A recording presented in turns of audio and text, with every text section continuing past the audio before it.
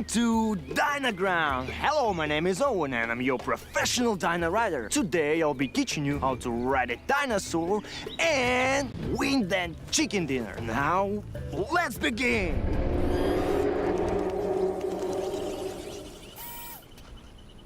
Relax, don't be scared. That's the sound of the mighty T-Rex.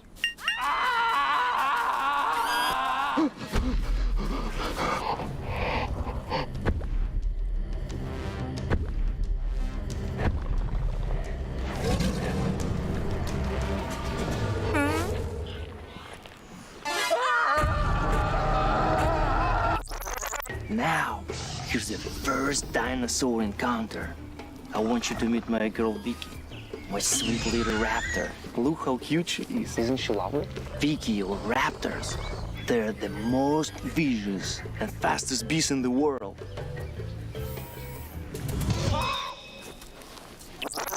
To ride a dinosaur, first you must build trust.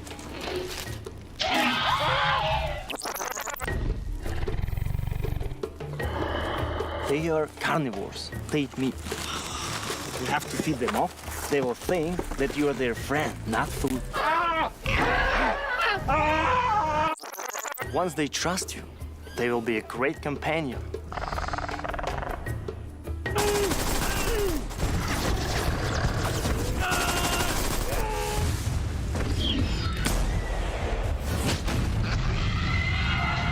However, taming a dinosaur can be seen. Experience dinosaur taming and riding the all-new version of PUBG Mobile Dynaground. Explore Dino Settlement and Wild Reserve and embark on a prehistoric adventure in the Battle Royale game. Come and play now.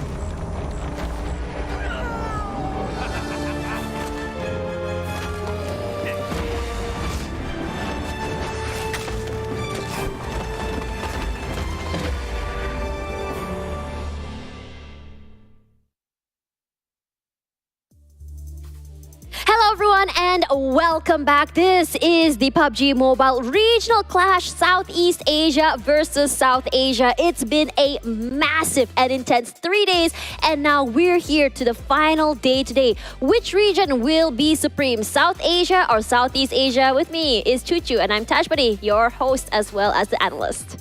And speaking of yesterday's performance, we thought South Asia really had it strong in the first 2 days, but when it comes to the third day, but they are late bloomers coming up from Southeast Asia team. But so far, feels like a 50-50, but leading for the overall accumulated point is still going to its South Asia side. Yeah, it has been a very good 2 days. The first 2 days, rather, for me, has been all about South Asia showing their dominance, their momentum, and how exactly they approach the game. While Southeast Asia was left kind of struggling up until yesterday, where some Southeast Asia teams like YOODO Alliance as well as Boom Esports seem to have woken up, as well as FaZe Clan on top of that.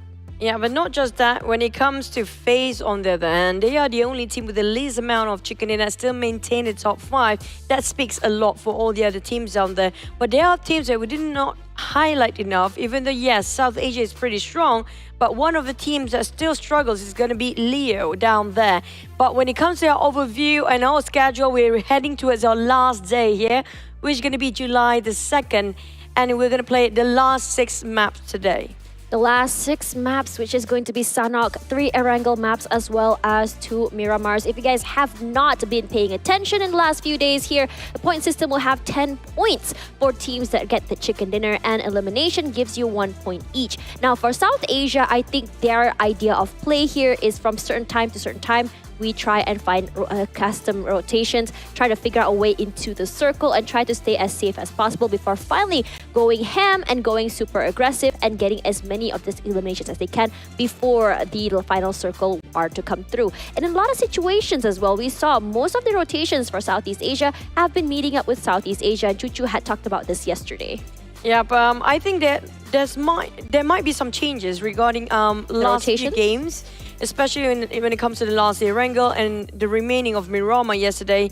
We don't see a lot of skirmish happening early on in the first or second stage between Southeast Asia teams. I think they start to get out of their usual rotation just in case they bump into another Southeast Asia team, because it feels like the end of the day, we don't have enough South Asia teams because they're being deleted way early on. Yeah, we're starting to see a change in that as well. But for now, for those who are not aware, these are your teams that will be competing today from Southeast Asia as well as South Asia.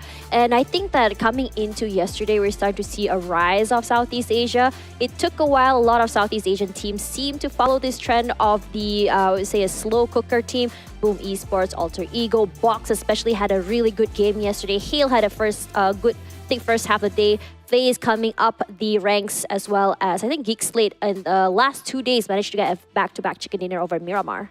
Yeah, speaking of Hale, right, I mean, this might be their last tournament for the entire year because they don't have anything else after this. So a lot of them wanting to prove something, since they're not going to play any more tournament for the rest of the year, if I'm not mistaken. Correct me if I'm wrong.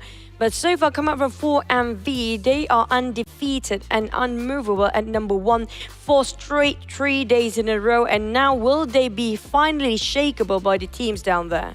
And I think this is due to the fact that they're able to put such a great lead in front of them. Even though yesterday the only chicken dinner they got was toward the end of the last map, but they were able to not only consistently bring in points, but elimination points is also there. On top of that, in terms of placements, either top 5 or top 10, their names will be up there. But Boom Esports and FaZe had a huge day yesterday. They climbed up the ranks. They had some pretty impressive rounds that put them all the way here. But again, for Boom Esports and FaZe, it's all about getting that, I would say, good start. But it's a very 50-50 high-risk, high-reward play, which for me, if you guys are fans of these teams, would give you a heart attack in a bottle.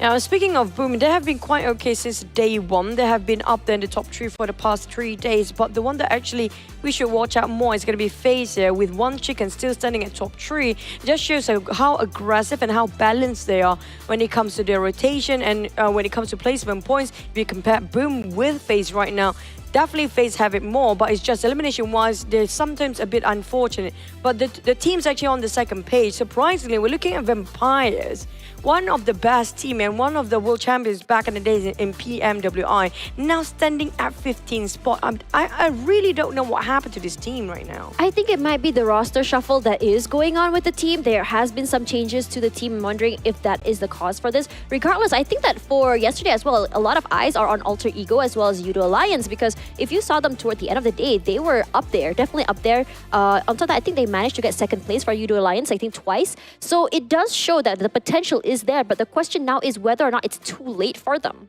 But I'm really loving this graphic and this pentagon right now, because back then it shows mostly covered by the side of a green, which is going to be South Asia, but it feels like very balanced between these two regions right now, except for the throw being used, which is going to be the throw will still lean towards side of South Asia. They do love their hand grenades and their smokes, but in the end of the day, whether they can deliver or not, that's a different story. Because South Asia, they're pretty balanced in every aspect, if you ask me.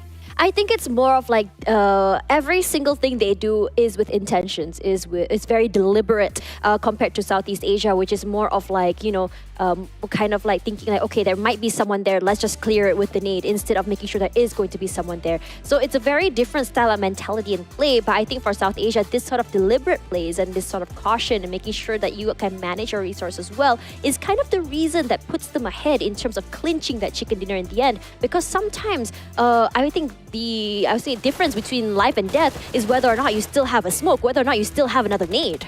That's kind of true. And speaking of Southeast Asia, if you look at the knockdowns just now, so many knockdowns being done by the side of South Asia, but the one that translated into elimination points usually be taken away by South Asia teams. So that's also a statement saying that there's a bit of a time gap for Southeast Asia teams to wrap up their fights there. So being stolen away by a different team, and usually coming up from South Asia, it just shows that how cautious they are when it comes to finish up the fight. So that's something that we can learn from South Asia today.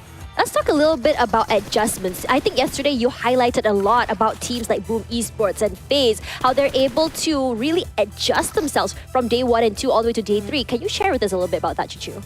Regarding adjustment, I mean, like, definitely for the side of not vampires. Yes, Tony K is playing, but definitely not changing when it comes to their overall ranking. But on the side of FaZe, they have been consistently getting themselves in top 8 almost every single map, even though they're having a hard time to read out the rotations and even how the frags come out from South Asia team. But they observe. For the first 2 days, they observe, but making sure they're not extended their fight too long and not putting themselves in a jeopardizing situation where they can observe and be safe at the same time. But elimination-wise, not so much. But at least they got themselves those placement ranks. That's why FaZe do have better placement than Boom. But on Boom's end, it's a bit different, where you can see Yummy and sometimes Pombit even taking a fight all by himself, but lucky enough the response with all the other teammates coming in quite early so they can actually clutch it out. Yep. Speaking of that, these are your matches for today. Starting off at 7 p.m. Singapore time will be Sanhok, followed by 3 Erangel maps and 2 Miramars. Let us know in the comments which teams you think will come up on top, and give us your predictions, because Chuchu and I, obviously, we have our predictions alongside our casters, Sir Cloud as well as Contra. So, yesterday's Chuchu's predictions have been pretty on point, and Yours too. I mean, it was all right. It was all right. I mean, coming from someone who came into the tournament quite late, there was only so much I could do. But yours have been pretty great as well, on top of, keeping an eye out on FaZe. So it does show here that patterns will still sort of be the same. It is going to be there. But today, I think we'll be seeing a whole different story. I think we had this conversation just now, or rather you said this, that we should watch out for South Asia today. Especially today, because we do know they are pretty good when it comes to making a grand entrance in day number 1, and now they want to reclaim. And we do know for a fact when it comes to the globals, the worlds, even in PMGC or PMWI, most of the teams in the top 5 coming up from South Asia as well. So they are very high caliber players, but the one that we should watch out of overall is going to be for MV, because they have been consistently up there. I wanted to say that all of the top performers for Sanhok are all South Asian teams. I'm not surprised. Why do you think that? Well, they are aggressive, but the way they perceive the passiveness of Southeast Asia, they utilize it instead of just wait it out. That's one thing that we should mention about the teams coming from South Asia, especially T2K. They're from Nepal, but at the same time, they are so reckless and aggressive that up to the point they don't have second thought when they're running down and gunning down the teams out there. That's the case for T2K. I mean, they're one of the most aggressive team in this tournament right now. And I think for T2K yesterday, toward the end of the day, a lot of their aggression has been punished by the Southeast Asian team. So I think that is something that they need to take a step back and think about. But let's talk a little bit about the interview we had yesterday with STALWART Esports. Yeah, I know. You talked a lot about that. So what do you think? What do you think of what the coach said yesterday, and what are you expecting today? I mean, based on the previous interview and yesterday's as well, he definitely was looking forward for Southeast Asia team to push up to their next level gear when it comes to day 3 and 4, because most of the teams out there do anticipate that Southeast Asia team play a bit later, because maybe they want to revise first their rotation to avoid those clashes, and how to overcome instead of thinking on the spot and put yourself in a critical situation where you have to think and you have to justify what to do next. But in their case, it's best to, we may play slow for a bit. We play low profile. We might lose some in the first 2 days, but for South Asia, they're playing the patience game on their side. I think it's always good to really take a step back and really understand. I think it's always important to really, those VOD reviews that we want to talk about in terms of how these players do it, how Southeast Asia does it, is to understand how the rotations are going to go. Of course, there are drills, as well as understanding how each player works. So if these players understand or know or can figure out which teams they are running into in terms of the rotations, they can kind of like figure out like, okay, this is 4MV. How does 4MV play and how do we counter that if they can know which team is in that area? Now the problem is, fine, if you can adapt to it, you can adjust, you review the VODs, great for the team, but the problem will be if South Asia happens to be bringing a different set of gameplay today, knowing for the fact, you know what, they start to adapt to our play now, we have to give them a different side of play that we have not delivered yet, we haven't shown them yet. So they definitely have different cards on standby for South Asia teams here. Yeah, and I think it's very interesting to see because I mean, again, it's sometimes it's not about like playing aggressive and changing your gears, playing not aggressive. Sometimes the aggression can be perceived in a different way, whether or not you want to play more CQC, whether or not you want to play more long range. I mean, I think NBeSports did a lot of long range pickoffs yesterday, and it has been like this mostly kill steals actually for the third party. So I'm really wondering if third party might be a different way they want to approach this, because yesterday again I want to highlight that toward the end of the day we saw a lot of, I would say, 3-way 4-way fights coming through because a lot of teams are surviving toward the last few circles, which means it's going to be very packed in terms of rotations, very packed in terms of trying to take up space. But when we talk about Sanhok as our first map, it's very circle dependent. So like it or not, you cannot play that long range too much. No. At the same time, you have to prepare yourself with those DBS because we do know it's going to be a CQC weapon. Surprisingly, we're looking at South Asia. Mostly we will be discussing about how much South Asia team try to adapt themselves to South Asia. But don't forget, South Asian teams also adapting to Southeast Asia teams as well. Because if you notice, since day number one, they're not really in favor using those DBS. They prefer to use those UMP, those SMG, micro Uzis even, and the rifles as per usual. But when it comes to halfway through this tournament, they start picking up DBS as well. So imagine if, with such aggression showing by South Asia team at first, without those DBS, make it work, and it really work. Imagine if they start to use and utilize so well of those DBS. And what happened to South Asia then? It's called pop. Just immediately popped and turned into a box. That's going to be very unfortunate. And I think that for DBS, I think the best way to counter this is to not give them the space. The problem is you get surprised. I know, that's the problem, right? If you're able to quickly mark them, that'll be great. So, let's see what exactly these teams can bring to the table and what exactly their answers are. Because again, I think from the past, 2-3 days, it's always been South Asia that really thrives on Sanhok. And even though, this conversation I had with Sir Cloud and Contra before about how this map can be, I would say, a lot more RNG compared to the rest because it's a smaller map and it's very circle dependent. It's also another situation where whether or not, how brave are you to take these rotations, to take these fights? Because I feel like for Sanhok, the more aggressive teams will be rewarded. Wow. And for me, these are my... Whoa, okay, here we go. High five, baby girl. It's not my prediction. I'm disclaiming. If I actually hit the spot there, I'm going to claim it, okay? I'm going to take the credit. But this is going to be my manager's prediction for today. Oh, okay. But those are my predictions. But I personally feel like Sanhok is sort of a map that's 50-50 to a Southeast Asia and South Asia team. Oh, you think both? Okay. Yeah, because Why? NBeSports did actually secure the first one in first day, and the second Sanhok, it was Vampire Esports in day 2, and maybe took the third, but based on trend, maybe today's South Asia teams. I really think it's going to be South Asia as well, but let's see what our casters have to say. Sir Cloud and Contra, are y'all ready to go into the islands of Sanhok?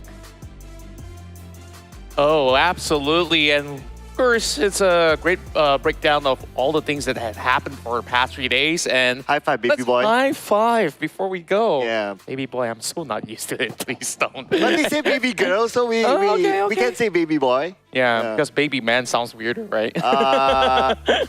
Yeah, high five, baby man. All right. Anyways, going to trends, as spoken by Tash Bunny. So day one, it was, I believe it was SA that have gotten the chicken dinner. Yeah. On the next day, we start to see Vampire Esports got one. And yesterday, once again, goes back to South Asia. So is this going to be a Southeast Asia chicken dinner or not? What say you? Well, if we look at just trends, right? Yeah. There's a rise of Southeast Asia. Even the point gap right now is about 30-ish points. Yeah.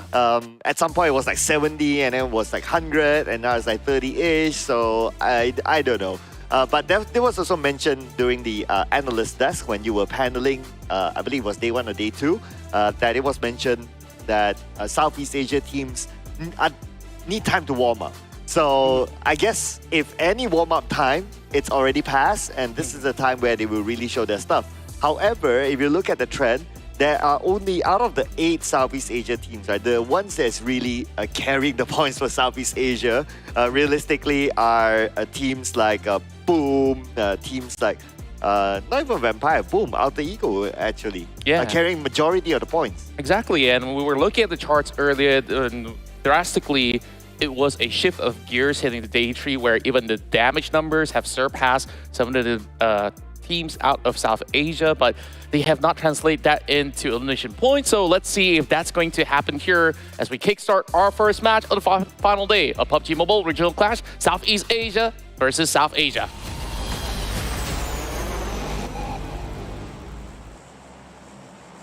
Oh, the last Sanhok. Wow, this is the fastest map, the last game for Sanhok today, day number 4. So this is the map that I'm pretty sure all the teams can't wait to get over. Yeah, I'm glad that you brought up that fact because it really felt like, hey, there's a lot more to be played out, but this, in fact, is going to be the very final matchup in this tiny island. So perhaps certain teams may just actually go all out. We're already seeing Vampire Esports taking the areas of Ruins as they will eventually be met by DRS coming in from Nakam as well as Sami over the south side. Apparently there's not going to be many more teams around that vicinity, but as for MV, a team that has been revered to score plenty amount of chicken dinners throughout the past couple rounds, will kick things off inside Painan. Something interesting is going to happen over on the north corner, it seems, because T2K as well as another squad, which is Boom, is going to be in close proximity with one another. I think the closer one will be in Hatin, FaZe Clan and GEEK SLATE. Again, round number 3. I have this theory of why they are still challenging each other for Hatin. That's because of the preparation for PMSL. So that could be the case. Yeah. But looks like we have another one as well. AGI8 have company in the compound. And that's going to be Box Gaming that will be playing on the outskirts. Hopefully they do have a couple of loots to begin with. T2K chasing up against one of the sharpest shooters hailing from Indonesia. Razy, I believe he does have a weapon, but he's running out in the open. And that is going to be first blood secured by T2K. T2K taking out Razy. Well, they are top performers, in fact. Yesterday, he had a really good show inside of Miramar, but we'll hang that thought for a second.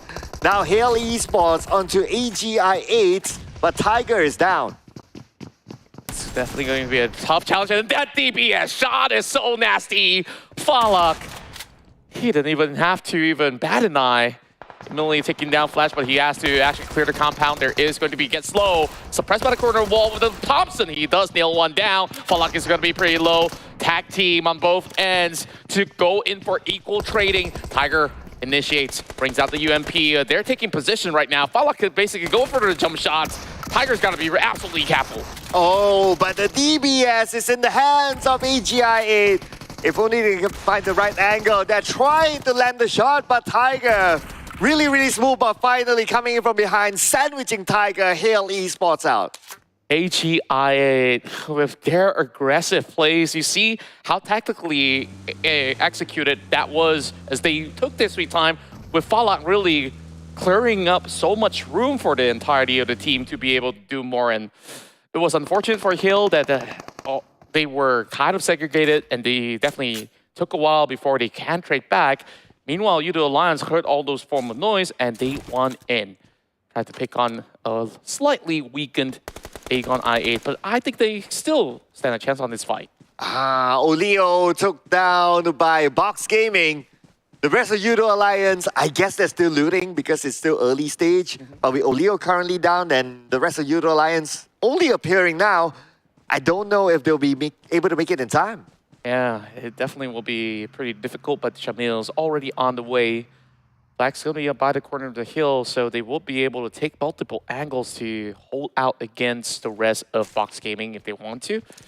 Aegon I8 is not really in the best of spot as well because they are inside of that compound. Once they do step out, there is 2 teams lying in the way. Ooh, we have something else lying in the way, but that's nothing related to the game. Yeah, that is off camera, but nevertheless, we have Box Gaming still on YOODO Alliance. Oh, wow. Shamil, oh, spots out Box Gaming. TN2K will be down, long range up to him. Oh, Leo survives though. Yeah. So they are back as a 4. It's such a sharp shot coming in from the lower ground itself. Shamil pops open the door, takes a little peek, and Tien is slowly getting tagged out. Shamil is still marking onto the location, and Flax will be able to finish the job. Not sure if they do spot out Gosu, but it seems like Flax has an idea already. Just a tiny little shack, and Box Gaming, 2-4 of a spread. I don't really fancy the chances of them going for a fight against YOODO Alliance right now. But they seem to be locking each other in, right? You can't think about it. So it's not only YOODO Alliance, it's also AGIA down there. So 3 teams next to each other, locked up, and outside the zone. So if we look at the trends of locking out teams outside the zone, normally it's the South Asia teams. But now, speaking about unlocking, YOODO Alliance wants to unlock the box that is Box Gaming. Leo almost getting it, but he got counterfire from the hill. And there's more suppression shots coming in for the rest of Box Gaming as well. Gosu holding down the line and now looking for another one. But Addict Luke, he comes in with a flank as well. Leo finally brought down his knees. 1-for-1 trade going in for both Southeast Asian squads. And Kwang decides that he needs to go up close and personal, and that's where he tries to lob a grenade. Oh, not sure if it's going to connect, but it looks pretty good for now. Looks like the answer is no. Now he's out of nades. He just expanded the second one. The second one does connect on the flags, and he will finish off with a shot from his M4. Kwang still supported by his teammate from the other side, though. Leo is alive. Adi looks way on the other side. Yeah, it's so he will almost, not intervene for now. It's almost an impossible angle for him. Kwang, 1 versus 1 right now. And final tap coming in from Leo. That gives him a little more time. He needs to save Shamil right now. And Addict Luke, he's only being picked up by AGI8. UZM. I've heard those shots, and he will find it. Yeah, 3-way relationship here. Oh, Drongzin comes in at the right timing to finish off Shamil. Kwang still has the opportunity to be revived by Drongzin. But Drongzin, he cannot make a mistake because it's only him now. This early engagement is just so interesting between these 3 teams on how they interact with each other. Especially for YOODO Alliance right now. They were the first movers to get a lot of all these takedowns, of course. Taking out the equation of what happened against Hill, where AGI8 successfully claimed 5 points right now. Especially Addict Luke sitting on the outskirts, being spotted out now. Leo as well as Flax. It's got to actually land those shots, but it's only down to Leo right now. Another grenade onto Trongzin, but he has to actually push forward. And that is the end of it. But Drongzin, okay, he doesn't have any first aids. Okay, he's looting right now. 1 first aid found. Since it's still stage 1 to stage 2, he should have enough time to reset himself. Yeah. Okay, timer is ticking right now. We'll know soon. Yeah, thankfully the upcoming phase is not too far away. They just have to bypass Quarry and stay afloat while there is Aegon I8 that will actually be ahead of Box Gaming at this meantime. Oh. And Trongzin, he still finds another one! Oh wait, that's actually Aegon I8. UZM, he's looking so sharp today. Yeah, he just came like out of nowhere, just shooting from afar and taking them all out. I mean, they were waiting for that to happen. They were just waiting for like, okay, once everyone stops fighting, everyone's like looting, trying to heal themselves up, okay, they won't go far from wherever they were the last time they saw them. So they just wrap around and finish up the job. Yeah, just absolutely love the tenacity of Aegon I8. Now they do spot out NBeSports moving up the hill, and Hanbit, he will unleash some clips, but he will be the first one to be tagged out by GEEK. Sek has been able to do massive amount of damage throughout the course of the run, and Yummy stood no chance. Sek is just so sharp. Well, that is Sek and Destroy, ladies and gentlemen. Boom, Esports destroyed. Just like that. And they were at second place before this. Although the gap, but you have 6 more games in total. But with this early elimination, this allows 4MV to pull further away. Much further away. And looking at Boom Esports, there seems to be some inconsistency heading into day 3 as well as day 4. Well, of course, you posted up the clip of what really went on yesterday with, you know, even some of all these casualties of, you know, accidentally nading your own teammate or just nading yourself. It just feels like perhaps some form of confidence has been taken away from this Indonesian squad. But hey, there's still more games to go. But early round for them inside of Sanhok. We'll see them lose out a little bit more points. That also means that FaZe Clan gets to catch up. Only 2 points difference between FaZe Clan and Boom, so yeah, not too far away.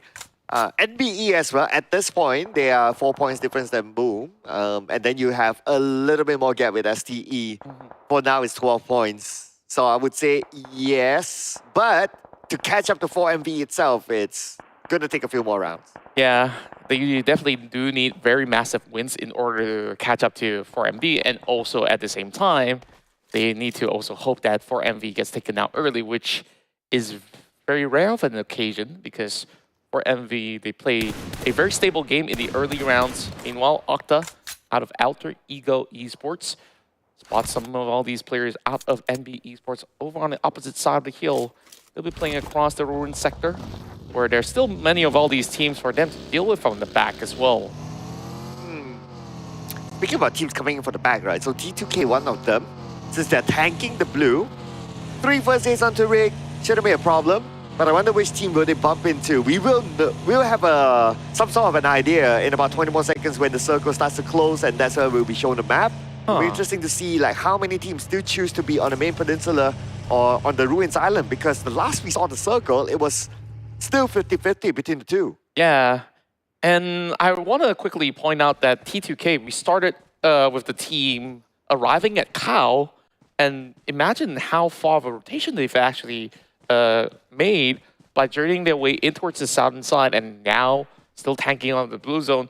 But we could absolutely understand that it's hard to actually predict where this one goes, but it will be in between the Charlie side of the island as well as some parts of Painan. So still plenty of grounds to play out. DRS will have an absolute control towards the south side. They will remain uncontested, but we assume that there's going to be a lot of fights happening across ruins. Yeah, T2K. So they're coming in from the south. Quite a good spread actually between like the two areas and the teams as well. So I don't expect to see another fight happening really, really soon, unless a team chooses to crash into. But considering like the elimination feed is now stable, I mean that's also because like stage 3 we got like a lot of fights happening. 4 teams already eliminated. I guess this middle stage will be more of a chill stage until maybe stage 4 onwards. Yeah, probably 4 onwards. Meanwhile, Ghost is not gonna wait until stage 4 to do some initiatives. Meanwhile, the trades goes right back. Fallout gets knocked. He should be safe for now. Quick pickups coming in from Ghost, as we did see that AGIA, they do have, you know, swaps between some of all these rounds where they do bring Blade into the later stages of the round from time to time. But this seems to be their staple for at the moment. So Apex, they try to trade right back from quite a long range. For MV is definitely not giving way from these cities of Painan. Ooh, T2K choosing the other side, the Ruins Island instead, which is okay. I mean, 60% of the circle is on the Ruins Island. So if we talk about probability, Ruins Island has a higher probability of getting the next phase of the circle, although it can still scam and pull on to the main peninsula. So, but that will be a different discussion the moment it happens. Yeah. But on the current probability, I can see why they do so. Yeah, and the early birds definitely do get the worm, and speaking of which, it's going to be UZM again. This time finding Suyuk, crossing the river, and there's still one more stuck in the waters. Rakes, he's got a lot to do right there. Sanhok getting caught out by rules as well. DRS, a steady start overall. T2K, perhaps they had too many ideas of going for these rotations, and now they're also being clipped up by Aegon I8, and this blue zone just sets in. Damage being done. So Riggs doesn't really have much time to work with. Yeah, not much time, not much space, and hit on the Riggs. Fallout will finish off with a nade. T2K is out, and we will now have 11 more teams to go. But T2K, not empty-handed, still managed to get 2 elimination points in the process. Yeah, not too shabby after all, especially from all these problematic run-ins that they did have. So right now, I guess like they do actually get the predictions right. It's just that they needed to cross the river, but Aegon I8 was holding them back for way too long. So currently, we see a lot of all the SA squads already being in the upcoming circle. So DRS, Aegon I8, as well as 4MV. These are the tough squads to beat in order to get in. Yeah, and we had a quick visual on Vampire Esports' lineup because they are one of the teams who like to swap around their lineup.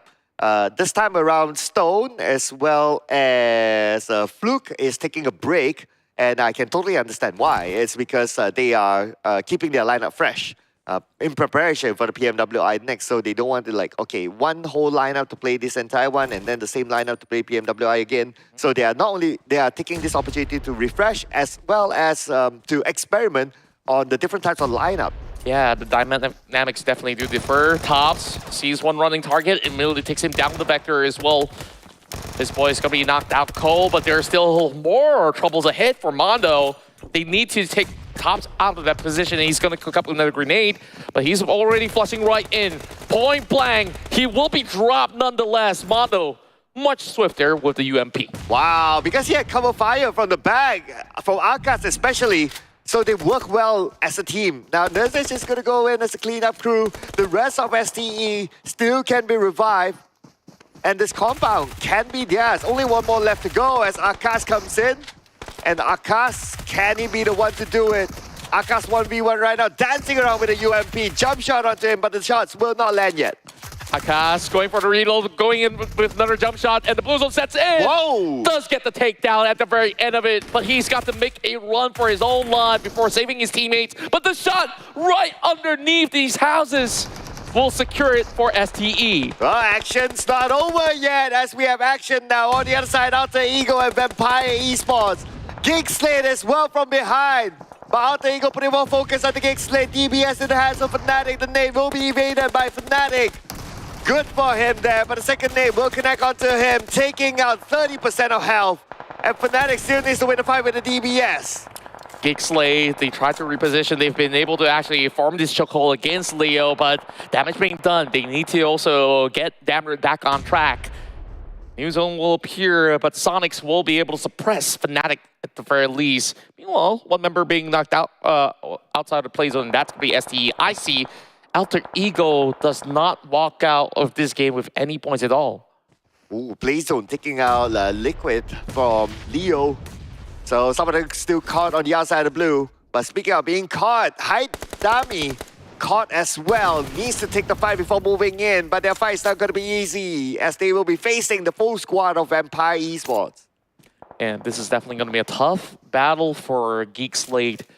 They have to bypass multiple squads. Sonic's trying to clear a little bit more room. There's also a member of 4MV and East is just lying by the corners of the water, cutting across from Pine Nan. So that's an ample amount of time for Leo to go in for the reset, so I'm just going to go for the save. Yante tagging onto Baron. Oh, this pickup will be pretty much effective, but Damrud's not giving his position away. Damrud not giving his position away, but he'll be forced to move anyway right now. Okay, he has only 2 first aids, but now he's forced to take the shot as well. The shots do connect onto the vehicle, but he failed to get a knockdown. But Damrud's position compromised as well. He's on the lower ground. Damrud immediately knocked down by the one and only Dami. Dami, he continues to do it over and over again. And the day that he actually aced out the entirety of Hill Esports was also with a DBS, so he definitely is one of the best out there in South Asia. Meanwhile, going back into Mabetex, they're dealing with the rest of DRS that's invaded the compound. And Delta, he's going to have a little bit more of a safety net, but there is going to be a Molotov being tossed right on the outskirts. Not going to be able to clip. Baron will be supplemented with a little bit of a smoke grenade, while DRS, they got to amp up some of all the speed because there is a fallen member that Delta needs to rescue, but the rest of Mabetex is not allowing them to do so. Oh, Delta needs to reset quickly. They're getting closer and closer. Delta with the nade in hand. He has 2 frags. He knows where they are. He released the first nade into the house, but the nade a little bit overcooked. Delta revealing his position, but not going to be an issue. He gets the knockdown to Wally, but the nade from Gutter to Delta. He naded his own teammate. Oh, that was not supposed to happen.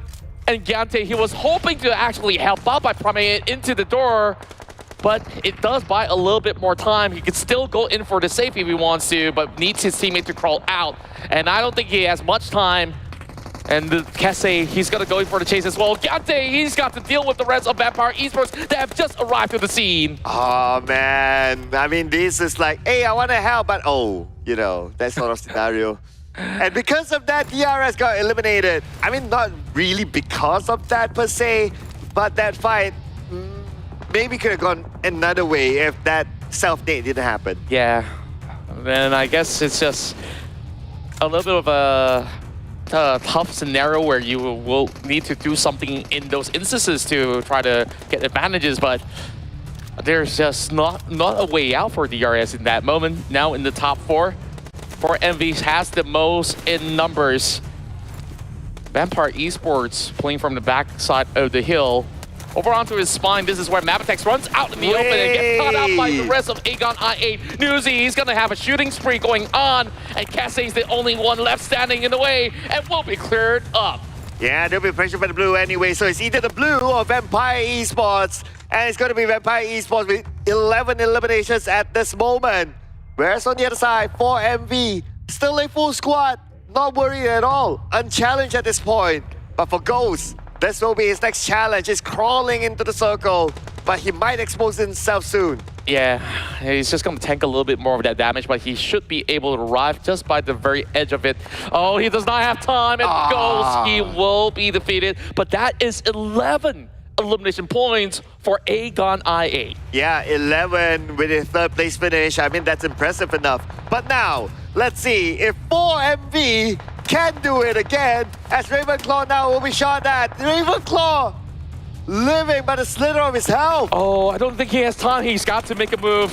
He could not even heal up. And Apex, he take that golden opportunity. And just like that, 4MV will continue to get themselves another chicken dinner for South Asia. They got the last chicken dinner yesterday, and now they're starting off the day with a chicken dinner. And not only that, if you remember, 3 or 4 of their members are in the running to be the FMVP. Yeah, it's just one of the names out there. Take your pick. Is it East? Is it Doc? Like, there's so many incredible talents that have emerged out of South Asia, but For America Vibes is a class above the rest. Absolutely. In one generation, it was STALWART Esports. Another generation, it was Zeus. Another generation, it was IAC. And now the new generation from the Mongolian region, For America Vibes, unchallenged. And because of this chicken dinner, I believe they got a decent amount of elimination points as well.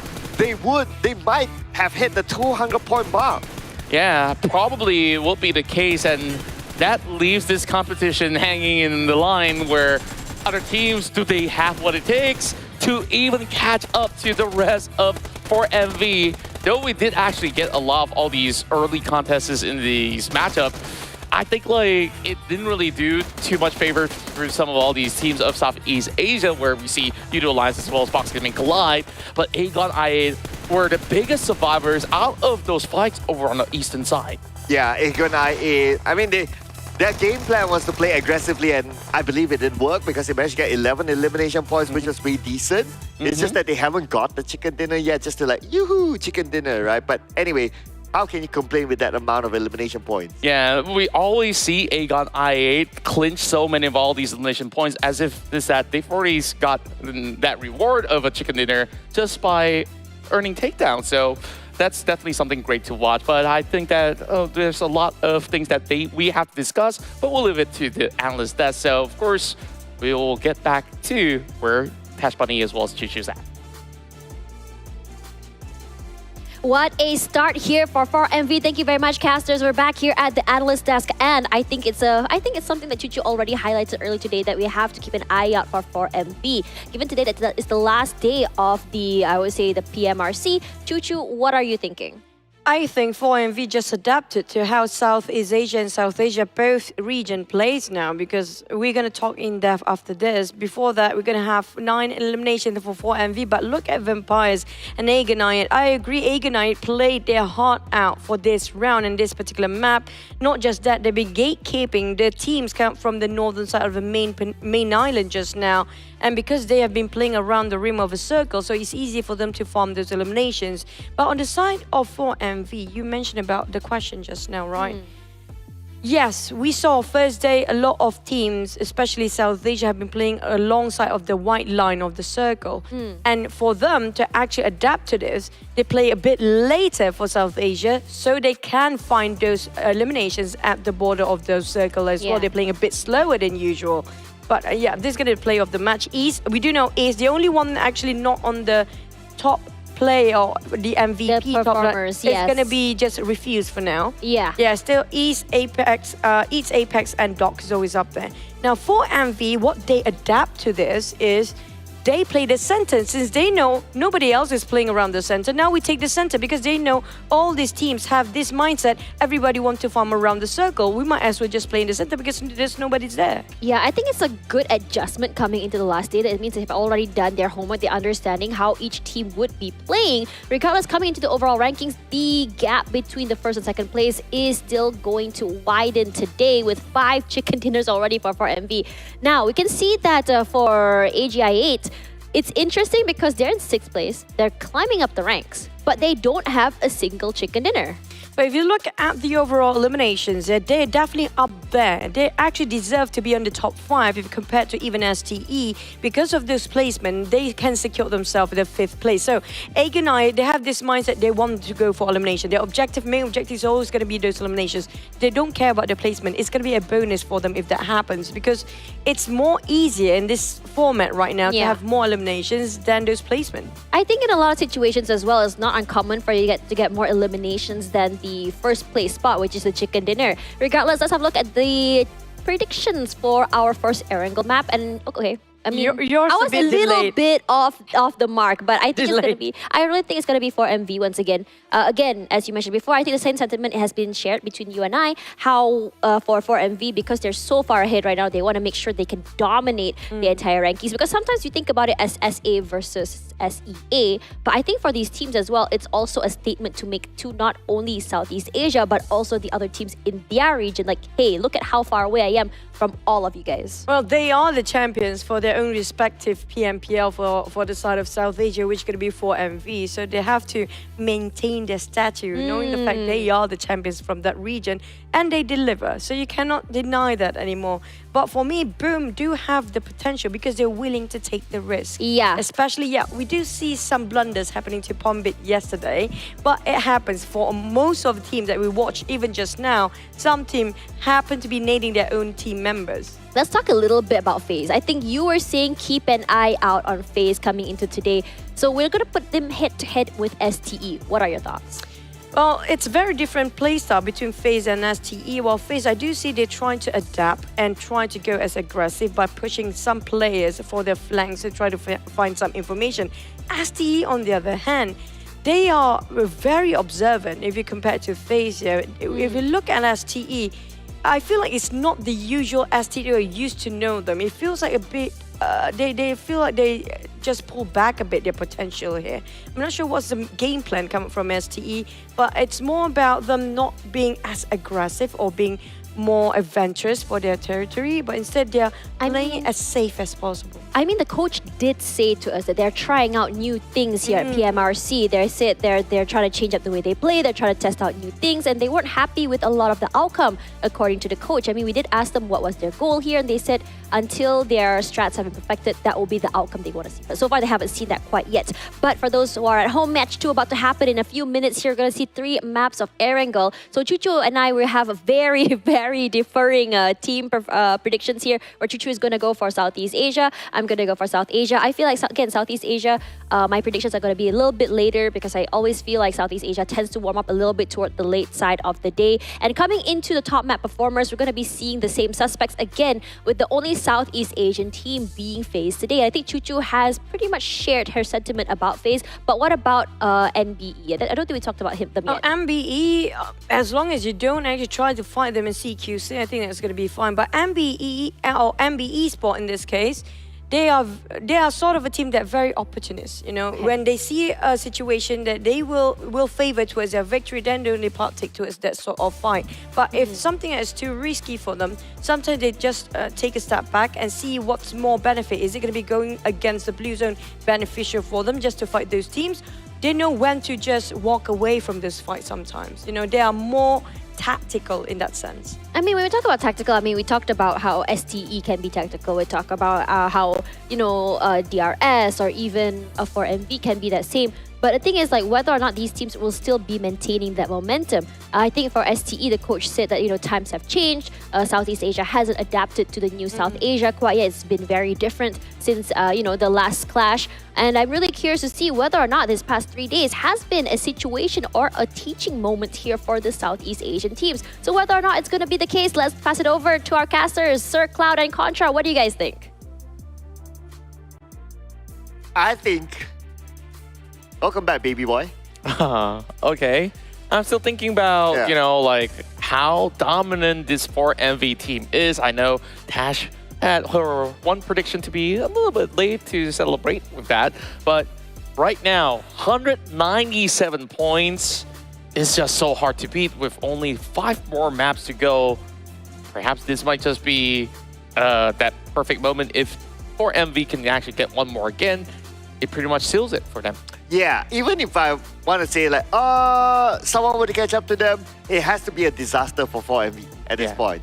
And looking at how consistent they are, and obviously they have the most chicken dinners as well, the trend-wise, it seems unlikely that they will go all the way down, right? So I do expect 4MV to continue on being very strong, but whether they will continue on to be as strong or not, I think the answer will be yes. Because you might as well, right? If you're already up there and you have like a few more games. Yeah, why drop the ball, right? You want to end on a high anyway because you want to carry that sort of name, that sort of momentum into the next tournament. Yeah, and you definitely want to send some shockwaves to the rest of the world currently watching the C versus Southeast Asia. I'm sorry, Southeast Asia versus SA kind of battle. So now we also do have interesting stats, which we saw early on from FaZe Clan. They have pop-up performances from day 2 to day 3 onwards. They want, you know, things were really shaky, but now going back to Erangel, this map so far dominated by a majority of the teams of Mongolia. We'll see if that happens again. Yeah, but I have another thought that it is, again, the theme of this tournament is Southeast Asia versus South Asia, right? So assuming that, okay, I'll hang that thought for a second because we've only got 3 more seconds to go. Let's jump into the play.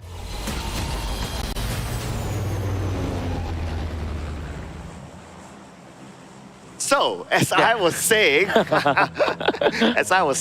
so the theme is Southeast Asia versus South Asia, right? If only, okay, now if, let's see here, if 4MV takes all the points up, right? So they are the only team that takes all the points on the top, towards the top for South Asia.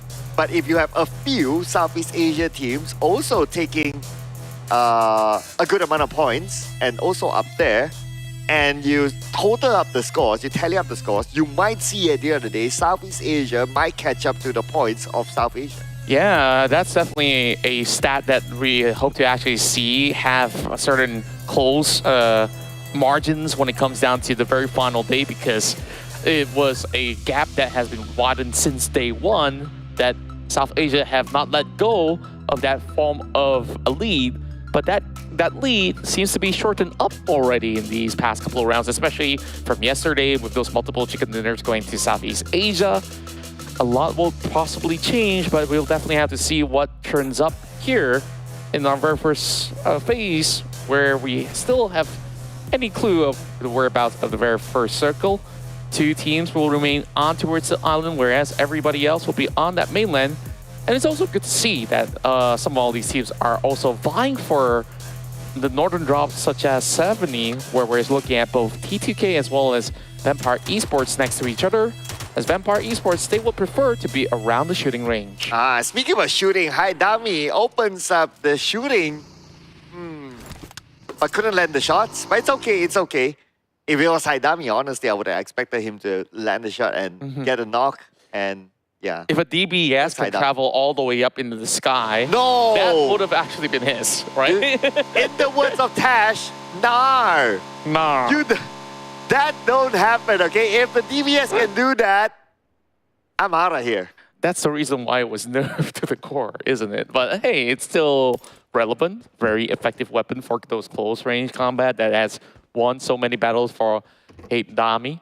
So going into Mabetex, this is also a team that have found many of their victories here inside of Erangel. As we take a look into the way that this squad functions, I believe that they have always relied on all of their core members altogether. There wasn't, say, oh, one superstar to just eliminate everybody else on the map, as compared to, you know, some other teams that are a little bit more flashy. Like, that's what I really do like about Mabetex. Currently, they are positioned into 7th, but they have a little bit more catching up to do to their brothers who are currently staying at 5th. That's STE, and we got 4th. It's NBeSports. So Mongolia so far doing so well throughout the course of the tournament. Yeah, I mean, we're talking about all of them on page 1, right? Yeah. Like all of them. They got 4 representatives, all of them on page 1. And with 4 representatives on page 1, that is 50% of the page 1 held by Mongolia. And then, of course, representing South Asia, you have AGI 8 there, and that makes majority of page 1 already theirs. So as long as they can maintain this sort of page 1 consistency or majority number, in general thought, they would be winning against Southeast Asia in terms of total points. Yeah, I definitely wanted to see when it comes down to, you know, all the upcoming majors on whether they can continue this dominance of a form, dominating form. So for other teams out of South Asia, we definitely see great qualities, especially for Aegon I8. Now, currently, this team is working on firepower and firepower only. Imagine if in the next upcoming tournament, if they could basically balance out, you know, on the ranking points in total, Aegon I8 may actually look unstoppable. Yeah. If you kind of think about it, right, at some point, Aegon I8 was down there, right? So consistently, they were on the rise. And I think I kind of noticed that they started to be on the rise when after the interview, and then the question was asked about their plan and so on and so forth. Then they say that, oh, we plan to play a little bit more aggressive. And it's working out for them. Yeah. Even though they went out number 3, they still got 11 elimination points together with them. It's a pretty decent round. So that kind of strategy seems to be good for Aegon I8 as a team. It's perfect. Like, sometimes you really don't really have to back that chicken dinner in order to be able to yield great results. And Aegon I8 is that perfect example, because majority of all these points, which we saw in the overall results, that in terms of positioning, sure, it was initially 20 to 30 over points, and the rest of it are all through hard-earned effort out of Aegon I8. And another team out of Southeast Asia that also did have some steady climb is none other than Box Gaming. Remember, they were also stuck right towards the bottom alongside with Leo, but throughout the course of yesterday's run, Box Gaming starts to find a lot more top 5 positioning to the end of the game, and there were also rounds that they've been able to show their finesse by taking down a lot of all these other players, and eventually found themselves their first chicken dinner. Yeah, after they got the chicken dinner, we can see a little bit more steady gameplay from Box Gaming. Although it's not like, up there, but at least it's steadier. Yeah. And considering that the steadiness is okay, unfortunately, the gap is just too far right now for them to even think of the #1 spot. So right now, the objective for Box Gaming is just to place themselves as high as possible, just to get a bigger piece of the prize pool. Yeah, and this new format itself is just unforgiving. Remember back in day 1, Alter Ego was in first page? And same goes to... Oh, yeah. Vampire has always been somewhere in the middle of the pack, and now it's just jarring to see these two names next to each other. 13 as well as 14 plays all together. And YOODO Alliance, sure, first few struggles to actually close up some of the games. Now seeing a tie in results, 90 points together with Alter Ego. Honestly, for me, seeing T2K down there is also a surprise. It's a big surprise. Yeah, I mean, they have global experience as well, right? So going up against this sort of teams is no stranger to T2K. If you talk about being strangers in this scene or among these teams, it's teams like Leo. 4MV or NBE. Yeah. Yeah, but they are up there. But teams with the experience of being on this kind of stage are down there.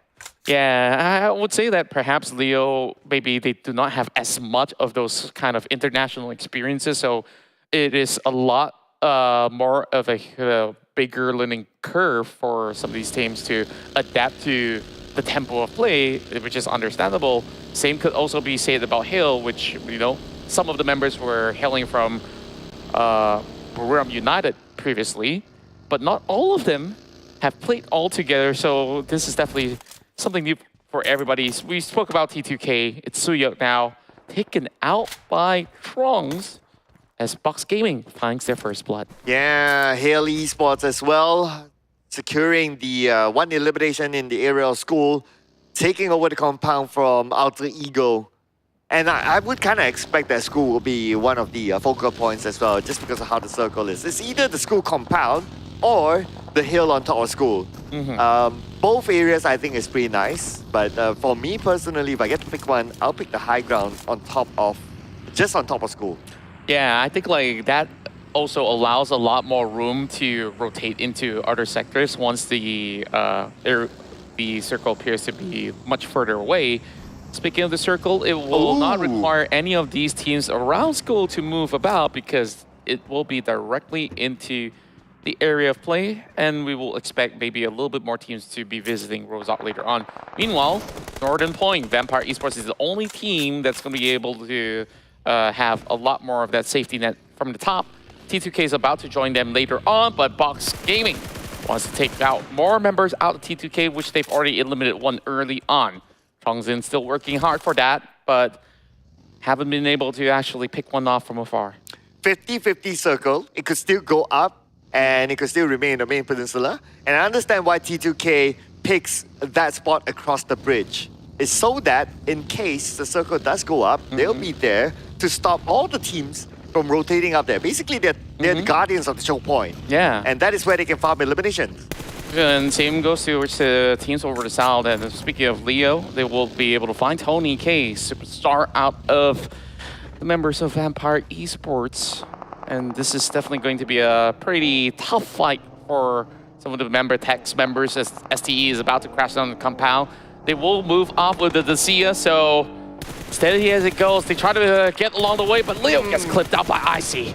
I mean, I like the move from MAB. Is like, okay, someone's coming to the compound, they don't have the numbers, just bail it. But unfortunately, STE got into a good position, especially where Icy is at.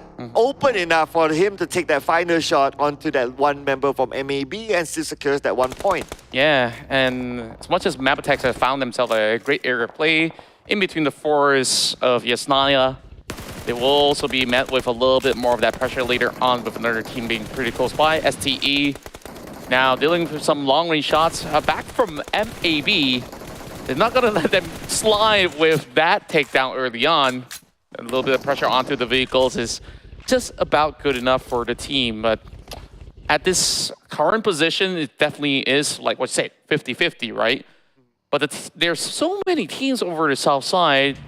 There's going to be a tight area of play for those hugging by the corners of the circle.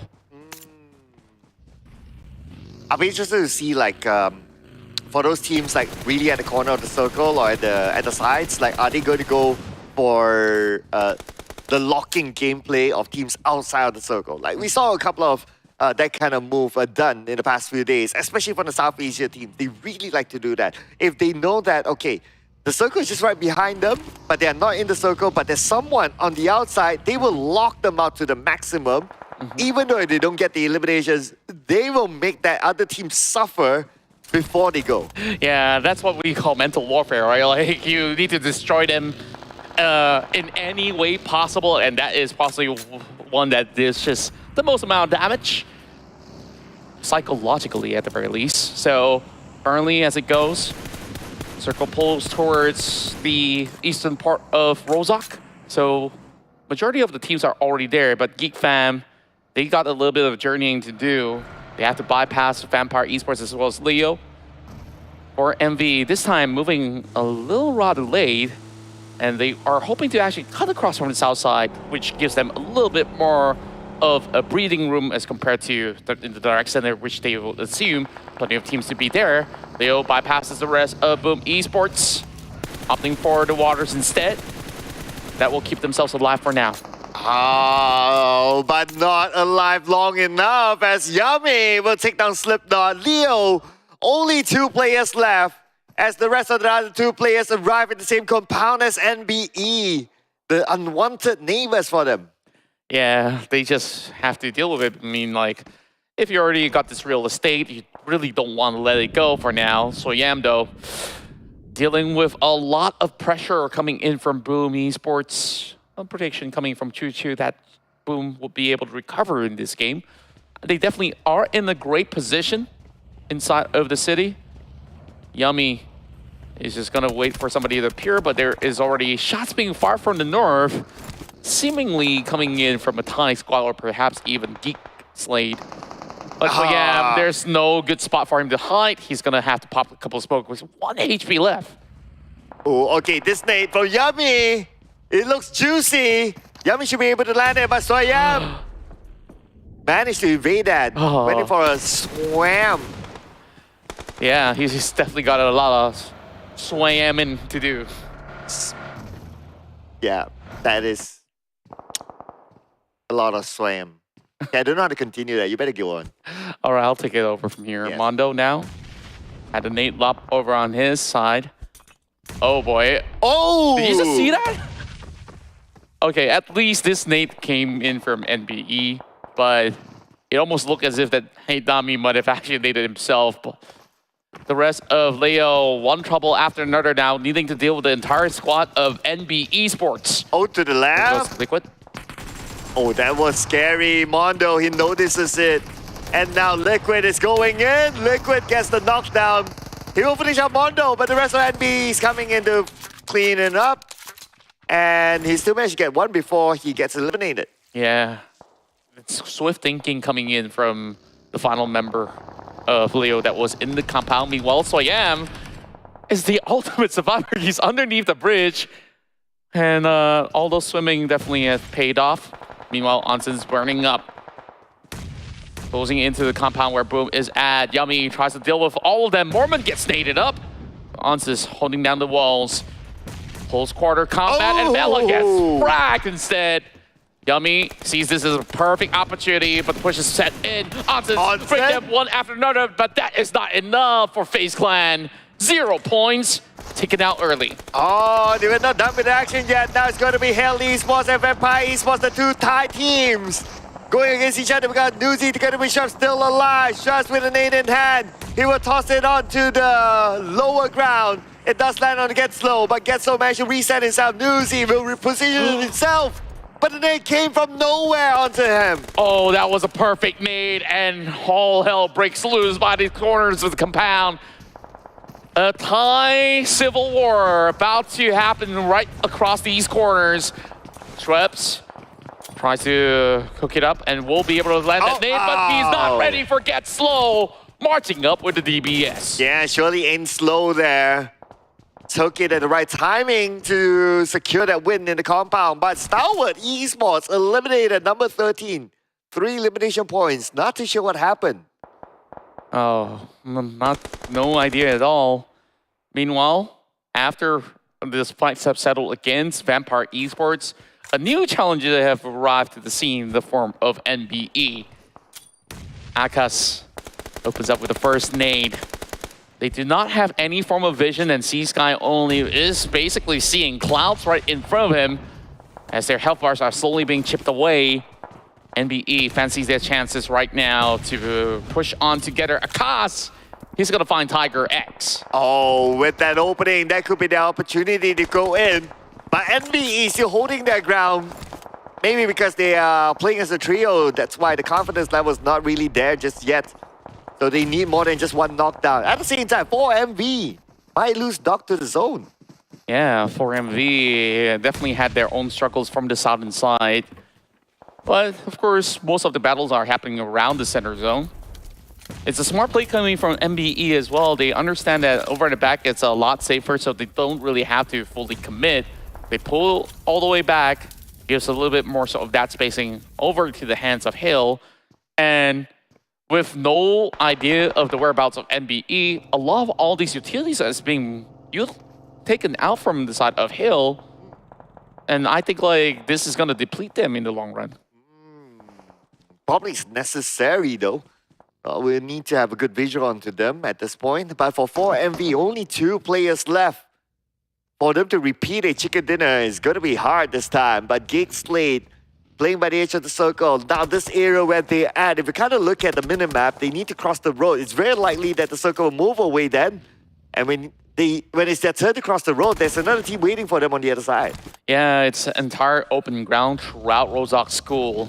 So definitely very difficult for GEEK, SLATE to actually get moving from here on. Same goes to Box Gaming onto the far eastern side. Rosemary, so sharp on his shots. Still eyeing out on these targets of Box Gaming, and at least for GEEK, SLATE, they don't really have to move too far away, but look at the position of Aegon I8. They got Ghost holding in between Rozhok, and then you have Falak that's going to be over onto the dormitories over onto south. So YOODO Alliance should have a smooth time to get into the top 5 so long as no teams crash into the compound. Yeah, they've been quiet the entire round. We didn't see anything from YOODO Alliance, but yet they still managed to have 1 elimination point. I believe that could be a long-range steal. But speaking about long rangers, GEEK, SLATE being pressured by Hell Esports as they're trying to trade it back to Hell, but to no avail at this point as GEEK, SLATE, one of the knockdown, Audrey as well, calling up for help. Snipes in trouble, Snipes! No. Shot from behind from Falak. Oh, Aegon I8 is not giving them any form of rest, and boom! They're here to claim all the points from Aegon I8 as well. Aku, double points with 1 grenade. Beautifully executed by Boom, and they didn't overexpose themselves. So right now, Boom playing by the edge of the circle, they have somewhat information of where the other teams are at.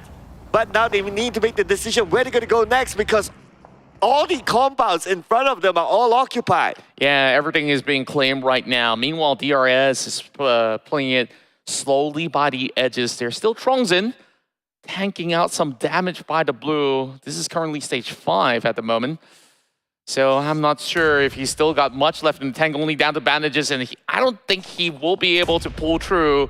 Final member remaining for Box Gaming, and he will bow out. Yeah, rather sacrificing himself to the blue instead of giving the point to someone else. But it's still the 3 eliminations for Box Gaming. And now Boom Esports making their move. Who will they pick as their next team to take the fight against? Or will they remain in this hill? But anyway, because they're so by the edge, it's very likely that the circle will still move away from them next. And that's somewhere they need to plan. Damroot still right below them. They try to finish off Damroot. That one last point for them before they move on. Damroot does have a very defensive hull overall. He still has a lot of all the stock of utility because, well, his teammates have bowed out. So he have almost unlimited supplies. But the only problem is he cannot get out. And Yummy says, yep, the pressure cooker is on, and there's just no more time for GEEK, SLATE to do much. Boom Esports now, after they're done with that, I can still wonder where they will go, but we'll hang that thought for a second. As Alter Ego has eyes on the 4MV. 4MV, only 2 players left. Rosemary with the elevation against them. Apex knows where the shot came from. And they're playing by the edge of the circle still. 25 more seconds before we'll reveal with the next phase of the circle. Both of these teams may need to move. Yeah, and it seems like they really want to settle scores with one another. Alter Ego does not really have that much of a vision, and Apex is about to prime one towards Rosemary.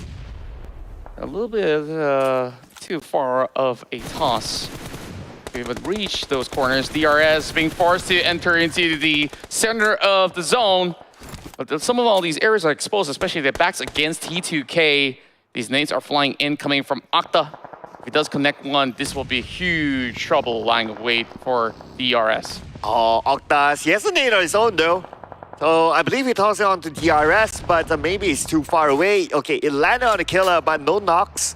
Alter Ego still with the compound, but they need to clear off one side. So I guess they're deciding whether they want to clear off a DRS or they want to clear off a Boom.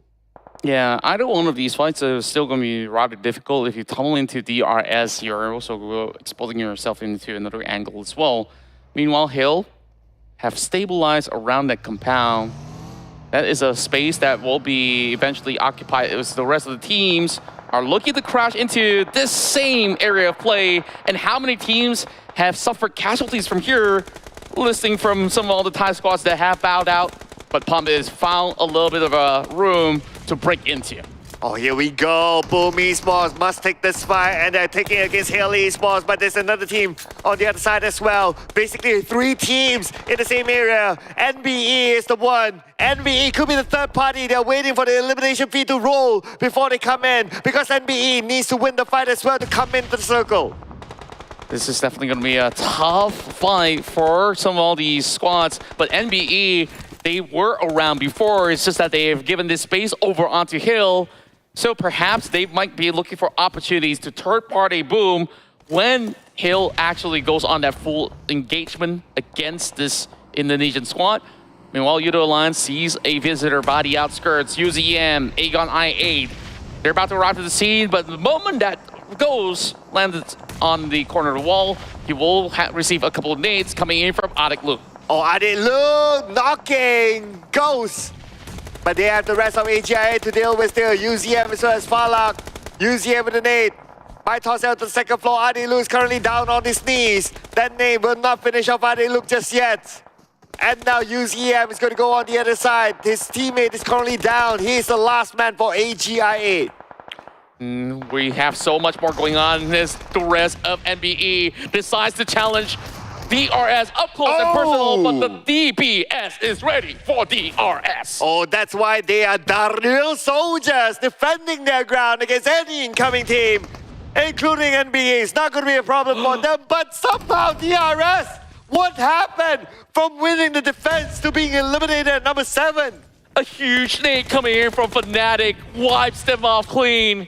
And now, speaking of nade, here comes Yummy, dropping another blow, flashes down. But he's holding over on the top side of the rooftops, so he's got to maneuver his way. You have already jumped into the next compound. Now looking for Get Slow. He might have actually hurt him.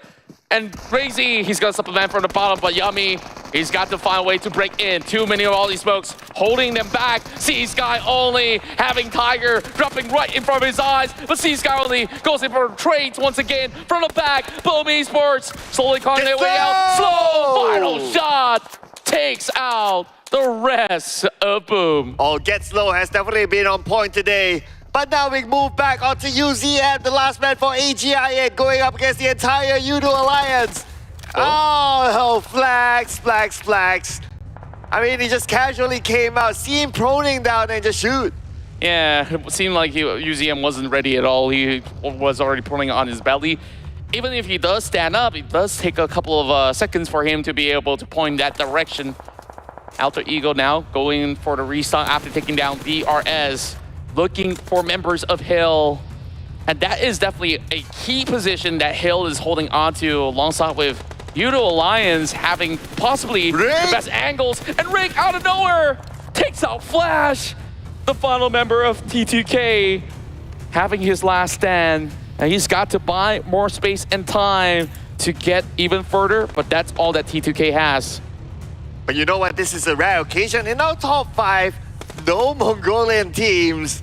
This is really rare. I can't remember the last time we had this kind of stat. But now, Hill Esports onto the compound where YOODO Alliance is at. Fnatic's waiting on the other side. YOODO Alliance trying to defend their ground. Right now, YOODO Alliance has the power and numbers. But can they defend their ground? Looks like they got a little bit of help from Octas. Fnatic at it again, getting another knock. A three-way warfare between the Southeast Asian teams. Very little room left for Tiger X as well as Get Slow, and Adek, he's prepared with the DBS. Tiger will be eliminated right now. A whole squad sent towards the way of Get Slow, and is just hiding by the containers, and eventually will be found out. Only 2 teams remain, and that is Alter Ego to deal with the rest of YOODO Alliance.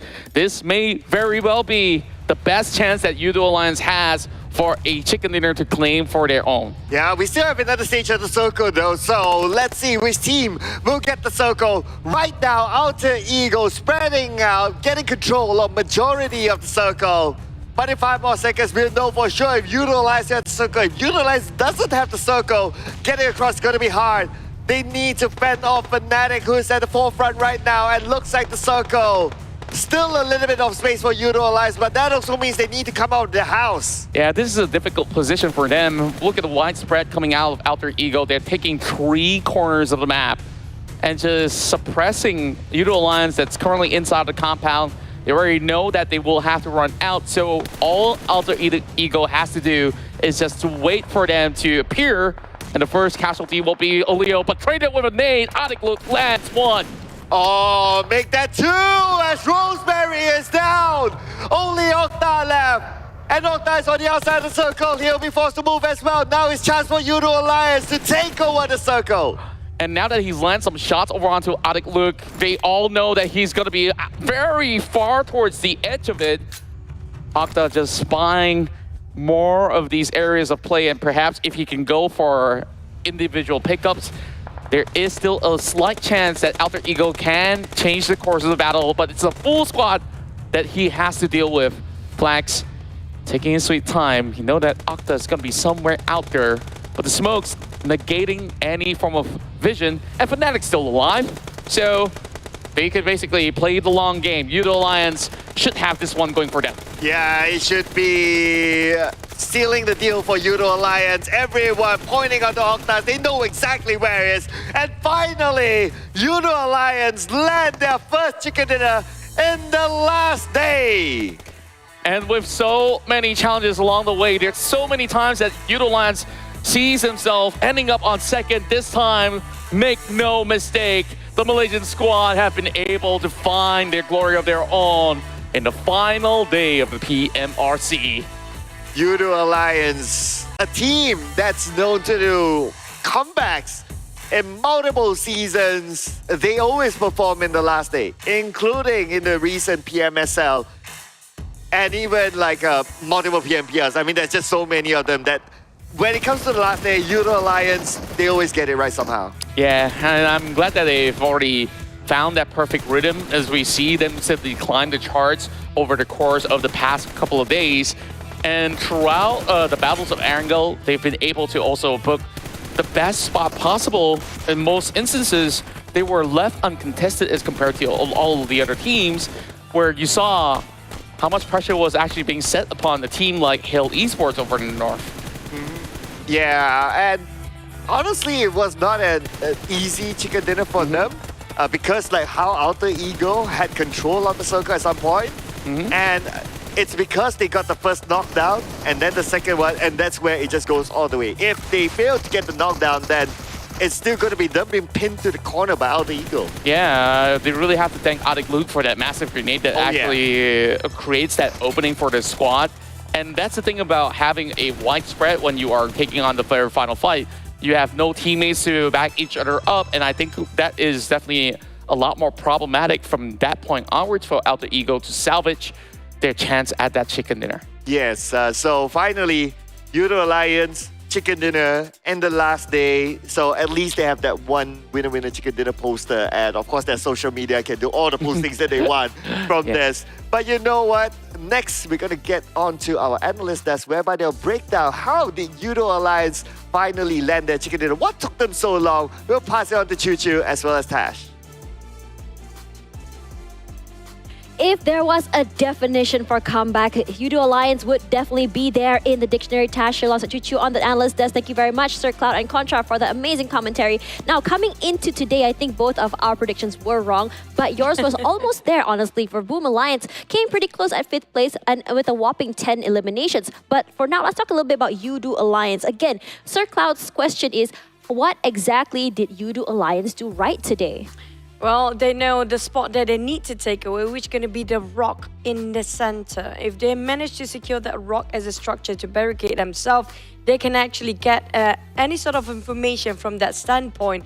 With 9 eliminations, I feel like they have been bringing the momentum since yesterday. They have been quite consistent with the numbers of elimination, and they're dragging out their momentum until today. Oh, well, that was fast. But also coming up from Monday, look, this is well-deserving MVP because of that nade coming up from him to just paralyze the movement coming up from the side of Alter Ego. If they didn't get that rock, it looks like a simple rock, but it plays such a pivotal point that it is the winning cause for the side of YOODO Alliance. I'm gonna have to agree with you because when you look at that rock, it's not just because it's a rock, but honestly, I would say that for Adit, look, what's really important about him is that his teammates were inside and he was the only player left outside, and it was because of his opening and his proactive play that gave them a little bit more control of that circle. Given the fact that Alter Ego only had 3 players, they were very, very separated, and how they played that was being able to take away that middle side, and the rest was history, despite the fact that Alter Ego had the high ground. But for now, let's have a look at the overall rankings here. If you look at the overall rankings, it's going to be a big jump here for YOODO Alliance from the 2nd page all the way up to 8th place. Not just that, 4MV already cracked over to 201 points, still standing strong at number 1. It's going to be around 50-ish gap between them and the 2nd place. Now, we do have, like, how many games remain? 4. 4, yes. Will be enough. Even if that is provided that 4MV is not gaining any sort of a point. Yeah, and like the thing is, I mean, even just now, even though they were knocked out very early, you notice that they had 4 eliminations, and in terms of placement, it was in the mid-game. So they definitely did get some placement points, regardless of whether or not they get knocked out early. So again, that consistency, that idea that you don't have to get a chicken dinner every game, we don't have to get top 5 every game, so long as we end the game without going 0, it's going to be great for us. Now, coming into the next match, we're going to go to Erangel once again. I think that this particular Erangel map really caught me off guard even because it feels like a lot of the higher teams that have been doing well these past 2 days are suddenly struggling. DRS just now, I felt like for DRS, I think since yesterday I came into the show, it didn't feel like they had that huge impact in the game, but today they were able to take fights. They forced themselves to take fights, but the one that I spotted out a bit peculiar when it comes to the rotation is actually Vampires. They even forced to switch their initial drop spot because of how close they were against 4MV and STE, because they always drop around Ferry Pier, around that southern side of the main island. And recently, they dropped themselves up top to shooting range just to avoid the clash between 4MV and ST, who try to bulldoze all the way up. Now, on the side of DRS, they try to force compound hopping and try to take all those flushes out early on. But the problem with this, depending on the circle itself, if it's in the center, they will be too crowded, so you might caught yourself in a sandwich. Yeah, speaking of sandwiches, I think it's time for us to take a break because I would really like to have a sandwich. And after this, more PUBG Mobile Regional Clash, Southeast Asia versus South Asia, coming right at you. Be right back.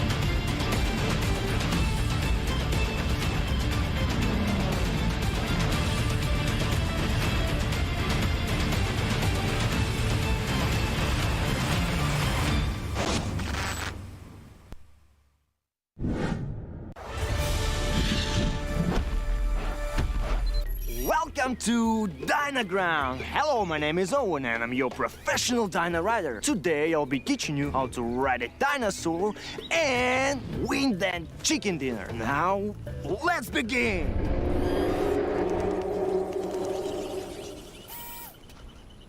Relax, don't be scared. That's the sound of the mighty T-Rex.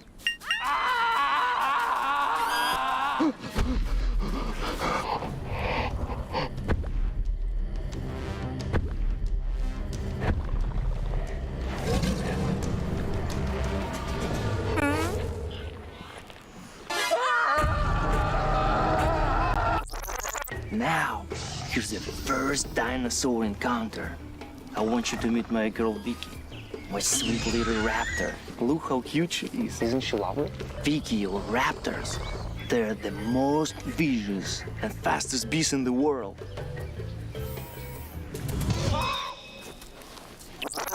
To ride a dinosaur, first you must build trust.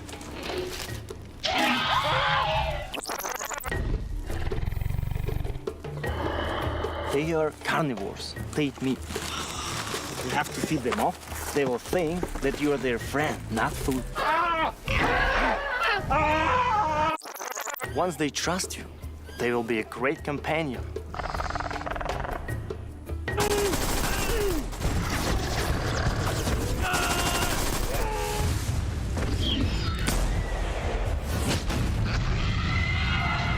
However, taming a dinosaur can be seen. Experience dinosaur taming and riding the all-new version of PUBG Mobile Dynaground.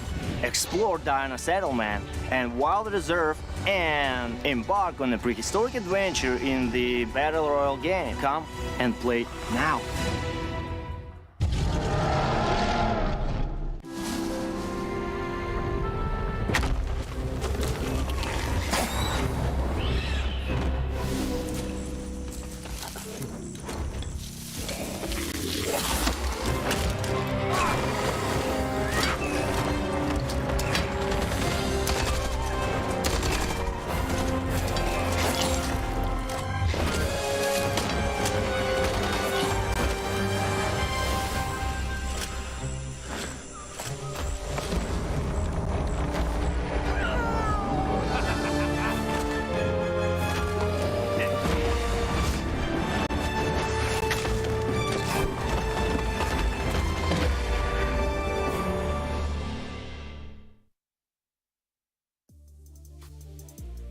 It is a tug of war on the final day of the PUBG Mobile Regional Clash. Tash Bunny here alongside Choo Choo. We are your hosts as well as your analysts for today. And we are about to go into our third map of the day, which is Erangel. And Choo Choo, so far her predictions are pretty close coming into today. And Choo Choo, what do you think of map 3? Are you still expecting Southeast Asia to come up on top? Because today we saw, YOODO Alliance do pretty good.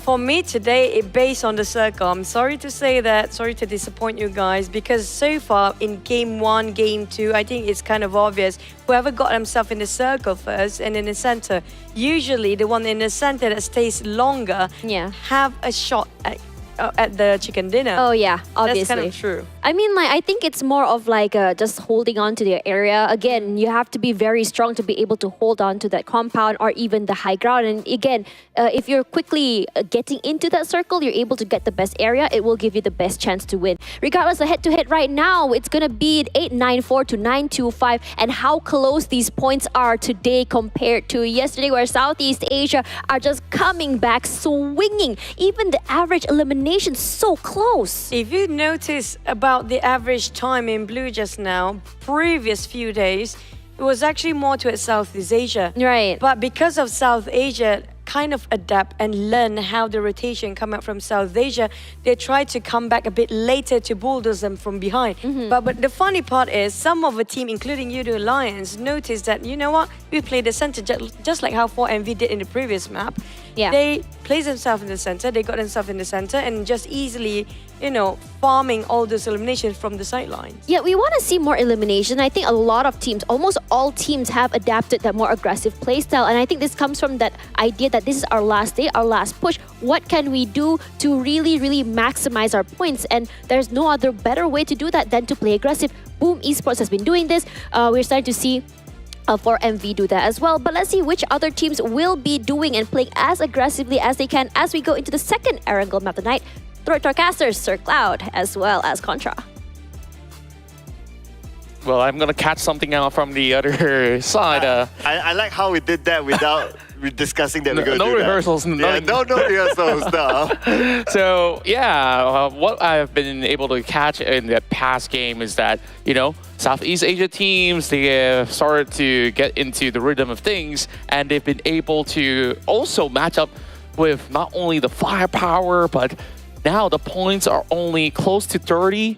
So there is a high possibility that, like you said, SEA may be able to catch up by the end of our final round. Yeah, I have a theory about the time spent in the blue, but of course, again, 5 more seconds. Yeah. So I'll leave that theory to a bit later. Just stay tuned. I'll explain my thoughts.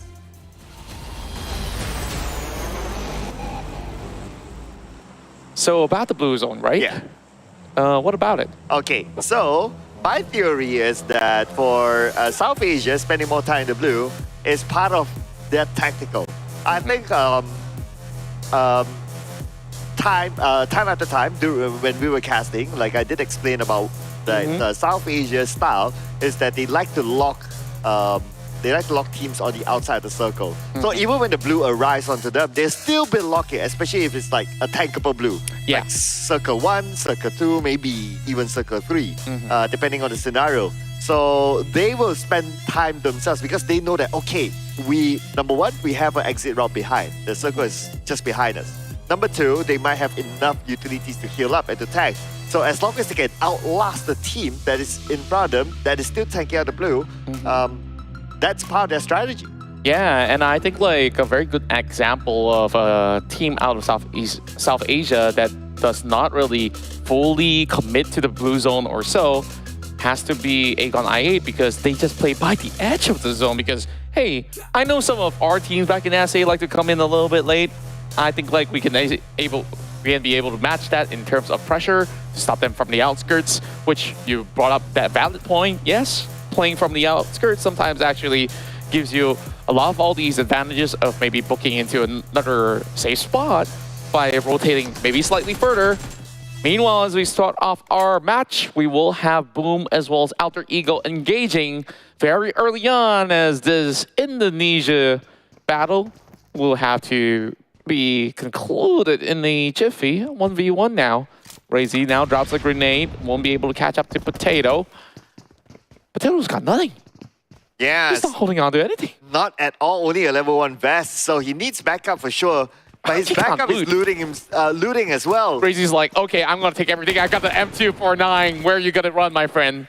Okay, but Razy, he can't step out because he knows that someone's on the other side as well. So as long as Potato plays by this edge, he should be okay. But now Yummy's going to come in from the other side. Okta arrives. Can Okta save him in time? But now Okta needs to win a 1v2. But unfortunately, it won't be the case for Okta.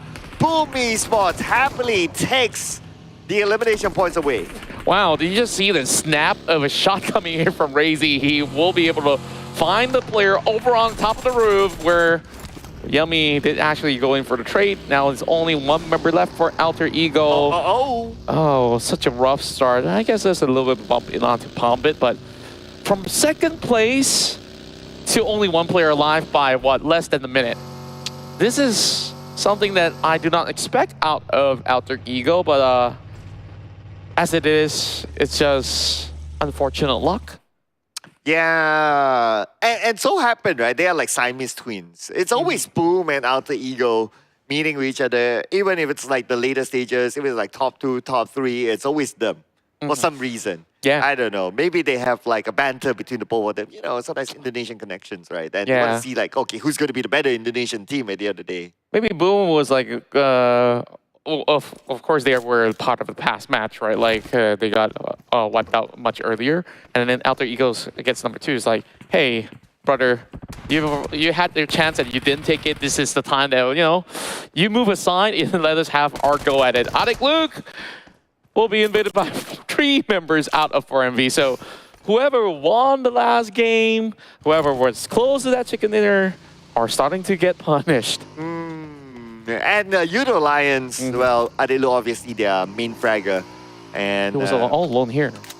yeah, he was all alone there. I think because of the flight path, right? It's like way on the side and they wanted to go to wherever they were, but they couldn't. So they had to drop to somewhere awkward like that.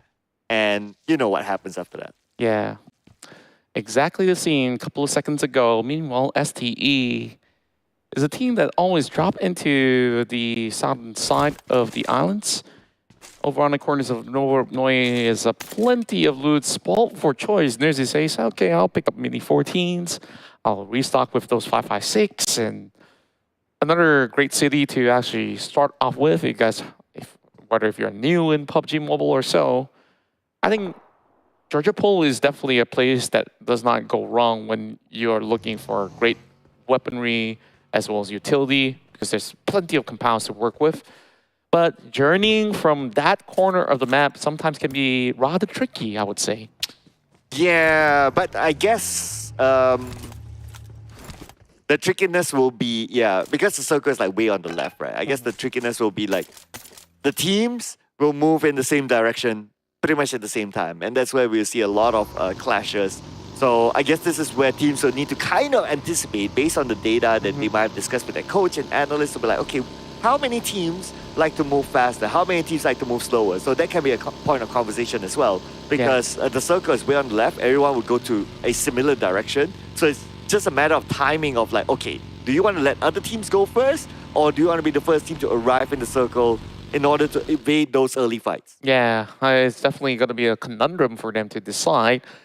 If it's going to be a close to hospital, I guess like that's an easy access for those who actually drop towards the northwestern side. Meanwhile, only the teams that have had plenty of experiences will also opt for, drops into the Sanhok Island, because to get out of those bridges, let me tell you that, sometimes it is rather difficult with teams camping out by the edge of the other side of the bridge. But for now, Boom, after settling the scores with majority of Alter Ego members, they claim Rozhok for their own. The entire city being left out for them. And this was also the location where, of course, many of these teams were colliding around the past map. But this time around, seems like the circle will be around Gatka. Yeah, one of the reasons for collision in the previous night is because like the circle was 50-50, and then at some point the circle went to the main peninsula. So whichever teams that's on the north side, the shooting range side, will need to come down, and Rozhok is normally one of those places that teams will pass by. Hence, naturally, it becomes an area of contention. But another area of contention this time around, and the circle looks like it's going to be the Gatka Mountain. But it's only Rosemary. Yeah, at first I want to say that, okay, they are contestable, but if it's only Rosemary, well, come on. It'll play for placement? No? Yes? Maybe just snipe one player out of Leo, and that's what he's going to be up to. But now needing to deal with two, he's got to be quick, but not quick enough. It's going to be Hate Dami as well as Swayam that will be able to land those blows. Alter Ego, try as they may, they walk away with no points this time around. Yeah, to a certain extent, I think that Rosemary was just trying something out. I think that is the best way for me to describe it on camera. So he was just hiking, perhaps. It's like, okay, I'm on top of the world for now. I mean, if you want to put it positively, then yeah, literally he was. But if you are the one man left, right, you won't go to those kind of places. You will go to one of the unknown small houses just to camp Maybe it out hide in ruins if you can, because there's some of all these corners which nobody checks. But he took the most populated area, or the most popular area to be specific, and that's definitely not something that's advisable if you're playing solo against squads. Now, speaking of which, this is rather rarer occurrence that goes perhaps 40-60 when it comes down to water ratio. So that actually leaves very little room for compounds to play from other than the south side of George. So whoever's taking control by the corners of Mount Gatka, they eventually have to move aside as well.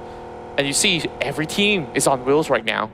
Right, I would say the most popular area with this kind of circle will be the few houses by the coastline.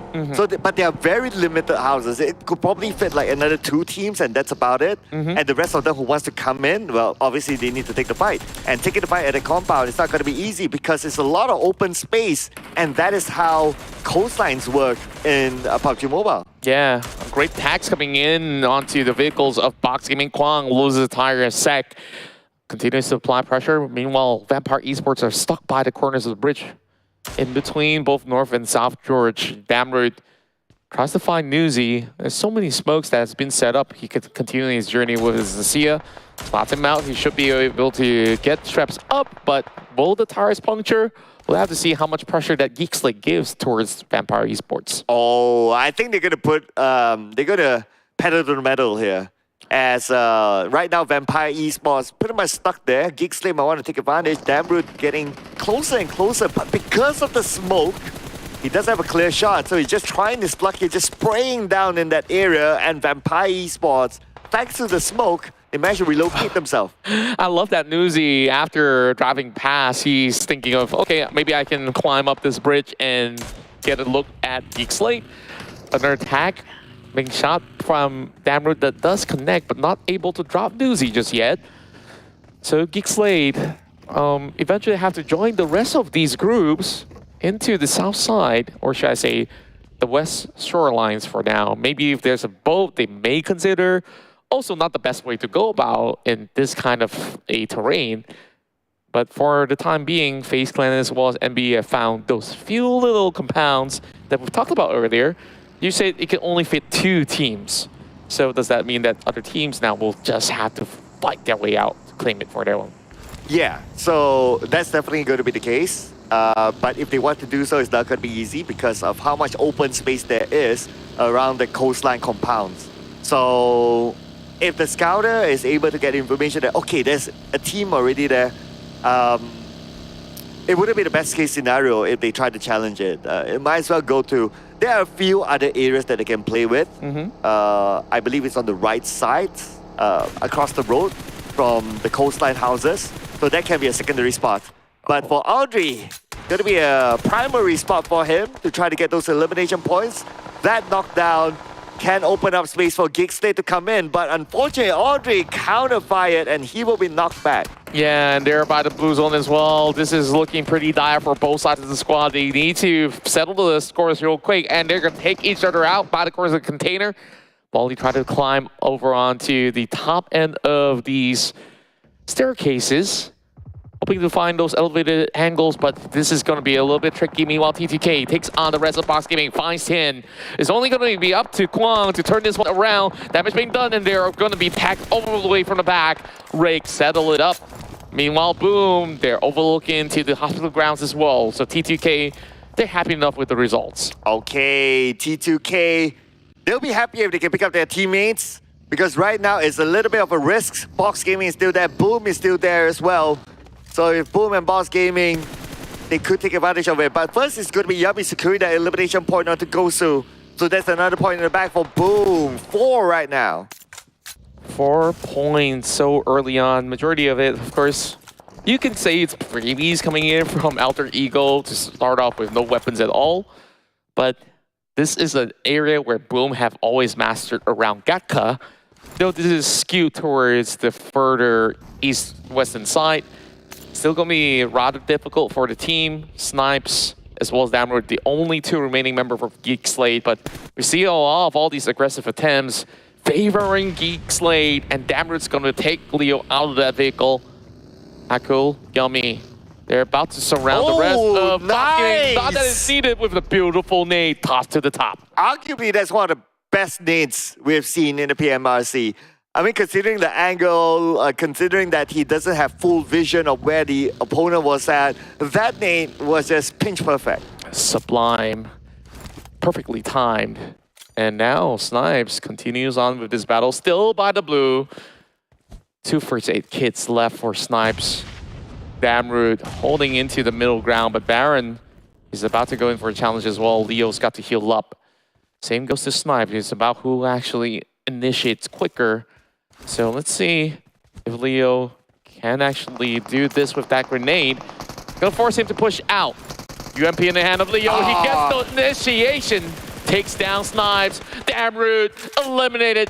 GEEK off the game. Well, they spent a little bit too much time in the blue as well. Because for the longest time, they didn't want to let go of MAB. Yeah, MAB was like, okay, we're prepared. Okay, we tuck ourselves in the corner. But then it was GEEK wanting to chase them down to get the point. I kind of like the stubbornness that they are here to fight it all out. By hook or by crook, like they just want to settle it. Sometimes when all the odds are against you, you might as well just let go. Plenty of teams by the corners of Hospital, though. They have to cut across against T2K holding in the mover north. Hill taking the direct center again. Oh! Beautiful nade. This one tops the other one that we just saw against Box. And boom! They're about to send more frags into the windows, into the doors, into the walls. And there's all Razy's got to do is to hide out over on the other corner. Meanwhile, FaZe Clan has got no chance against them. Oh, it's now down to Onzes. You know what? Forget about Yummy being the DBS king. He's not the nade king in this round. Let's see if Onzens can come up as the king of clutch here against PUBGMOBILE 1v3, but T2K has arrived. Wait, T2K, the fight is not over yet, but they are in. But Jane is being knocked down. The moment that he arrives to the scene, it's only down to Rig. FaZe Clan, Onsens, he may also strike right back. 2v1v1. Onsens now being spotted by the rest of T2K. The only Sandesh is not going to be easy. And T2K, they got a lot of area of room to work with. Palm is going to eliminate Jane first and foremost. Still has Onsen up there, but T2K does not know that this is part of two different squads, perhaps. Or they may have actually known. The nade does not connect, but Pombit's got another one. Look at T2K, no hesitation whatever. It is scary, but it kind of worked out for them. They only lost one, but they have the compound, and now they're going to potentially secure more elimination points. They need to find where Pombit is at, and Suyo will do the job.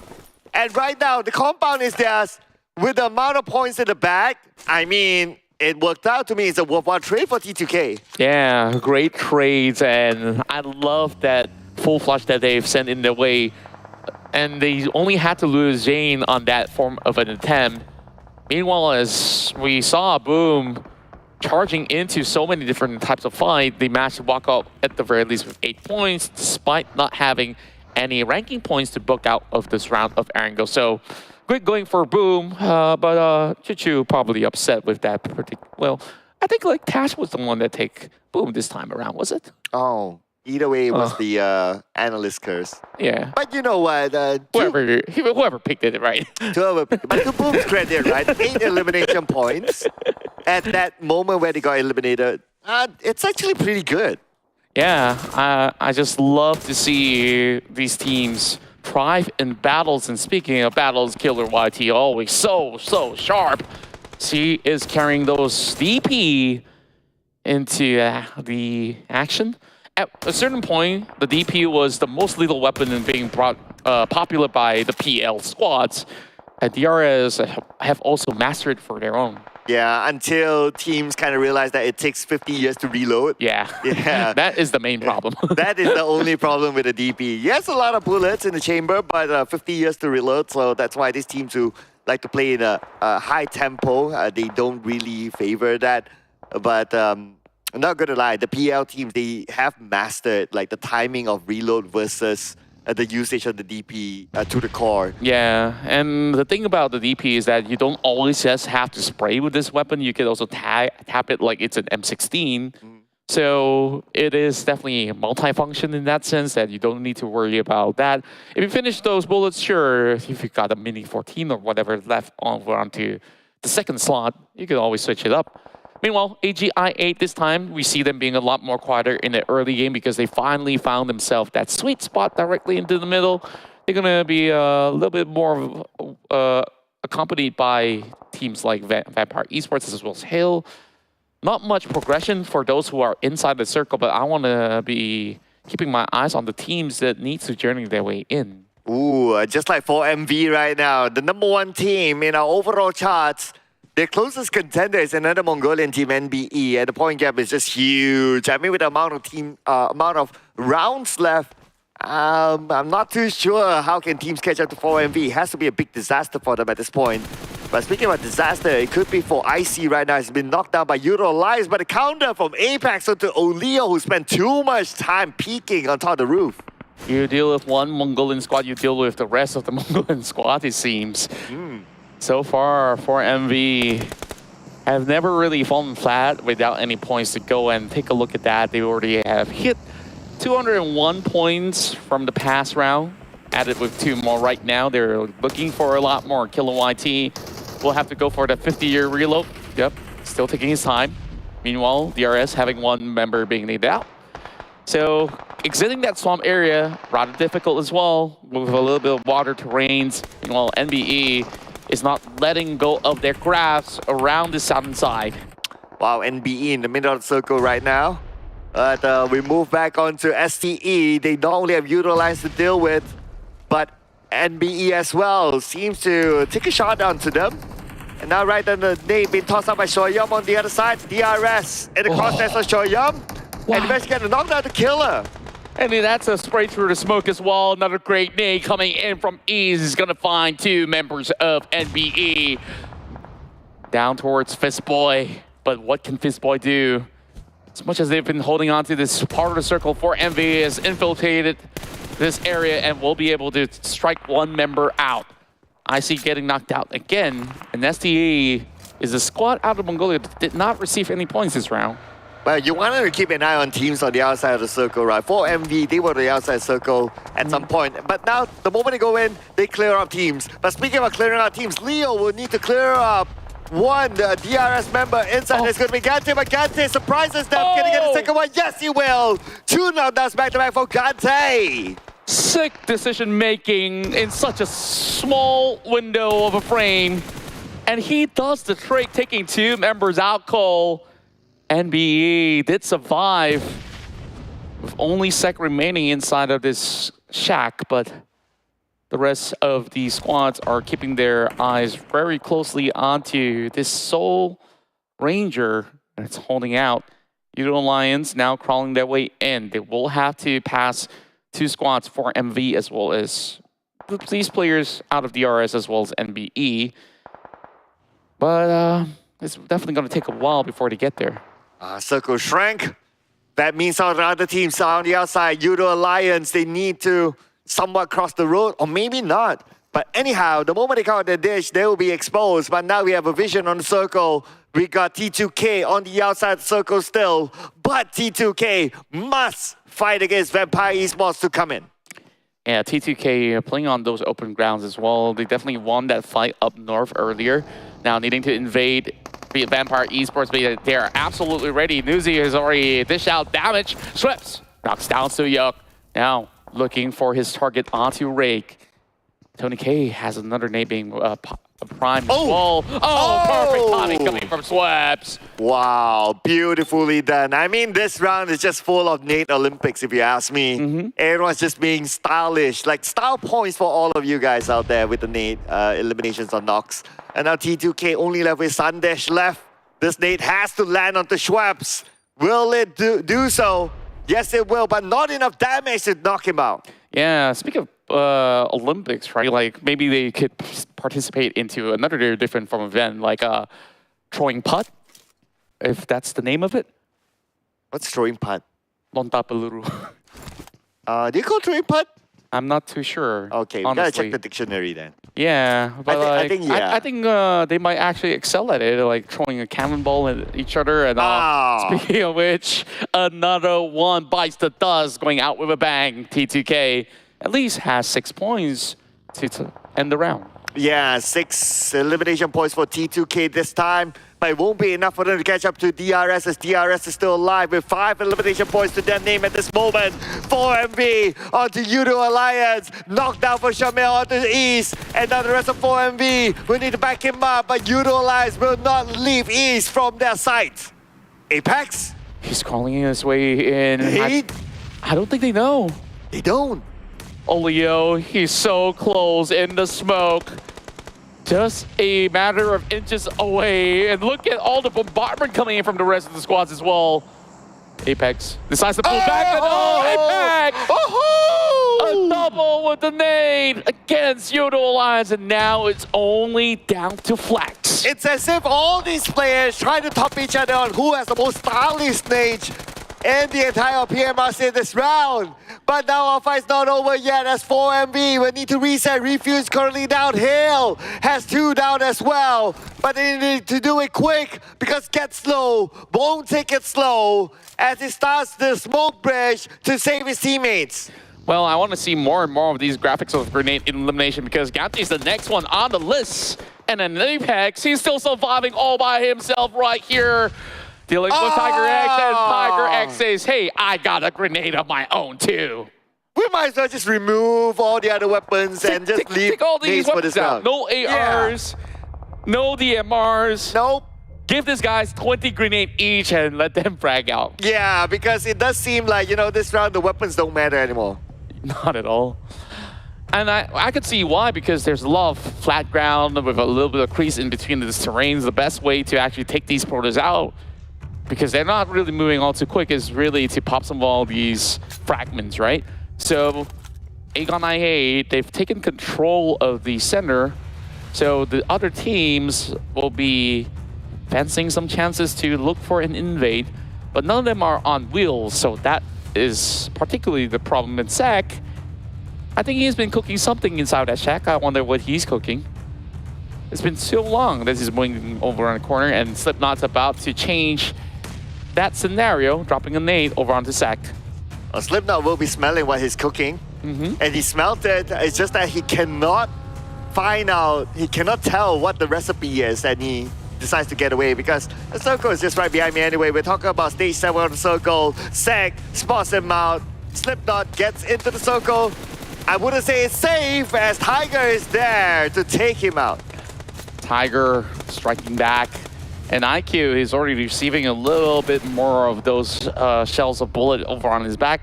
Gets himself into safety. Vampire Esports decides to cut across from the eastern side, and Sec, he has the challenge, and he finds Schweppes, but can he do more? No, it's not going to be the case. Tony K on the watch. Yeah, I mean, he was the only one there. The rest of Vampire, he did his best. If he didn't take the shot, he would give himself to the blue anyway, so he might as well take it. But speaking of taking shots, Tiger not done yet as Newsy knocked down by him. Hill Esports have the most manpower. And Tiger X has been dishing so much damage in this round itself. He's going to pop another grenade towards the side of Newsy. Newsy is being left all alone, so that's going to be one freebie of a point. BPE decides we will take back the northern corners of the map, and by doing so, they will have to fend off against the rest of Aegon I8. UZM popping those grenades will find Tony K, and Schweppes, he's got the bill out of this. Oh, but he doesn't have a vehicle, he doesn't have a circle. Doesn't look good for Schweppes at this point. Yes, he can pick up Tony K because I believe that Aegon I8 and Hill Esports, they are kind of distracted with each other. But even if it does, like, they don't have an exit plan. Not at all. C-Sky only comes in with a flank to deter the entry of Vampire Esports. Trying to see if he could actually catch something by the edge of the zone. He's seeing a couple of smokes along the way, but it's rather short to connect towards the side of Vampire Esports. Spots movements inside of the smoke, and C-Sky only is down. Schweppes, sharp eyes on his target. There is a bike that he could utilize later on, but that's going to make a lot of noise. Aegon I8 is not letting go of this corner just yet, but Hill has got the best possible location to hold out. I think it's very unlikely for them to go for the bike. The moment they get on the bike, that's it. Aegon I can shoot them down. They have a clear line of sight from there. As for Hill Esports, nice and comfy within the circle, just waiting for the other teams to come towards them. Flash definitely can just hug over on these corners of the wall. And Aegon I8, I think the pressure is onto this team because they eventually will have to leave the building, and Vampire Esports can easily spot them out the moment they step foot off these buildings. So C-Sky only is playing the patient game and gets low. He spots out the entirety of Vampire Esports from long range, takes out Vampire onto third, and now 4 versus 2, Hill's best chance for the dinner. Or maybe Aegon I can surprise us for their first chicken dinner. Because right now, based on country-wise, Aegon I representing Pakistan is the only team, well, representing country-wise to not get the chicken dinner just yet. Maybe they could surprise us, but right now, the numbers don't favor them as Hill Esports with a full squad. Aegon I don't have enough space.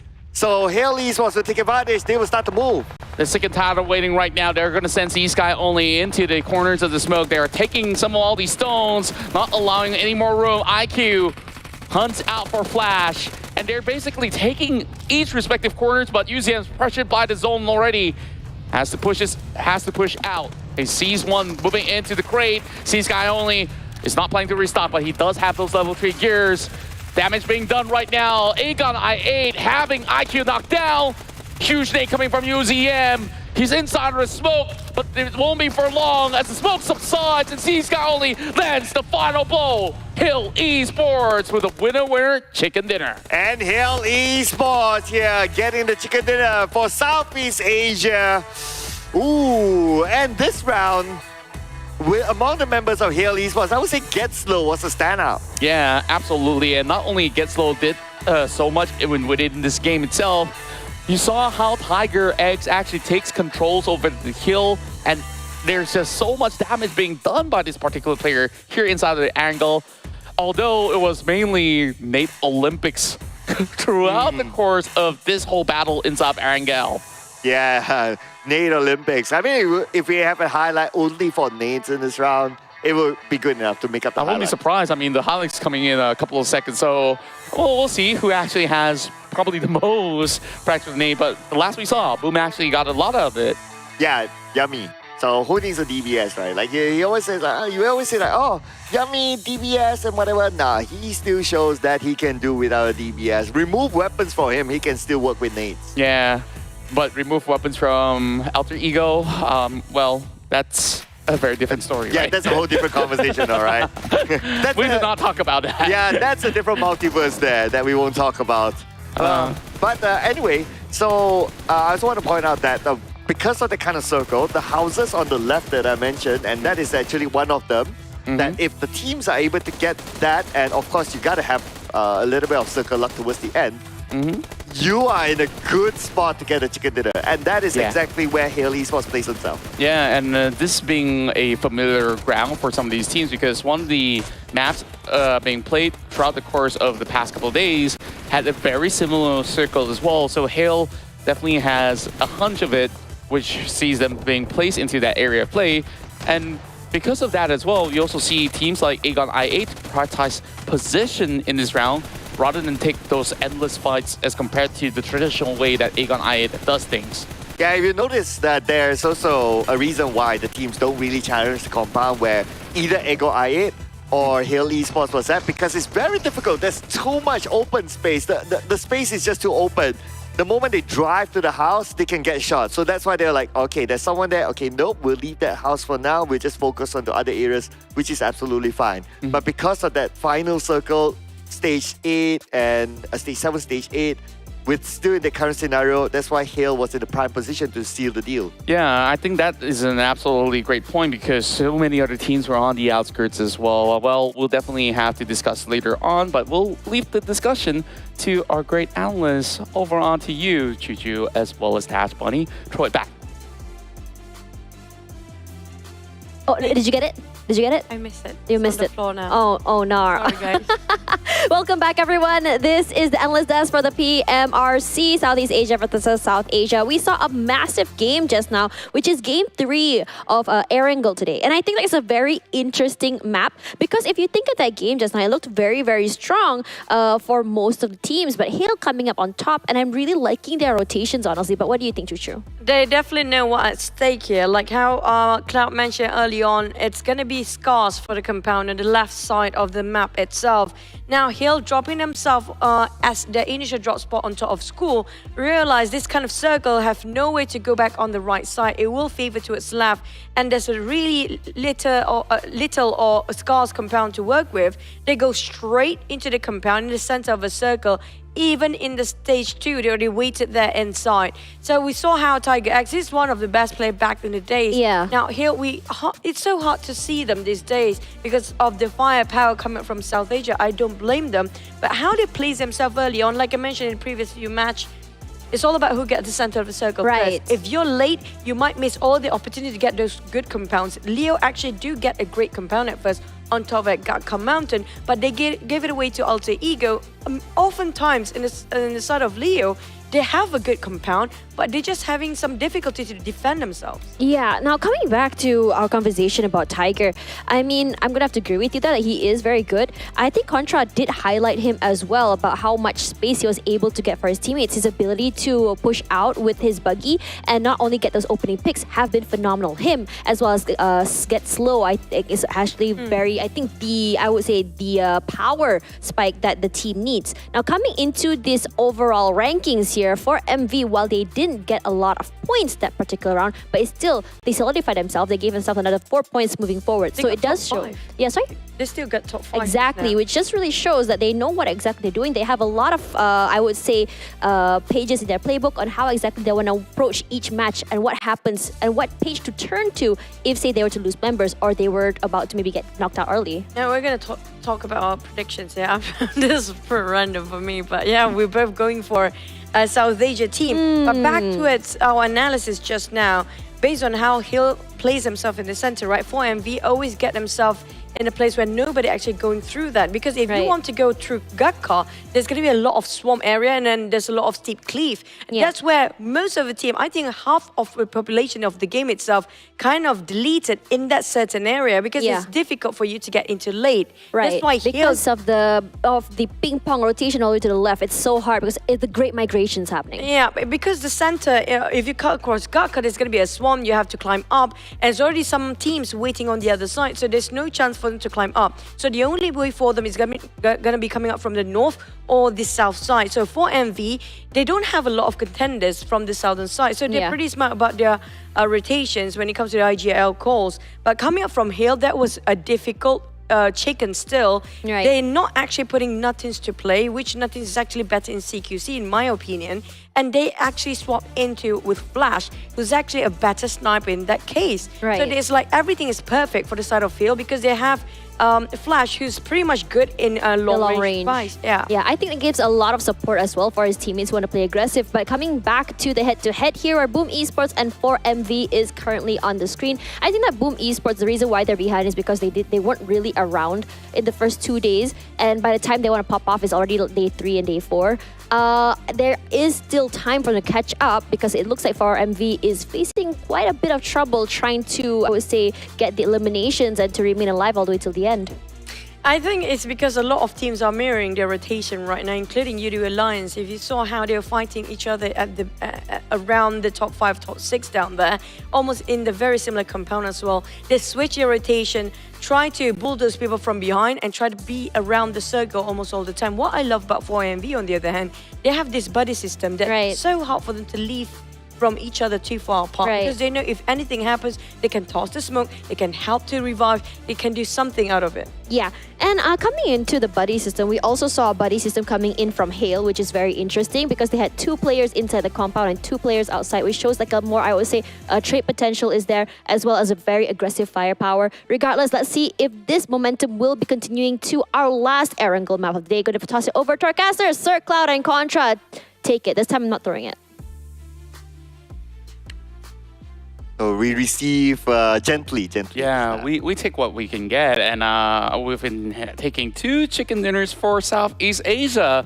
So the Mongolian domination, is it safe to say it's over? Because we got one final round here of Erangel to be played out, and we also see that, you know, predictions coming from the analyst desk that, hey, SEA teams is all about who runs into the finish line perfectly, and they seem to be on track. But it's also about the storyline of which region can collect the most points. So that is something to look out for as we head on to our final Erangel of the PMRC.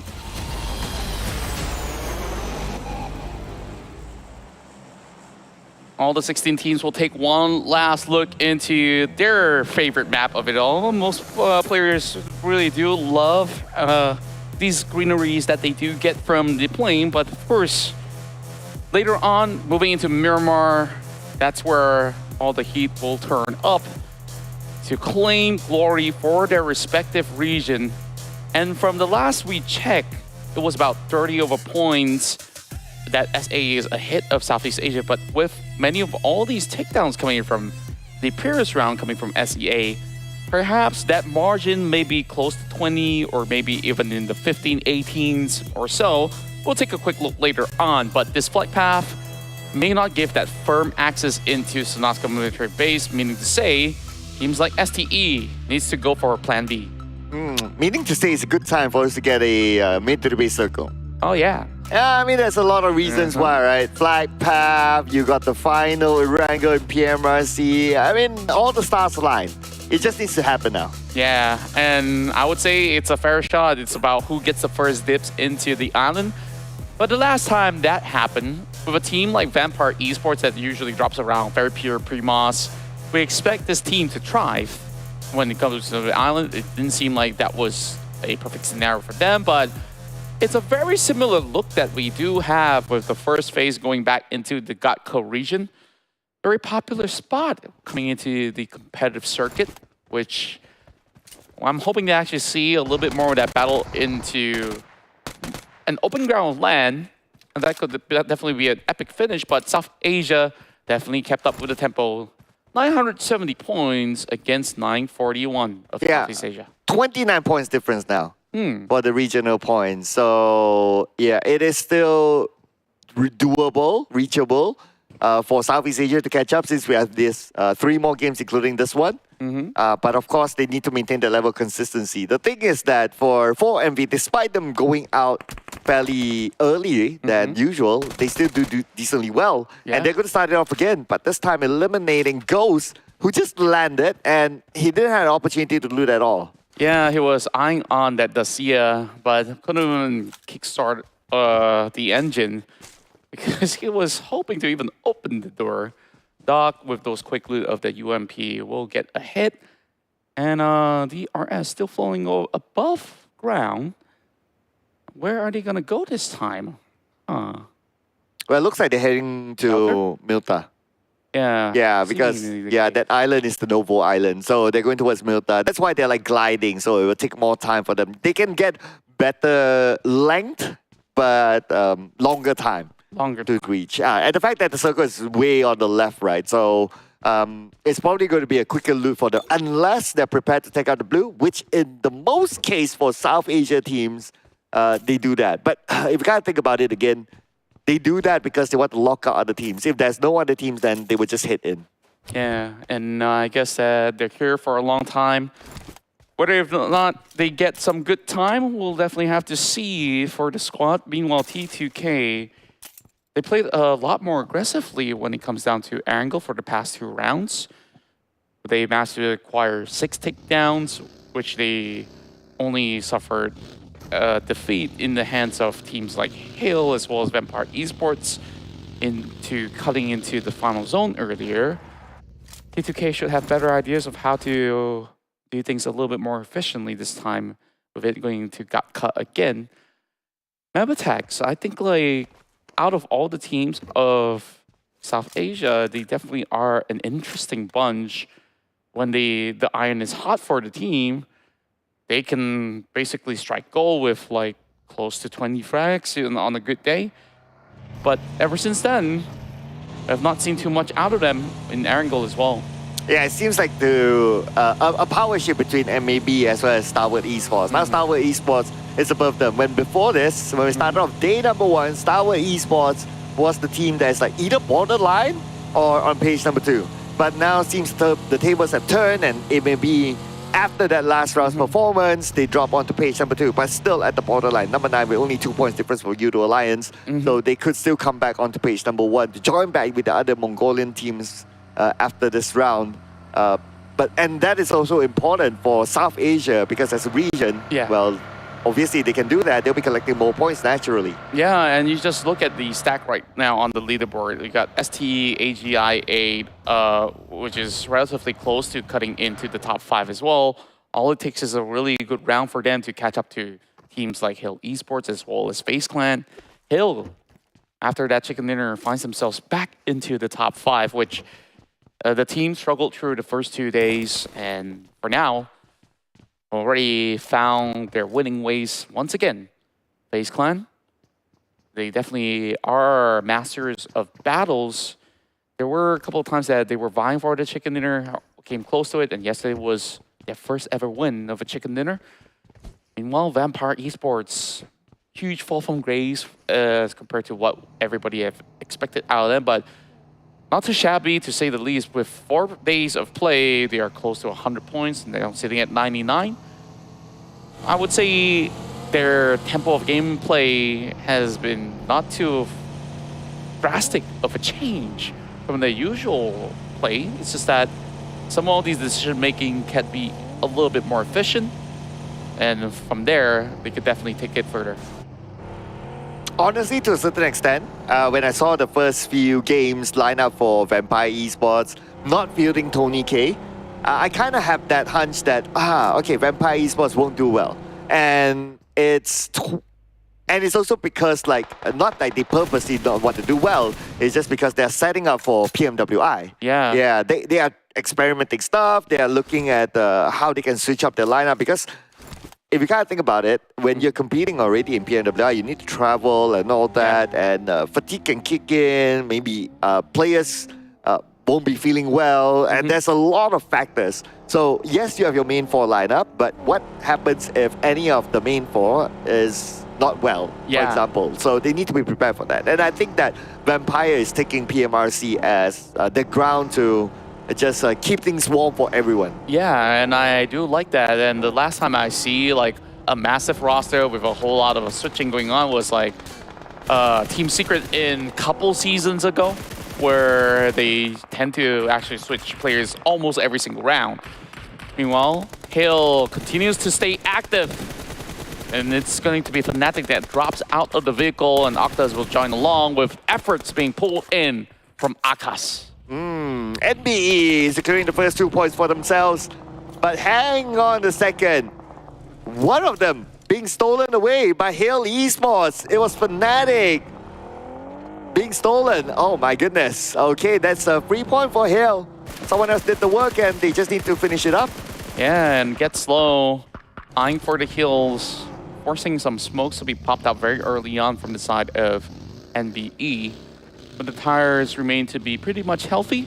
It was a journey that way forward. Interesting setup coming from SEC this time. M249 with a Car 98K, which is not the most popular choice for most of all these pro players across the PMRC right now. Yeah, one of the reasons for Car 98K to fell out of love is because you can get a knock potentially, but it's very hard to finish up your opponent. You need another like 2 shots to finish up your opponent. That's the reason why a lot more of these players favor Mini 14s in general, because this DMR you could continuously tap as compared to the bolt action rifles, whether if you're using Mosin Nagant or the Car 98K. The Carbiner definitely has got less opportunities for you to secure the number, unless if you're playing for a third party, then that is going to be one weapon of choice that could easily secure it with 1 tap. Yeah, even so, right? Like third party stealing away, you know, how often do you get that opportunity like long range? So to kind of trade the opportunity versus having that weapon all the time, that is where teams are like, okay, it's not going to be worth it. We might as well take something else. So if we got a Mini 14, yeah, absolutely. We got a DMR, absolutely. If you don't have either one of those, then, well, an M4 can tap as well. Yeah. Players are spoiled for choice. Meanwhile, Rosemarine going for the traditional M4 AK setup. I'm going to be spotting a team on the opposite corner, but not having any angles to work with. Hill. Now, already booked the spot around Gatka. They don't really have much to worry about, but they feel like there might just be a shift going on. So they send Tiger to check around these compounds, which is still unoccupied right now in stage 2, which is a great thing for the team to do right now in order to at least assess the situation. As the rest of AGI8 comes in from the sun side. They will have a lot more room, as they're a lot more familiar playing across the swamp, which we saw Aegon 98 securing a number of frags in a couple of days ago. Past round, Aegon 98 didn't really have any form of elimination points, something that is not usually the case for the team. But they spot out Liquid. Damage. Just chipping on towards Liquid, but Leo should be able to reposition. So that's just a little bit more of a zone control established by Aegon. You know, the one team that I really want to see get the chicken dinner is Leo. Yeah. Yeah, because considering that how they've been performing, and unfortunately they're now at number 16 with quite a gap even with number 15. And you know, you always don't want to be the teammate to be at number 16. It's the dreaded number 16. Yeah. So if they can get the chicken dinner at least, but they still end their campaign at number 16, at least there's something to celebrate. True enough. And from those rounds that we had yesterday, Dami definitely made a name for himself. It's just that with a closure of a celebration, that will basically put things into a full circle. And speaking of the circle right now, circle decides to shift towards the Mount Gatka areas as well as the central flat grounds of Gatka. So this is a good position for Hill, but they will be joined by STE shortly. Meanwhile, the rest of Alter Ego is holding on towards the western side. So they're just going to be waiting for teams to come right by. FaZe Clan having Mela to take one out as they engage with the rest of T2K. Yeah, it's a compound fight, and now we have visual onto it. And the moment we have visual on it, FaZe Clan seems to be winning. So the two members of T2K crash into this compound, unfortunately fail in their mission. The rest of T2K still on the other side, not able to do anything. Yeah, this is definitely going to be a tough one for FaZe to even peek out right now. Needing to deal with Schweppes.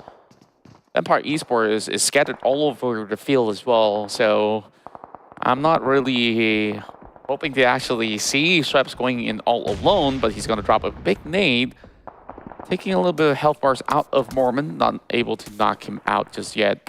More shots coming in from the hills. Schweppes got to be careful. Oh, this nade, if it could land onto the member of FaZe Clan, maybe they'll crash him, but we'll look over onto Leo versus YOODO Alliance with Adelu currently down. This could be another early elimination for Adelu as the rest of Leo is coming in. Shoyam on the right with a nade on his own. Gonna toss it out to Oleo as well as Shamel. But Adelu will be burned down. Leo might lose Slipknot with Oleo taking him down. And the exchange will go through. Dami burned up as well. All the Molotovs is really securing a lot of all these damage numbers, but the grenade will connect towards Liquid, but he's still running. Runs towards the grenade that is being tossed out by Shamil. Oleo, he's just going to be eyeing out for Liquid. Now it's going to be a 2 versus 3, and it's going to be 1, but if anyone could do the trick, it has to be Dami. Shamil, first mover, hoping that there's no DBS with inside, and he won't be holding on to DBS, but this AR will do for now. Well, speaking about movers, 4MV moving into the compound. In fact, earlier on, they got that one knockdown onto the member of Leo, but now they want to be the third party. YOODO Alliance is the next target, with Shamil, 50% of health left, and the rest of 4MV has arrived. Dami is still alive though. If Dami can pull off a clutch against 4MV, it's going to be big news. It's going to be headline news. Now Dami is still alive in this compound, but 4MV, they don't know yet. There's just no sound to be made, and he better not move a muscle right now. Apex, he's about to infiltrate the building, and now he sees him running across. Okay. And Dami, he dishes some damage, but eventually, all these furious members of 4MV will try to find a knock. Damage being done to ease as well. Dami, That is the DBS. Well, no miracle run again for Dami this time around, and unfortunately with that, Leo will be eliminated. And next, the circle shifted away from this compound. AGI will be in front of 4MV at this point, but AGI making the move as well. Now we're putting focus on the two Thai teams. It's going to be FaZe Clan and Vampire Esports, as FaZe Clan now only down to Mela, gets a knockdown, but Mela is too low to stand the wrath of Vampire Esports. FaZe Clan, they try to actually hold on to this ground. Vampire Esports have eyes on them for the longest of time, but when they push, they made sure that the fight is going to be moving their way in a swift manner. Meanwhile, Box Gaming had to climb down the hill. That might be another problem to deal with for some of all these Thai squads over on the bottom. Aegon I8 hiding by the ditch. As 4MV is about to move into this territory, and they might have actually spotted one out. Ref is driving in, and this is where he brings one shot to the table. He's got to spot out Falak, and the IQ is going to break him down. Okay, a little bit of a trade there, but 4MV is not done. Dog is still alive, but Dog will be finished off by Falak with the none other than the DBS. Aegon IA with a great display of defense, despite them not really having the first advancement for MV. Bite too much more than they can chew, but T2K, they come in third partying. Grenade bounced off a little too far. T2K, they don't really have to commit or even take a little bit of a peek as UZM. He's going to go in for a little bit of an exchange, and by the tractor, this may not be all too perfect of a cover for the both of them, but thankfully enough, Aegon I8 can't afford to push just yet. Meanwhile, there is actually another squad over onto their right corner. Okay, now the fact that 4MV is out. 5 elimination points, number 2, meaning that they only get 5 points this round. This is opportunity for Boom to close the gap with 4MV. And with the final 2 rounds, who knows? It could be a surprise finish. It might actually be, but it's still too early to tell with 12 more teams still remaining in the match, and Boom has yet to even score a single elimination point thus far. Perhaps they're looking for a top 5 finish. Vampire Esports having Tony K knock down Rosemary. Initiates, and that opens a little bit more room for Potato to come in for a flank. Spots out Tony crawling. Uzi as well as Ravenclaw in within the building. He's got the micro Uzi at the ready. 7 smokes in hand. Oh, he's got the DBS now prepared. Rosemary charges in. He still survives, and he is the Lone Ranger to clear up the entire squad. 4 elimination points for Alter Ego as they clear off their opponent. And now with this compound in their hand, they can last until the next circle at least. And now it's going to be GEEK, SLATE, NBE having sight onto the smoke has to be popped by GEEK, SLATE to give them enough cover in order for them to relocate themselves. But as long as they stay close like this, they're putting themselves in danger, but Alter Ego from behind. Oh, they got a bird's eye view against GEEK fam. Well, GEEK SLATE to be absolutely correct. Big damage being done. Rosemary just kept on with the pressure. They even spotted out some members over the top side with NBE needing to also move into the circle. GEEK SLATE, I don't know how they're going to get out of this. The further they travel, they still have to deal with Boom. And NBE just tossing nades after nades. This one connects for Sonic. That will secure them 1 more point. Final member remaining. Snipes won't be able to stay out for long. Okay, not for long, because we got 15 more seconds to be exact before the zone starts to close again. And now for GEEK SLATE, unfortunately, no points for them in this round. This will put them in a position where T2K could overtake them, as well as Sparks Gaming. But speaking about T2K, now they have Aegon IA to deal with. And this fight has been happening for the longest of time, but there's plenty of restocks available for Aegon IA after defeating 4MV. Falak, he's gonna go closer and closer. This one might actually land, but it will be a perfect defense coming from Jane as well as Sandish. And then I'm not too sure if it's a wise choice to just walk into this trap that T2K has been setting up for the team. Aegon IA, they're not backing down from any given fight, so with a little bit of a drive, UZM should have actually had enough intel for Falak to work this one out. Okay, T2K right now still on the lower ground. Falak taking down Jane. It's only Sandish left, and Falak knows exactly where Sandish is at. The name will not connect, but it doesn't matter at this point as AGI will move in. DBS in hand of Falak. Falak will be knocked out. UZM, can he pull it off? Yes, he will. It will be a straightforward elimination for him, and AGI clears it out. Hill now invading the territories of STE. Shots after shots. Get slow, got nowhere to run. All this Molotov is not giving him ground for cover. Given a wall, he has to reload the S12K. The grenade bounces off the window. And Tiger, he spots one from the outskirts. Tiger still prevails. And STE, one after another, crumbles down, only down to action. Tiger X, he's about to approach. And this is where Flash swiftly lands one more blow and takes out STE. Oh, I really love the swap in, swap out. But now NBE against Boom Esports, who has high ground against them. And Boom Esports is winning this fight right now. 6 elimination points in their hand. ST, unfortunately, number 8 without any elimination points this round. But for NBE as well, number 7, at least he got 3. Yeah, and you see so many points stacked up for the team of Pakistan. Aegon I8 now leads the board, but Boom is catching up with 6 as well. A lot of all these fights have settled down. Hale claims the entire territory for themselves, but Aegon I8, after some of all these challenges against T2K, they leave themselves in the open. I don't think that there's a vehicle for IQ to work with, so he's stuck right there, and the next zone approaches relatively soon. A couple of nades now being tossed out from Boom towards Box Gaming. And Box, they got a lot of running to get close to Boom Esports, so they have to exchange well with these nades. Has a hunch, but not really connecting anything so far.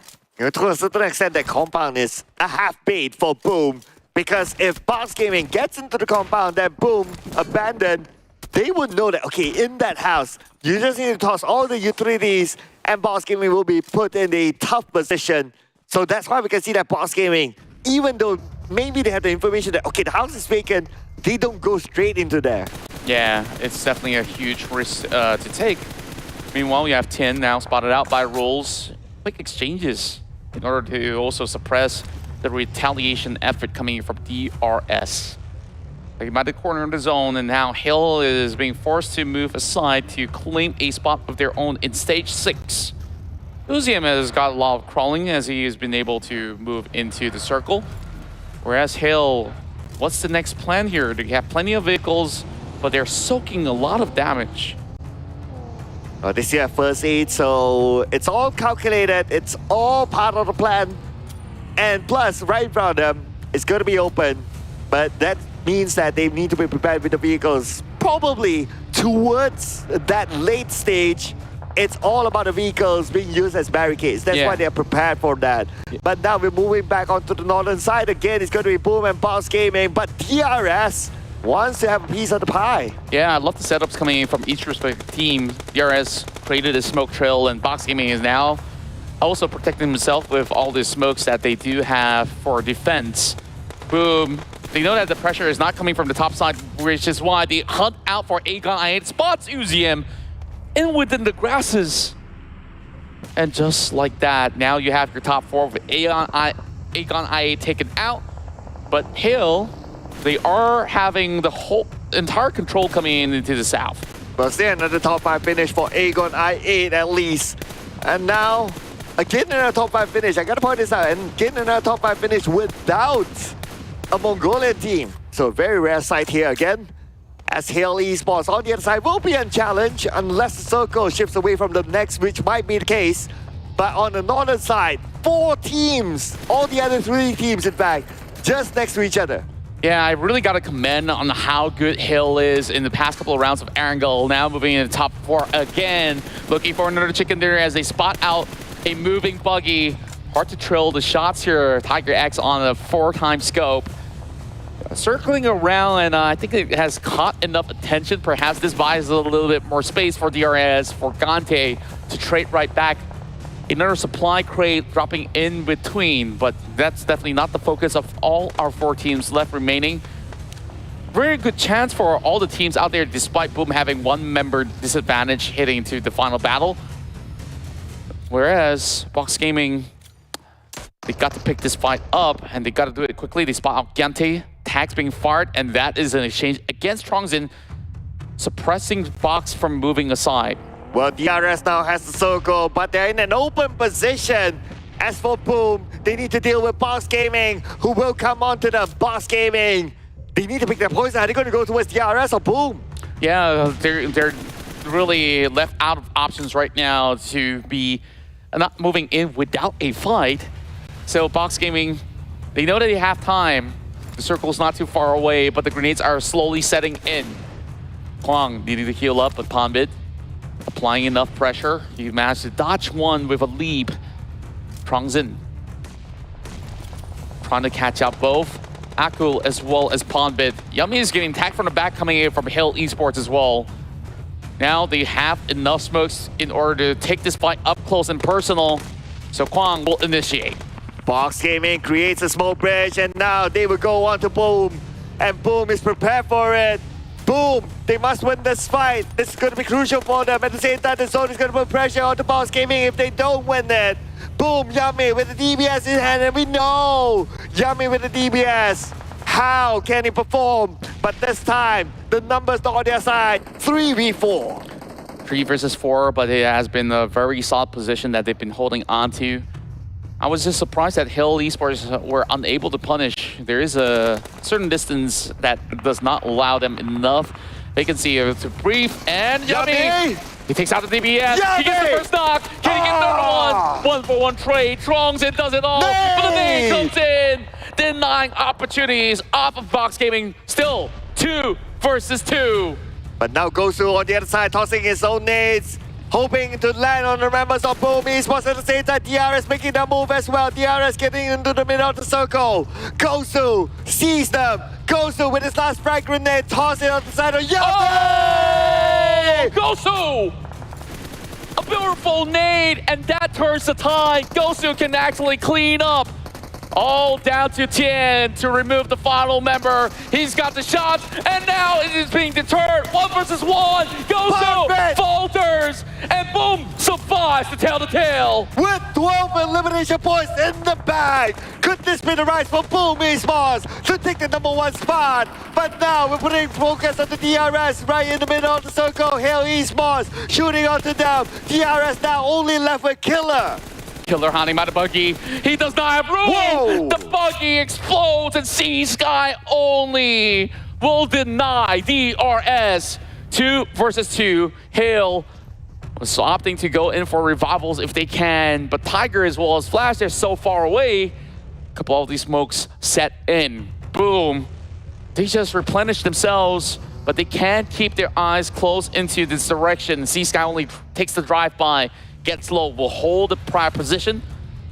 And with this numbers, Hill looking to have a great chance into a back-to-back win here in Erangel. A Southeast Asia domination here in this particular map for today to close off our final run. Yeah, at this point, it should be possible for Hail Esports to reset as a 4. Aku coming in, but then again, he will be in front of Get Slow. Does he have a good visual to Getso? Getso with a nade on his own. Getso knows that the vehicle arrived right in front of him.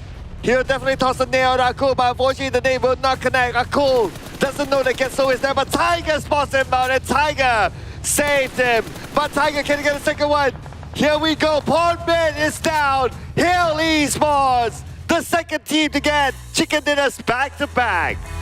Another record for the Bogues for PMPL Thailand, and of course, Southeast Asia is chasing for the points against South Asia. And I believe with this massive double win, Hill should be poised for perhaps even the top 3 position. We'll definitely have to check the leaderboards in a bit. But what a match it was from this Thai squad that has been able to dominate the GEEK region. And the fact that 4MV went up fairly early with only 5 elimination points this round, the gap between them and Boom at least is closer now. Boom, the last we checked, they got themselves 11 elimination points and they got a second place finish, which is pretty decent. So with the remaining 2 games, mathematically it's still possible for 4MV to drop the #1. Yeah, and now the pressure is on South Asia to claw their way back into a firmer lead. But taking a look at what we had in these rounds inside of Erangel, of course the past round was all about grenades, but when you are playing into open grounds of GEEK, is a lot of all these long-range battles, but the only way to keep yourself safe is to deploy a lot of all these smokes, which we see a whole lot of coming in from the battle between Box Gaming as well as Boom Esports. But even despite that being a safe compound for Boom for the longest of time, once the invades comes in, that's where it also was a tough spot for them to be. Once they recovered, Hill has already gotten full intel of what Boom is up to. And with those numbers, it was easily settled to actually claim the dinner. Yeah, they had the numbers, right? So I mean, towards the end, it was pretty straightforward for Hale. But think about it, they moved from the open guard car area onto another open area. So there was a risk that they were willing to take at the end of the day, and it worked out for them. So as long as they're comfortable, they're fine. But we'll let our analysts break that down. So we're going to throw it back onto our beautiful analyst, Choo Choo Gaming, as well as Tash Bunny. Put it in my pocket. Wow. But again, another grand finish here for Erangel. The final map is definitely more, I would say, aggressive and competitive than we expected. Another Southeast Asia versus Southeast Asia, and this time around between Indonesia as well as Thailand. Now, we can see Hale here coming in very, very hot. I think that towards stage 6, they didn't have the most amount of eliminations, but they still managed to finish with 12 in the end. Because of how they waited inside of a circle, like with previous map even. If you look at how Hale know and understanding the fundamentals of a circle itself, like very different circle if you compare to the last one, which way more left than we had before. And then this one is around the guard car region. When it comes to the guard car circle, you know for a fact if you want to be in the center, it's going to be an open area. So they're taking the corners of a circle instead for Hale, who dropped himself quite early around Pochinki, not too far off from the circle from the start. Now, Gatslow already had got himself quite a number of eliminations. So far, for our individual high, is still going to be 9. Nobody's breaking that record yet.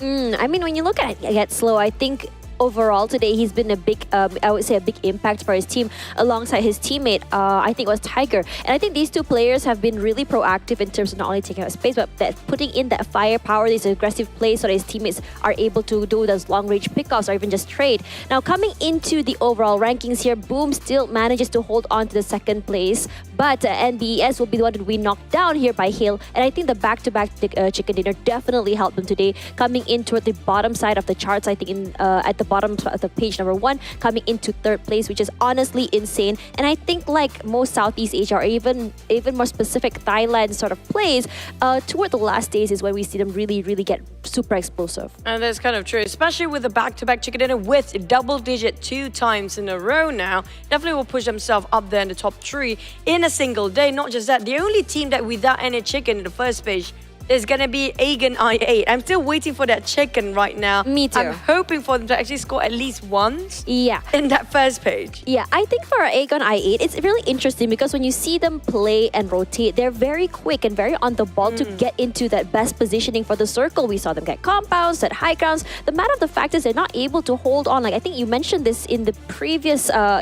round, where they're not able to hold on to their compounds, not able to hold on to their areas. And I'm honestly wondering why. Are they being third-partied, or are they just not able to take these fights? No, they are a bit reckless if you ask me. Aegon I8, TCK, these are the two teams that love the fight too much, but sometimes they get out of their way, maybe a bit too far from the teams, and maybe have some communication issue between them that somebody else happened to be stepped out of their position. That's usually the case when they get caught off guard. They taking the bait easily in the case of some of the teams. That makes sense, and I think a lot of teams are starting to read how exactly they take these fights. And speaking of that, I think that Hale has really cemented how they play. And again, I think in the last 2 chickens, the previous one and this one, they like to do this 2-2 formation going on. They're very good at making sure they're able to trade and still have each other's backs regardless. And in their situations when they're able to fight, it's actually sort of like a pizza formation when you think about it for them as well. So it's really good coming from them. They're not allowing other teams to take extra points even to make sure that they get the chicken dinners very cleanly. And speaking of that though, we're going to be taking a quick break. After this, more PMRC, Southeast Asia versus South Asia coming right at you.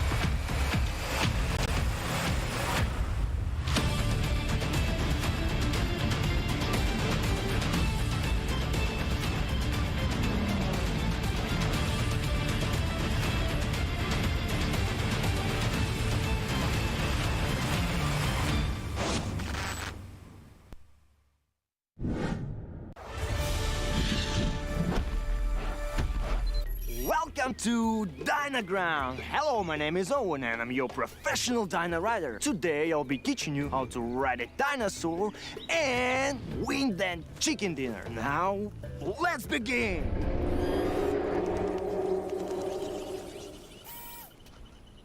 Relax, don't be scared. That's the sound of the mighty T-Rex.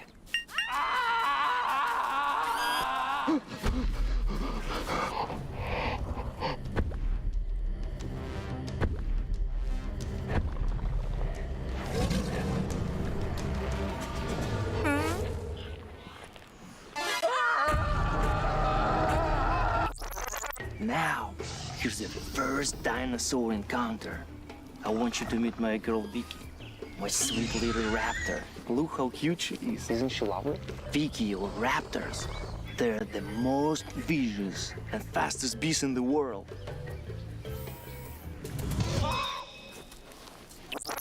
To ride a dinosaur, first you must build trust.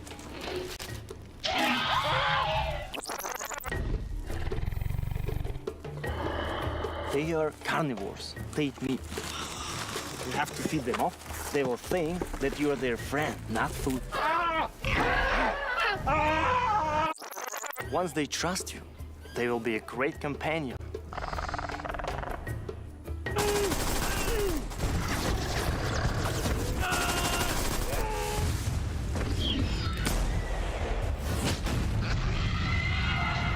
However, taming a dinosaur can be seen. Experience dinosaur taming and riding the all-new version of PUBG MOBILE Dynaground. Explore Dino Settlement and Wild Reserve and embark on a prehistoric adventure in the Battle Royale game. Come and play now.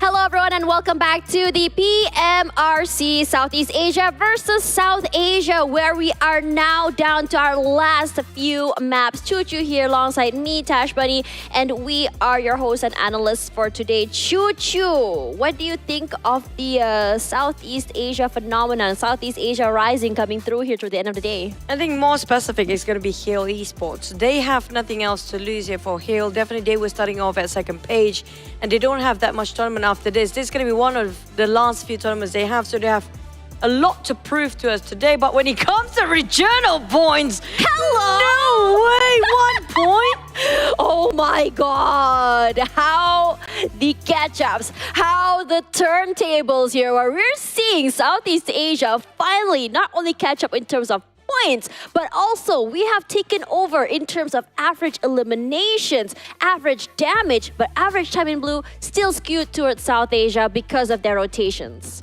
I mean, I love this. I love how the fact Southeast Asia team is adapting and readjusting and readapt once more, knowing that how the second day and third day has been going on, where South Asia teams want to rotate a bit later to demolish all the teams come from behind with bulldozing coming in a bit later, and now they realize that, you know what, why not we get into the center early on, like how he'll actually exhibit to us today. They play alongside with the circle and they gatekeep from the inside. I love how they progress for both regions. Yeah, and I think we're starting to see that a lot more. I mean, like, well, we did talk about how AGI 8 is playing toward middle, but again, a lot of the other teams here understanding that if they want to be able to get those elimination points, they need to be able to get it from those players who are rotating late to the circle. Take advantage of these players who are so weakened by the blue zone. Regardless, top performers here are going to be, unfortunately I missed that, but it's going to be 3 Southeast Asian teams and 1 South Asia team, and it's starting to change on shift, but What do you think, Chuchu? I think South Asia teams do prefer the long-range fights, but it's gonna be my manager, not me. I'm not gonna take the credit this time. Oh, sure. NBeSports for me, but at the same time, we don't have that much time for us anymore. I think it's time to toss it back to Casa. We missed them. Take it away, Sir Cloud and Sir Contra. It's only 1 point of the difference right now between Southeast Asia as well as South Asia. So it's now down to all the teams here to fight through Miramar to decide the scores at the end of this PMRC run. But, you know, in Miramar, past couple of days, Southeast Asia teams may have actually seen triumph, but we still have a lot of all these Mongolian squads that really fight pretty hard to claim some victories too.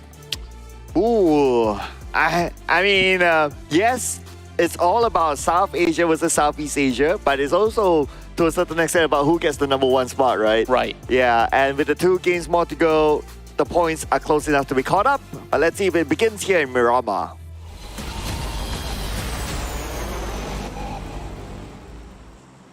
It's 4 Miracle Vibes that's still holding on to that #1 spot, but we saw, boom, they've been able to get plenty amount of elimination points in order to make the gap as close as it can get. That also means that there's a lot more pressure onto Boom to perform for the final 2 games. Well, no pressure, no pressure, no pressure. I mean, 2 more games to go. And for the most part, like teams, they would... Okay, this is general understanding, right? Like as long as you can control the pressure that's onto you, you can do well. So even though if you're at the #1 spot, doesn't mean that you are not under pressure. You're also under pressure to perform because knowing that someone else could potentially catch up onto you is also a form of pressure. And speaking of catching up to everybody on the leaderboard, Hill, 2 chicken dinners back-to-back, sees them now at #3. Maybe they might even surpass all the records as well. Maybe a third chicken dinner might be waiting for them as they dock into Impala. That's a popular ground of circles landing onto that, but it's Vampire Esports securing first blood, going up against T2K. We've seen this action before in Minas Gerais. These 2 teams battled it all out, but it seems like 2 points have already been acquired by Vampire Esports. Yeah, looks like the same storyline, but different round, where Vampire Esports has the edge against a T2K. Now Ravenclaw easily wins this fight. And T2K only left with Suyong up on the high ground, and they know exactly where he is. And even before T2K could do anything, they're out. Wow. Just wow. Did you see how sharp these shots were? Like, with rare weapons that we don't see every single day, where, you know, S12, SKS, it has fallen off of that meta because it needs so many of all these attachments, and even in close range, Ravenclaw has done it. And we're starting to actually see Vampire Esports getting right into their usual playstyle. 4 straight points without any form of damage being done to them. Yeah, the shots are as sharp as when Tash Bunny realizes that I haven't been to Bangkok. Ah. Yeah, like that was the same sharpness stare that Vampire Esports had with the shots. And she's doing it again. Yeah, and she's doing it again. Now this time she's like, what? Oh, yeah. She's doing the word. Oh wait, this is cute. You don't get this all the time. Oh, Everyone's living a healthy lifestyle. I'm not sure if you watch Stranger Things. This is the opposite because they're cycling through the day. So, I have not. Can you imagine if the game removes all these vehicles from engines and everybody has to traverse through Miramar through bikes? Like, how long will it take to make from one end to the other? I have yet to calculate that. I want to find out. Okay, I thought you had an answer. I don't. But like, that will be interesting to see. Like, if there's gonna be a race competition on bikes. Yeah. I mean, I've seen enough races recently. Yeah. In recent times, so Enough I think I'm pretty good. I'm pretty good. But if it does change to a bike race, I think it'll be something. Yeah. I like to see it.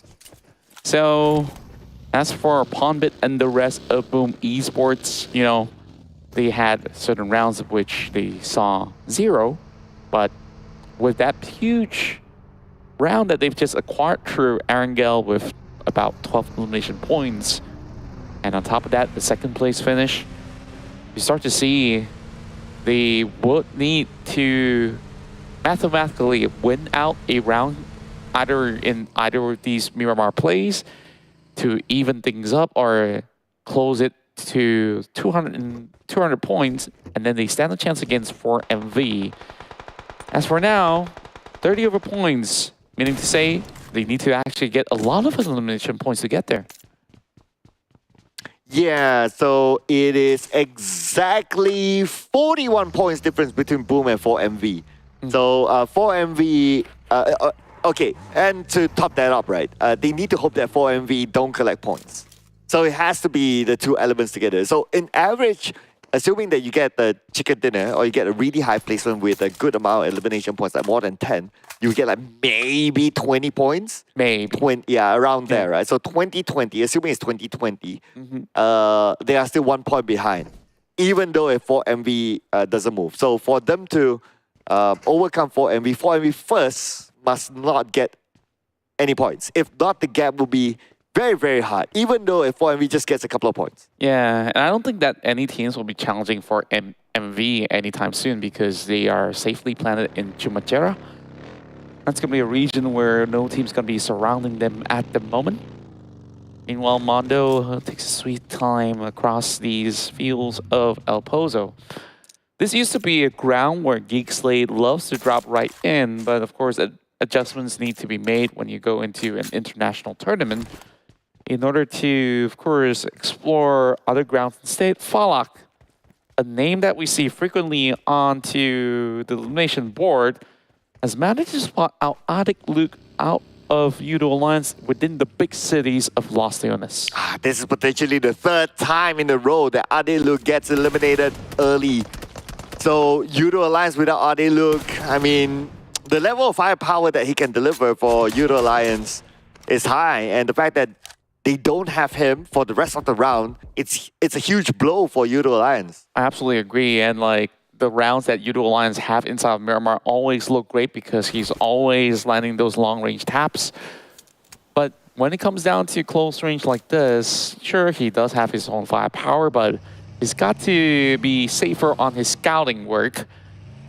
And then perhaps he'll be able to last longer into some of these matches. YOODO Alliance did kickstart the day here with a win of their own, but ever since that win, it's a massive fallout, I would say. Yeah, so we can see the trend is that number one objective for YOODO Alliance is to keep Adelu alive. But unfortunately, Los Leones, very crowded. You have like 3 teams in there, very doable. But if one person oversteps the boundaries, so like what Adelu was doing earlier on, or maybe just so happened that, you know, the other team just stepped into their boundary instead. Yeah. And Adelu was kind of caught out. And by losing Adelu, yeah, it's hard for YOODO Alliance, even for this round. I mean, yeah, to be fair, the other members of YOODO Alliance, they're amazing, they're awesome, they can still do great work. But Adeluk, stats-wise, everything, he's just exceptional for the team. Yeah, that's why awareness is key when it comes down to playing in such a huge map. I mean, even back in Erangel, it has very similar elements, which we saw him getting caught out from. Sure, sometimes an exceptional player knows no boundaries, but there's always a little bit of a limitation. Mela now, understanding his own limitation, will just hold back here within his own compound. Box Gaming just driving by, not that they have any form of information at all of the whereabouts of FaZe Clan. Bird's eye view, Mela unleashes the clip of the UMP, but you're using ACP bullets. Won't be able to even scratch the vehicles from this distance. Yeah, I guess it's just more like warning shots, right? Like, if he gets a knockdown, that's a big bonus. And I think at the back of his mind is that he knows that even though he gets the knockdown, it's not easy to secure the elimination point because how rough the terrain is. Yeah. Meanwhile, of course, speaking of rough terrains, this is a tough call as it's in between Monte Nevo, Picado, Power Grid, and the edges of Chumachara up north. FaZe Clan in the poised position up those hills, DRS right beneath them, closer towards the central area of play. DRS might be able to fancy a lot more of an angle to pick off teams that will drive into these open valleys. Meanwhile, Hale, all eyes on this team after securing 2 chicken dinners. Shamil now sees a little bit of challenge coming in from IQ as he tries to stop by, but Olio is ready to suppress him with some shots as well. Should be picked up by Shamil. No issues at all, but as for Aegon I8, they have a few members coming from back. Fallock again! This man is unstoppable, and he's gonna look for more, tagging onto Shamil's vehicle as well. And now with Olio, our YOODO Alliance down to the last 2, Shamil as well as Flax. And for AGIA, because they have the information, okay, they know from the earlier elimination feed that Adeluk is out, and they now know that Olio, obviously representing YOODO Alliance, is out as well. That means there's only 2 left. That's why we can see AGI, they're really confident to going for the chase. Yeah, and they're definitely not going to hold back. They spot Shamil out, but this is a tough angle for IQ to take those shots. As we closely follow the SA versus SEA program, Vampire Esports make it very possible to actually take the lead at the moment with only 2 points ahead. FaZe having MR5, previously known as Maroon 5, by the way. He's no Adam Levine, but he can definitely drop some tunes onto NBE. I can definitely move like Jagger. Oh, yeah. Oh, yeah. But hopefully his jaggy moves will save him this time as we're back onto YOODO Alliance. Oh, man. From the pan to the fire to the floor, that is YOODO Alliance. 3 different teams. Everywhere they rotate, they seem to bump into them. And unfortunately, out. Yeah, they chase them out like a pack of wolves, and Aegon I8 have gotten all 4 points back into their hands. So what else is there left on the tank for YOODO Alliance? I think it's been a great run so far for the Malaysian team. You know, like they started off day 1 down at the gutter, still holding on to 8th position, but that can be followed up by DRS, which is just 2 points away. So for now, DRS fancies the opportunity. Long-range trades might happen between GEEK, SLATE, as well as Leo. So for now, you mentioned that you are hoping to see Leo getting that chicken dinner. Let's see if that circle belongs to them. It will still cover the edges of Monte Nivo by the hilltops of the water tanks. FaZe Clan as well as NBE are still locked into position. STE has got eyes onto Alter Ego. Yeah, speaking about Leo, they only have GEEK SLATE to deal with. Everyone else is too far away for them. So as long as they can deal with GEEK SLATE, they'll be okay. But for DRS, dealing with 4MV, Apex currently down. And right now, they need to finish off the job. Siste has backup arriving onto him. It's going to be Delta out there at the building, but Delta, the moment he arrives, immediately gunned down. Yeah, Ganting is definitely a holdout for long enough for Killer YT to actually supplement with a little bit more of a cover ground. Rufus moving in with the DB as grenades now being cooked up. Killer trying to clear these angles out. Meanwhile, Trace, that's a new name that I don't really see every day coming in from FaZe Clan to be playing right now to secure one for his own. DRS clears out shop. Only 1 more member remaining for the side of 4MV that's going to be staying put. But Doc, he should be able to pick up Apex in the jiffy. Just like the name, the real soldiers, they will not go down without a fight. Right now, Killer just need to pick up his teammate. They will reset at the same time. 4MV will be doing exactly the same. Apex is now up on his 2 feet after that reset. So it looks like it's going to be a Mexican standoff for now.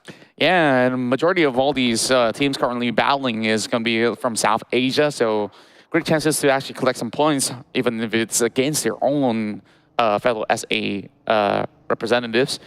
Leo now knocks 1 down from the side of STALWART Esports, and Apex made it down. Doc definitely has a lot of medical skills to be able to actually resuscitate his teammate, but IT is already charging right in. He's got a grenade being prepared from the side of Doc. Molly! Got to actually find this one out, and Doc, he does find a nade, gets 1. Up to Gante right now. Gante held back. Doc wastes no time, but the charges come in. Gante, can he find it though? Few more steps on the block. But here we have it. Gante brings it back for DRS. And 4 Miracle Vibes. They are out. No points this time. Boom. This is the best chance possible here in Miramar. Though we have not seen any action coming in from Boom, just like the past round, they will be the late warmers heading into perhaps the stage 5. If they still survive, then Boom may have the chance to overtake. Yeah, we talk about the first condition for Boom to be number 1 is that 4MV must not be able to collect points. It looks like this is the case for this round.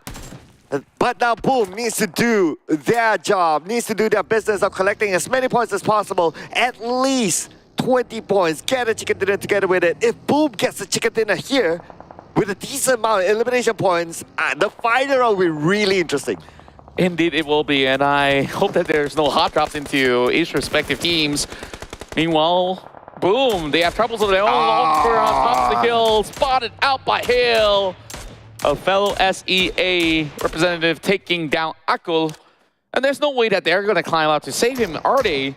Razy, instead of going for the save, he's going to look for the challenge against Hale. Spots out C-Sky only. Razy now dishes out the damage, takes out, gets slow, and that's going to be flashed down as well. Looking for all 4. Oh, C-Sky only has not got any form of room, and they're just going to bail out of that situation. Tiger X looking to survive. All right, so now Boom collecting the points. 2 points in the back for Boom. They're looking for more at this moment. As Razy gets another knockdown, Tiger is still alive at the high ground. They know exactly where Tiger is, and Tiger with a nade on his own. Podman is getting closer and closer with an AK. Razy is going to provide support onto him. Tiger stuck in the shack. And now the molly will be tossed out. Tiger forced to move out of the shack. Podman will finish him off. 4 points for Boom. The cleanest execution I've seen coming from long range battle, brought out close, and here's another one going in against DRS. Outnumbered, Rules has to do it all. Rules? Okay, where's the other one? Oh, the other side. Okay, here we go. AGI8, everyone on the rules. Gonna be a straightforward cleanup for them. AGI8 collecting the points in the bag. As right now, AGI8 stands at number 5, just below NBE. 2 members knocked out from the side of Vampire Esports, and KSA has found the final blow against Ravenclaw. So many of these fights actually close up rather quickly. So many decisive strikes, and I can see that SA teams are really picking up the pace right now. And the one being the most ferocious has been Aegon I8, now with 4 points. DRS has at least gotten 3 out of the equation. Meanwhile, NBES, they have not moved away from FaZe Clan as they are somewhere around the corners of the zone. But that will change in the matter of a minute once all of this strings up. Ventoris is just going to be hugging by the corner wall, and now it's up to Alter Ego to nade up STE. They've been weakened much early on by other teams, and now it's only down to action, it seems. And actually, they did actually land the grenade. A couple more shots comes in, and Rosemary secures STE. Well, 3 points in the bag for Alter Ego, who will be looking to at least come back onto page 1. They were pretty okay at page 1 at some point, but as of recent performance, relegated onto page 2. So now they have the opportunity, considering that YOODO Alliance eliminated STE as well. They're closest contenders to get into page 1. And now they really have to, of course, fancy the chances against DRS, and DRS definitely is in a predicament. Have been locked out by Aegon I8, and another shot comes in. Perfect pixel plays coming in from Aegon I8. So DRS already out of the equation. And Mabetex, 5 streak of those points have gone to their hands so far. And just like that, I believe the race for SA, they should be able to hold their current lead, overtaking FaZe Clan as well. The name now being sent towards Rosemary, needing to deal with 2 members, and maybe on top of those heals have gotten so much. But I don't think they have angles against these 2 teams. Oh yeah, they don't have the right angle now. They don't even have a good vision of where exactly they are, so they're just following the smoke trace to just try their luck. But nothing is landed onto their opponent. So without that knock, AGI8, it's hard for them to push. Yeah, rather difficult. Rosemary respects the amount of area of play that Aegon can basically acquire as they take the buggy, and Rosemary hops back onto his, allowing a little bit more of that space. Quick thinking coming from Rosemary to steer away from danger at the very least. 3 points in for the side of Alter Ego so far. As the battle continues, FaZe Clan has been playing this tug of war for the longest of time and finally decides it's time to go in for the invade. Well, they're going to invade onto NBE with FaZe currently knocked Mondo, were traded back, Torres taken out. Beautiful off angle here by Mondo to protect their compound from any incoming attack. As FaZe Clan, they need to make the move first because the zone will arrive onto them. MR5 will be knocked out by Akash. Mela will be keeping out to them, tries to finish off his opponent, but the shot's not able to land. And now Mela pick up his teammate, but time is on their side. Time is definitely off the S's, and that's the ball over onto his left-hand side. There's no time for Mela to even heal up. These points will be denied, but he will rescue MR5. But MR5 could not survive out of the pressure of the blue. Unfortunately for him, they were pinned down by NBE. They had nowhere to go. Their only option was to take down NBE, but NBE defended the ground really, really well. But now the vehicle smoked up NBE, abandoned ship. Unfortunately, they cannot continue on the journey with the UAZ. Now forced into the battle as well as against Leo. This is not looking all too good. And here we go, NBE in the open. I don't think there was a position that they meant to stop. Not at all, and GEEK, SLATE, they basically take their chances with so many players out in the open field. Damroot, sharp enough on that Mini 14, picks one up against Leo members.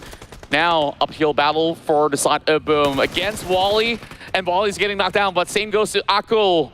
1-to-1 trade, now down towards Leo, pushing forward, and it's going to be Razy that will get that pickup. Oh, Razy resetting himself. At the same time, he has to do it quick because MAB is still around the corner. They still have one there. Palmit is going in. Palmit might win this fight, and Palmit will do so.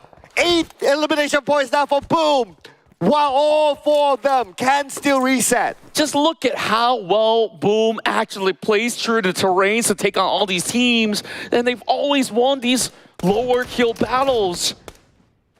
Just astounding plays, one after another from Boom Esports, and they still have 4 members to play with. Oh yeah, so now with 8 elimination points, they are at 182. So edging closer and closer towards 4MV, but right now, GEEK SLATE against NBE. NBE now at the lower ground. GEEK SLATE has a little bit more elevation, but Fistboy with that last stick of hell. Oh, he prioritizes tossing the nade, does land onto Audrey. And that is basically great calculations as well on the trajectory. And of course, he does have his teammates to back up, so he wasn't all too worried whether he's going to get knocked or not. Now all eyes are on Damroot. He's on the outskirts. How is he supposed to come in? The rest of GEEK fam, GEEK SLATE, trying to get used to it, as they are going to be keeping the rest of NBE at bay. Some of the members are already taking position. Snipes knocks down Fistboy, and that opens up so much more room for the push. And now Snipes, unfortunately Snipes gunned down as well. But it's going to be Palmit from the other side. Boom Esports, they're not going to let anyone go. Can they steal more eliminations from afar? Palmit is the bane for these 2 teams at this point. Mondo just running them over. Oh, such a catastrophe for GEEK SLATE. But there is still Damroot. All hopes left here for the Malaysian team on the captain himself. And that is a tough fight that they had to go through. It looked as if they finally found a golden opportunity against NBE, but Boom had to butt in. But there's also Box Gaming. Oh, Box Gaming coming in, NBE, they are crushed by multiple teams on multiple angles at this point. But look at the regional points. Southeast Asia has overtaken South Asia for the first time. And now GEEK SLATE unfortunately will be taken down. But it's going to be Boom Esports securing another point in the bag. Boom Esports have no care in the world. They've been rampaging every other team by just cutting across these corners. And now is the top team to beat. Aegon I8 makes it into the top 4 with a full squad. And this may also be the first chicken dinner for Pakistan as well. Leo, one final member remaining, making it to top 4. The chances of a chicken dinner may look slim, but there may be a glimmer of hope coming in for the Nepalese squad.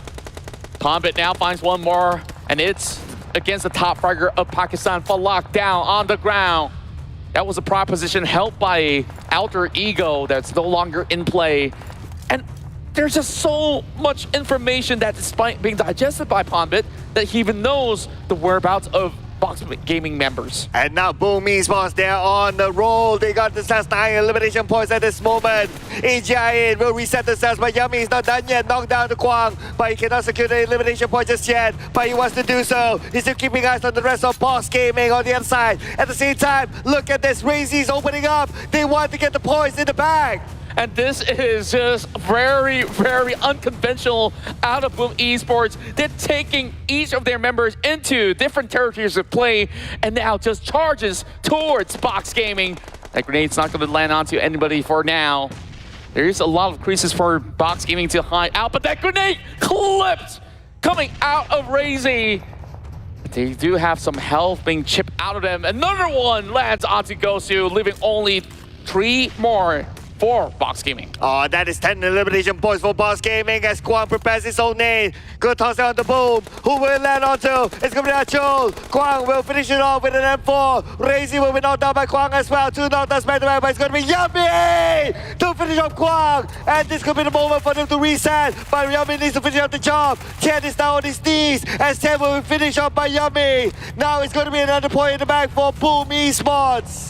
And they really have to get to Aku quickly. He will bleed out, but Razy should be able to be revived eventually. There is a lot of space being acquired by Boom Esports at the moment. Aegon I8 just waiting for the time to strike as they are taking the northern point. A safe distance being created between them as well as Boom. But what about the Lone Rangers? Heidami, Trongzin, Falak knows. Both of them are there. Oh, Falak. Okay, who will he pull the trigger on to first? Is it going to be Tronzin or is it going to be Heidami? But right now it's going to be Boom making their move into the circle. AGI8 as well. But Boom getting information before they decide where to go. Pombi will be the scouter. Tronzin playing by the edge of the circle. He should have enough space to still stay where he is. 12 points for Boom Esports. Potentially, if they do take out everybody else in the lobby, 26 points could be perhaps the perfect way to actually go about. But at the moment, they will need to look for a better positioning as they acquire about 30% of the map at the moment. Pombit now locks onto the target, sees Heidami. He's prone on his belly and it's going to be hard to clip. And I think they already have a hunch on where Aegon I8 is hiding out. Oh yeah, they do have an idea right now as Aegon I8 made that move. But Aegon I8, all of them on the outside of the circle, they'll be sharing the same area as Boom Esports. Boom Esports, at least they have one representative in the circle, but now the name with Tronzin, he knows exactly where his opponent is at, just across him. Tronzin will need to win the fight against Heidami because he needs to get into the circle. Whereas for Heidami, his position is in the circle. If somehow Tronzin can get into that position, that will be great for him. Trongzin did manage to stay afloat, but they have to actually cut across even further than that. They could not afford to challenge the rest of Box Gaming with the numbers favoring Boom at the moment. Aegon I8, they have to move through the corners, and now on those vehicles, that's where Boom hopes to punish them. Breaks over the vehicle, but Fox stays alive. Bonbin, can he finish on the job? But it looks like he got some help from Trongzin for the other side. Yummy as well will finish off IQ. And it's going to be another point for Boom. Falak knocked down by Razy. Razy can he get another one? Yes, he will. It's going to be Ghost next. But can he finish off everything? Yes, 16 elimination points for Boom Esports. Now they can acquire up to 18, and yes, they will. Boom Esports. Eyes on the prize with a winner chicken dinner with one more game to go to chase up against 4MV. And this is the start of something new for SEA. Oh, the final game will be huge now. The final game. will be really interesting. Ladies and gentlemen, you don't want to miss the final game. Could it be Boom? Could it be 4MV to be the PMRC champion? And keeping tabs onto the score lines as well. We see so many SA teams play so aggressively in order to maintain their lead of the regional points, but SEA have been able to take so much more and have already overcome those numbers. We'll definitely have to track that once again. And Vampire Esports start things off with style. All these form of tricky terrains did not deter Boom Esports from basically acquiring targets. They know what the goals are. Take fights, and every single team that they fought, they've managed to just demolish their way like a bulldozer. And on top of that, every single member from Boom Esports functioned to the max. Like, even though one person is down, another one can come in, and so on and so forth. Like, the swap in, swap out, it's just flawless for Boom. And how they execute fights, it's just great because of that. Their team coordination is masterpiece. And it's beautifully pieced just like that. A work of art by Boom Esports. With one more game remaining, it will still need to see whether or not can 4MV make an advancement, but that is all that we do have here on the caster's desk. One more game to go, and I believe the other table will be ecstatic to break this one down. So back to you, Choo Choo, as well as Tash Money. Take it away.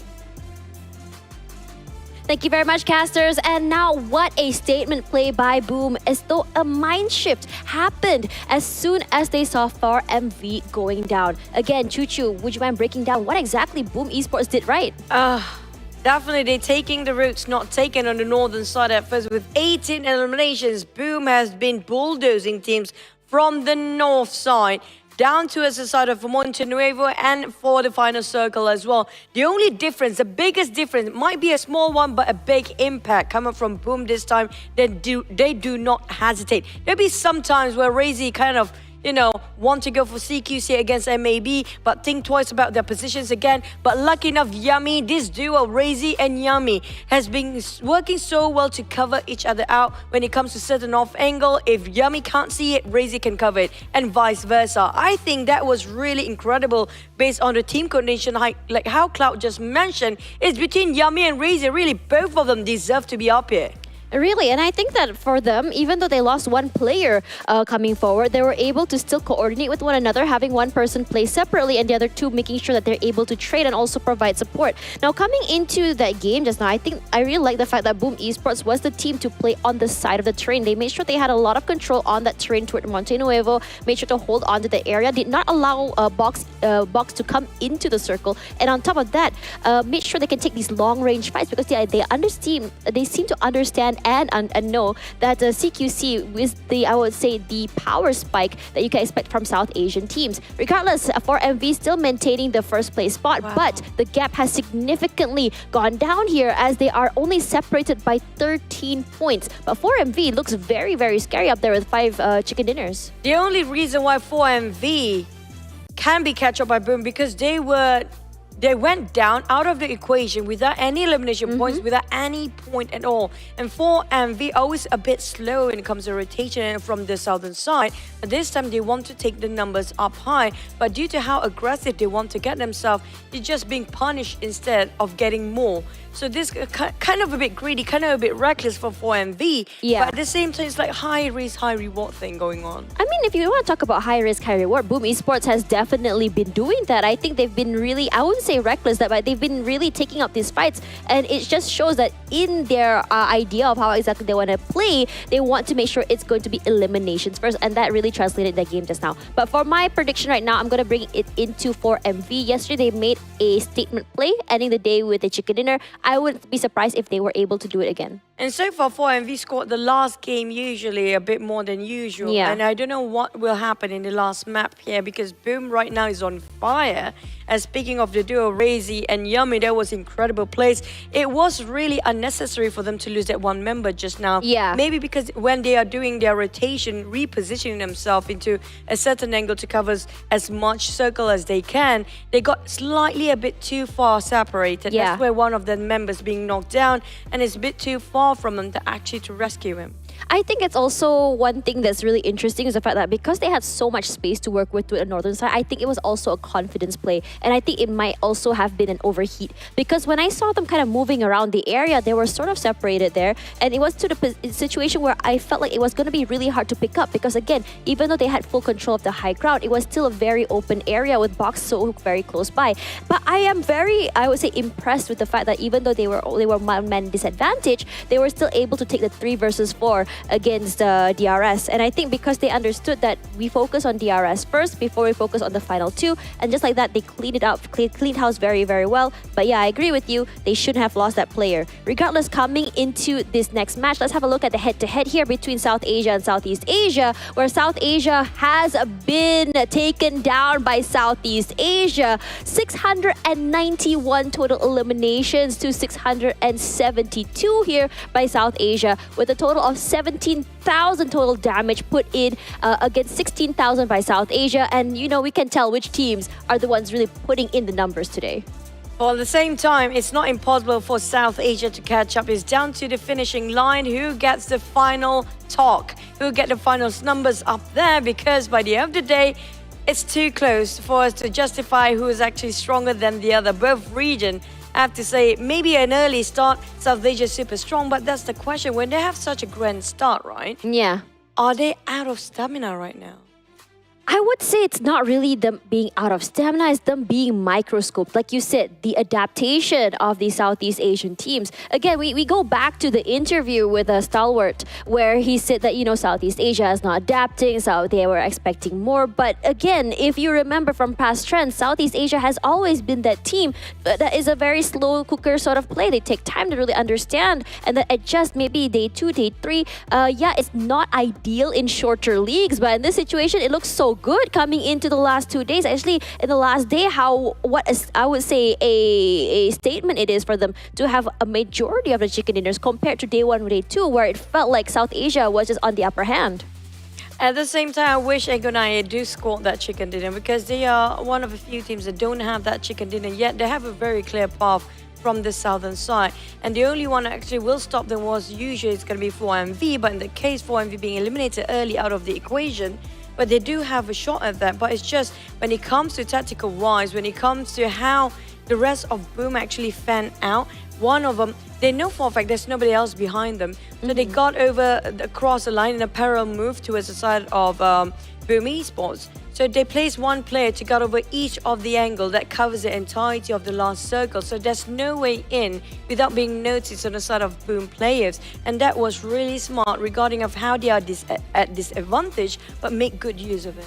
Yeah, and I think also when you look at AGI8, I think the idea for them was to get that chicken dinner because they weren't over-aggressing, they weren't taking up too much space or trying to take these fights. They're just waiting. The only player that are marking the other 2 members of the team, which is Leo as well as Box, I believe, was Falak. And the other members were inside the compound holding on. And I think this is a problem with AGI8. I think like for them, they do get a compound. They're so great at taking up this space, taking up the best areas in the circle. But because they're not too proactive in taking away these fights, in engaging, it kind of like in a way maybe perhaps playing too safe is their downfall. I do want to see their wolf. I mean, like, it's not really usual for Agenite 8 to be cowering inside of a compound. Usually they love to be They're very just waiting, proactive honestly, yeah. on the outside. But when it comes to the last few circles, that's where we can see the pressure getting into their head. Yeah. Because it happens always in the last few circles for Agenite 8. They've been consistently getting themselves for the entire day at around top 5, top 6, or even top 8. But when it comes to finishing, that's where they start to worry too much. They overthink themselves about where are the other teams, where are they coming from, who's actually behind us, instead of going out and try to make it as much as possible. So the case of Agenite 8, they are very close of getting that chicken, but it's just they're stopping themselves in the very last minute. This is actually really interesting when you think about it because, well, how the turntables were in day number 1 and 2. We were talking about how Southeast Asia had a lot of problems closing games. There's a lot of hesitation. They're overthinking these fights. And now suddenly we can see this aggression coming out. How they're just like, at certain times maybe it's best for us to turn off our brains. And we're seeing that coming up from FaZe, YOODO Alliance, even Hale. And even at some moments, even VPE and FaZe Clan. So it's a very interesting situation coming through here where it just shows that, okay, we're understanding that South Asia loves to play aggressive. Let's bring the aggression to them and see what we can do with our firepower. Because again, I think we've talked about this since yesterday and today. In terms of firepower, Southeast Asia and South Asia has been very, very good. They're very on par. It's just a matter of when exactly to use it, how exactly you want to take it. And I think it's been looking so very well. And I think that these two regions, even though it seemed like South Asia was just so high up on day 1, number 2, it seems like Southeast Asia is able to catch up. They're able to adapt. It just takes some time compared to South Asia, which really sets the tone and the pace on day number 1. And I think that's the problem, right? When you're being microscoped here, when you're doing the same thing over and over, you're not able to adjust. And because you have been setting the tone for way too many days, for way too many games, people start to understand and want to take back the momentum in their hands. That's kind of true. Lucky this is not a league. If it's a league, we're going to have a yo-yo numbers Oh, yeah. all week long. But speaking of yo-yo or not, between South Asia and Southeast Asia is too close right now to call it who's the champion and the best region. We're going to toss it back to SirCloud and Contra for our final game in PMRC. You know what? You know what Contra said? He said that if Boom Esports becomes the champion of PMRC, he's going to go bald. I've never said anything. I know you. Of course, you're going to deny it the whole time, of course, you're going to deny it. All of right, course, sure. I'll cut my hair regardless. Yeah, but of course. Hey, no holds barred. There's nothing to hold back right now. One final game for their respective region. SEA has taken over. And a wild storm sweeping into our final day. 4 chicken dinners so far out of 5 here in the final day. And if Boom actually does it, this will be the craziest bout we've ever seen from both respective regions. And we're about to kick off our final match real soon. I'm going to give a plot twist, right? So for MV, on purpose, let Boom sort of catch up. Worked hard for, right? Yeah, so that the last game is interesting. Oh, yeah. Yeah, put a little bit of spice there.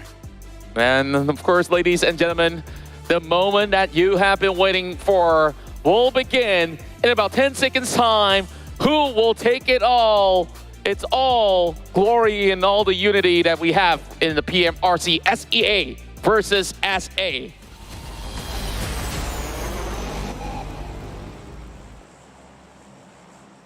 Final game, ladies and gentlemen, full of drama. Who would have thought the PMRC will go down to the final game to really decide who will be the champions of PMRC? Will it be 4 Miracle Vibes or will it be Boom Esports? We're also looking at unity in victory as well, where both regions are hoping to reclaim their pride to see which one is the stronger region of all. But at this moment, it's really fair to say that both regions are on equal grounds in the first 2 days, as AF definitely shown that they've been the better side. And then on this final 2 days, Southeast Asia has played the long game to run the full mile of the marathon. And Boom Esports, all eyes are on them right now. In the past round, they are actually dropping to challenge for MV, and they want to sell it right here, right now. He's gonna find the first knock, and perhaps this is to their own demise. For MV, they're all scattered across. Palmbit now needs to deal with ease. Welcome to the hard drop, ladies and gentlemen. Yummy currently down. Palmbit with an MK3. Can it pull off the unthinkable here to win against an M4? But looks like Palmbit currently down. 2 more members of Boom. What can they do? They're on the higher ground. 2 members knocked out. And all hopes might be crushed right here. It's down to Achul as well as Razy to ace out 4 members of 4MV. They're still on their loot. barrel in the hand for the side of Aku. And 4MV should have already known their position by now. They're just trying to get quick loots before they take on the full squad. And 4MV, they're definitely feeling great, full of confidence to close off this tournament right here, right now, with the championship battle happening in moments' time. Okay, so 2v4. I mean, we're talking about Boom. They have a lot of firepower in them. So things could turn. But we're going to get a result really, really early. Yeah, it's a little bit of a... I thought it was going to be a nail-biter, right? But it could all be a grand upset, or it could be, you know, all the build-up for nothing, you know? Now, 2 members to fend off against 4 for MV is taking their sweet time. Razy has already marked over the corner of the walls, trying to suppress some shots. And he's going to find a knock. Razy is also taking down his all hopes onto the shoulders of Aku. 3 versus 1. Spots out Ease. Damage being done. No aids for Aku. 1 more bullet to go. And he finds the first nade. Okay. He only has 1 first aid now. Going up against the entire 4MV squad. 4MV searching exactly where he is. He is on the 2nd floor right now. He only has 30 plus 8 bullets. And that's about it. He doesn't even have a secondary weapon. I'm not sure if that could actually take on the full squad, but he's going to do some chip damage onto the member of 4MV.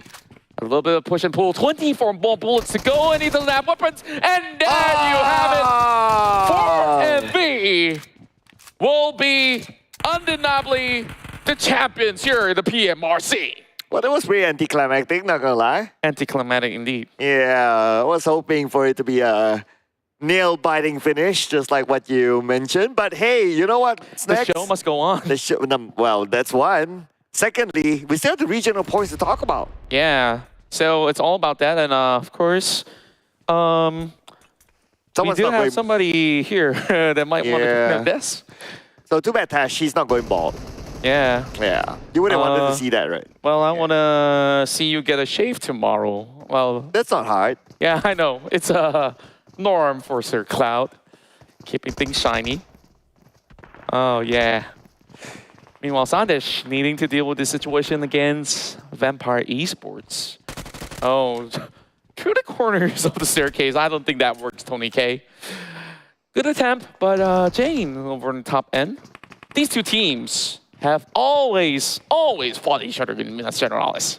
Okay, speaking of fighting, Sandesh takes the first knockdown onto Vampire Esports through Stone. And now Sandesh can get a second one. Looks like the answer is no. A little bit too much for him to handle as Tony K still holding it strongly. Now he shows himself, okay, only a little bit more health left from his opponent. With the Vector in hand, he should be able to do it. And yes, he will. Yeah, that's with the final clip as well. Now, Tony K, all he has to do is to find Jamie. He already had a couple of shots sent from above, so they should have a clue, but no angles at the moment. Vampire Esports, no pressure on them. They've already secured those 3 points. And Jane has just got to work his way out of Minas Generalis. Looking at loots, he's got the M4, level 1 vest. Not many troubles to work around. 1 frag grenade, sure, that's decent, but going up against Vampire Esports, that's no way that he could basically challenge. Well, we can consider that a win for FaZe Clan, for Vampire. Yeah. So it's a 100% win rate between T2K and them. Yeah, overall, it's also very interesting where there was also certain maps where T2K, they just decide, hey, we're just going to share the area of play and respect your territory. But when they do go on the contest, it didn't seem like the 5 powers have been able to match up. Not to say that they're lacking, but Vampire Esports is 2 steps ahead of them because T2K usually comes in with those form of advances, and when you do contest them on these close grounds, it's all about getting those early pickups, which Tony K and Co has been able to do very, very swiftly. So Vampire Esports, you know, they got their engines running rather late into the tournament, but things have been looking rather good. They've still been able to acquire more than 100 points throughout the course of the tournament. Jane, or shall we name him Johnny, has been... It's Jane. Yeah. Because, you know, like some people are very particular about pronunciations with the letters of how, you know, the strokes of the writing. I know someone's into the strokes. But not in this context, you know, not in this context. But you know what, I was kind of thinking, right? What if South Asia could go win at the other day, overtake Southeast Asia in the regional points? It could be a double win because 4MV has already been secured for that #1 spot. Now, the rest of the South Asia so let's get to my point. Oh, well, sorry. Yeah. Okay, get to it. Oh, gosh. That was anticlimactic. Okay, now we're back to the action. Okay, never mind. Jane, solo health left, still doing a lot of damage, but with a gust of wind, he could be taken off the top. And he gets 2.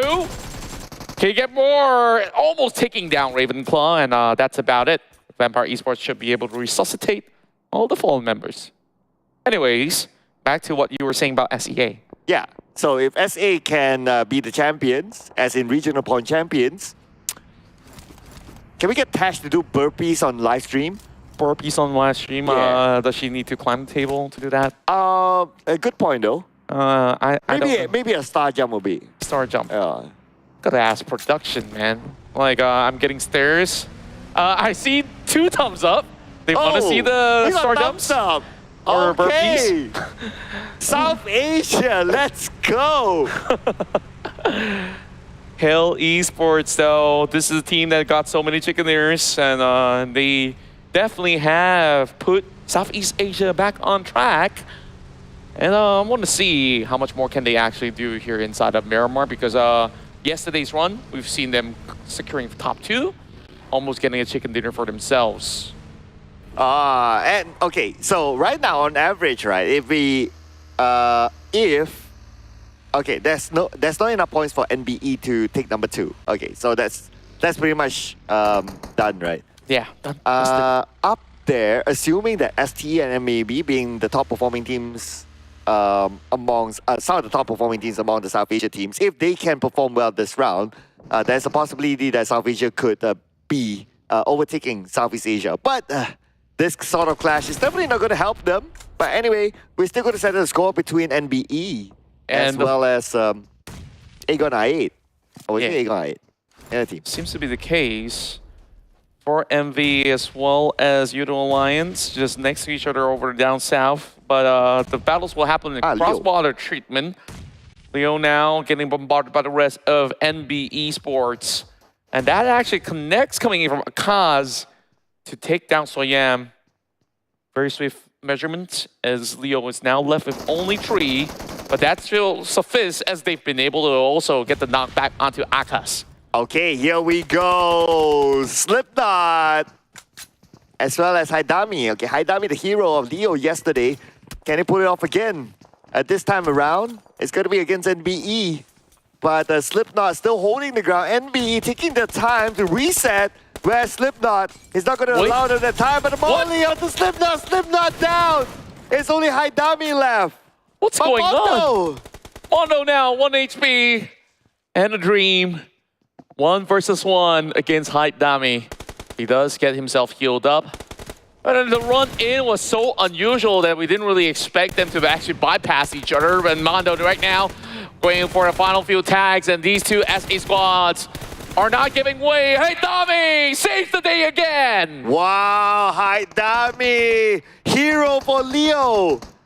Okay, so this is the final round, right? And we clearly know who's going to be the champion.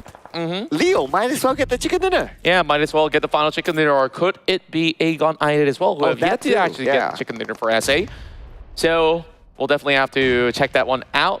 Still, a clear advantage for those who are around water treatment as well as the valleys of Cruz de Val. A lot of battles taking place over the south side, setting the scores by the corners of Graveyard with 3 teams left in the vicinity. And for MV, they arrived at the scene over the top end. After crashing, boom, onto their demise, they are looking for those pickoffs. Adik Luke being tagged out by Tony K. so many points for Vampire Esports to begin the round, and now they will have to also deal with these two other teams that's also waiting around the wings. So he's still holding on to the grenade, but will have to let go. Yeah, for MV now, they'll be on a high. They want to finish up the job with a chicken dinner as well to their name, just to top things off with East on the second floor. He has an idea where the rest of Utilize is at. Beautiful jump shot done by East. And he will secure another elimination point. Now down to Oleo for YOODO Alliance. A great clearance at East. Look at him go. 6 elimination points, all on top of this individual effort. And now Schweppes, pressured by his own. I don't think he can heal up in time. Oh, but Vampire Esports butting in still. Oleo gets a knockdown. Oleo will finish up the job. And there's going to be another point for them. But Stone is on the other side. Stone onto Apex. Apex says Stone 1v1. Stone now super duper low. He doesn't have any first aids. He won't have enough time to find first aids to heal up. But still, it's going to be Ease to finish up Stone. And now, 1 versus 1, Oleo versus Ease. Ease has been monstrous in this round of Miramar. That grenade will not connect, and he will run across, and he spots him out! Oh! East, 8 points in the hand, and they still survive. 10 points already in stage 3 for our champions of South Asia. Dude, it's also a race between the 3 of them on who's going to be the MVP for the tournament. That's still that award. Great point. Yeah. So I think like Ease, without a shadow of a doubt, with so many points in this round itself, should be the MVP of it all. It is a high possibility, not gonna lie. We are also 10 points now difference between the 2 regions for Tash Bunny to actually sing Twinkle Twinkle Little Star on stream. Oh, we changed the deal already? Yeah, I just feel like listening to her sing if South Asia wins. Oh.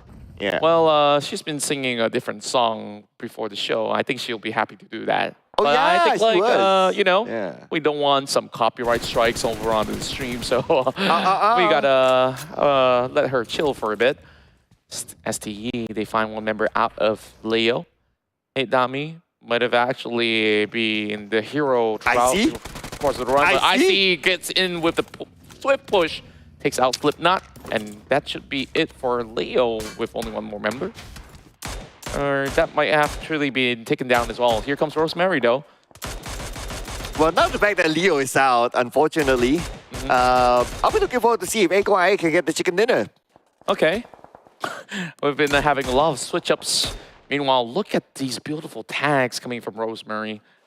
Yeah, you know, 2 shots, 2 landed. you know about switch-ups, right? You know where I came from? Uh-huh. We call this Lelang. Lelang. Lelang. Tell me about Lelang. Lelang. What exactly is Lelang? Lelang, or in another local accent, it's called Lalang. Lalang. Yeah, Oh. you support the team. It's like a grasshopper, in a way? Well, you move around. Ah. You move around. So, okay, that team didn't work out. Okay, I'm going to go to the other team. So Yeah. now Igonayit is my team. Yeah, speaking of Eagle-Eye, Falak's gonna get that knock right there. So lots of hopes for the Pakistani team to be able to score their best round possible. FaZe Clan now had one member being knocked out, and Aegon I8 goes in for the push. Doc finds one, challenges the rest of Alter Ego. These 2 members, they're riding on the high with those 10 points that they've acquired. 1 grenade being cooked up, and Alter Ego will be able to run back into safety, but Doc doesn't really have much room to run around, so Fnatic doesn't even need to drop the nade. And that should be just it for 4MV. And MAB now challenges the rest of DRS, and in a blink of an eye, Mabetex clears him out. Okay, FaZe Clan now against Eagle Eye with Mela coming over the other side, and Mela will get a knockdown. 1 more to go for Mela, but it's going to be 1v1. Make that 2v1 as Mela now down to 40% of health. But we have Alter Ego coming as well. Alter Ego wants a piece of this.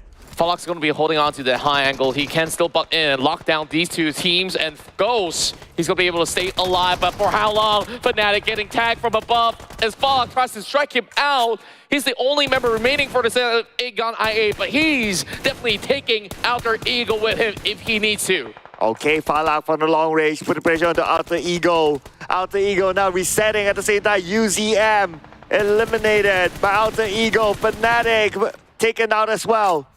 At the same time, GEEK SLATE out. Damn rude. The last man. 0 points for GEEK SLATE, Wait. unfortunately. Bruh, we're Yeah. only stage 4.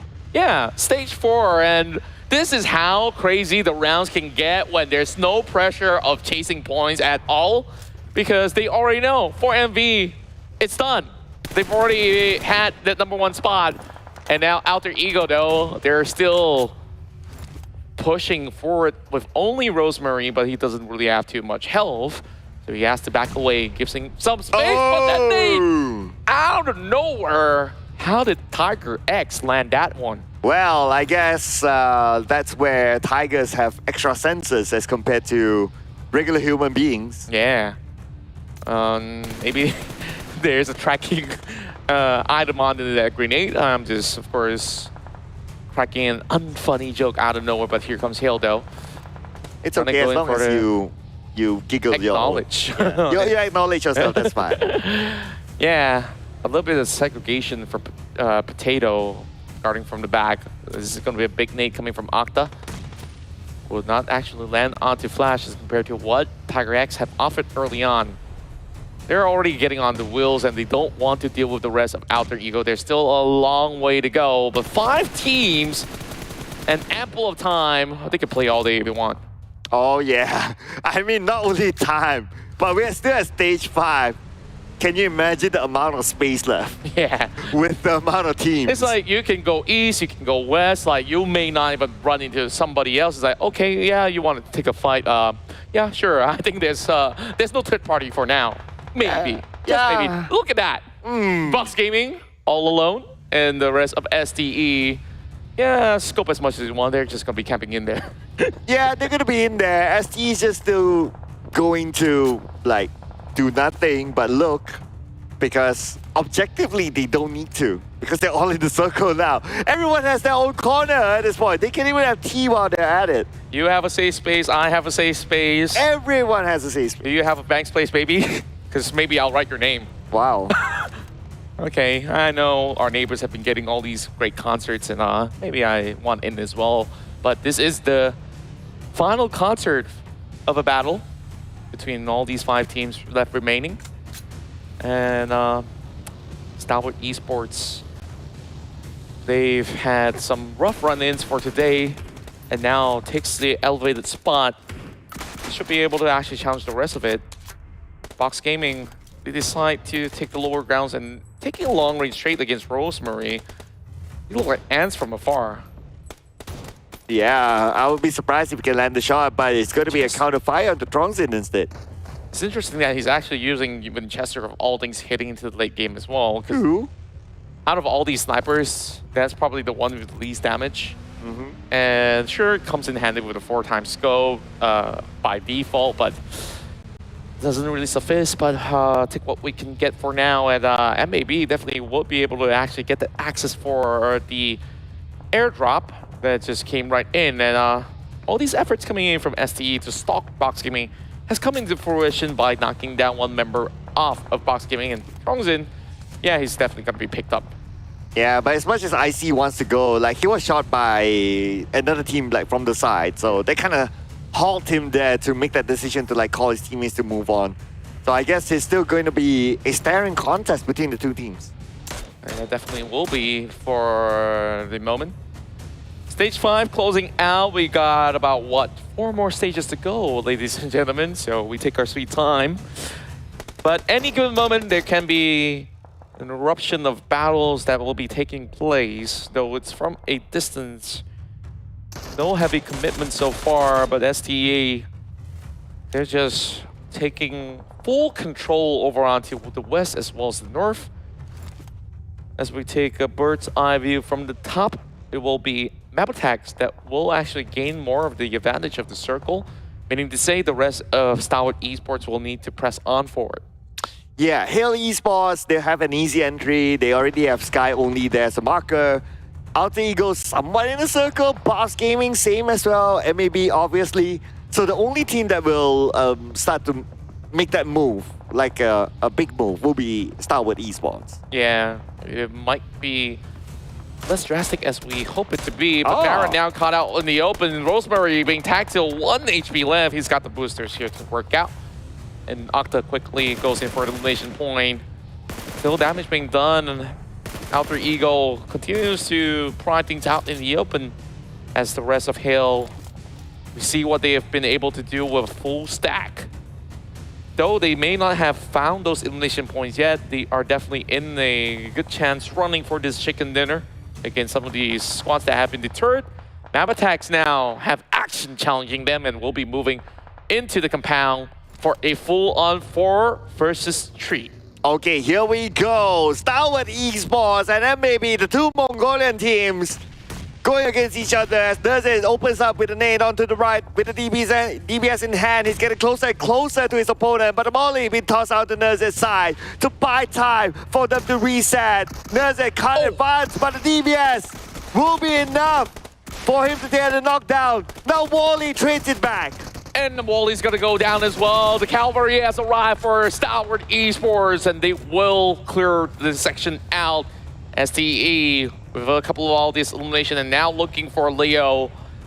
He has to do it all by himself, but I see at least taken down. Box Gaming is gonna join into the party as well, so they will crash it from the back and deny the chance for Mabetex. Might as well, ladies and gentlemen. Here we go as Gosu comes in with the jump shot onto Leo. Leo now super duper low. Needs to get back, but Gosu being shot at by Tiger from afar. The long range from Hale Esports just to butt in. And this definitely felt like a wrestling match, and they basically jumped Boom! through. And that is a bang to seal the deal. Wow, where did that come from? And with that, and maybe we'll be eliminated with 5 elimination points. Alter Ego still looking at everything happening from afar.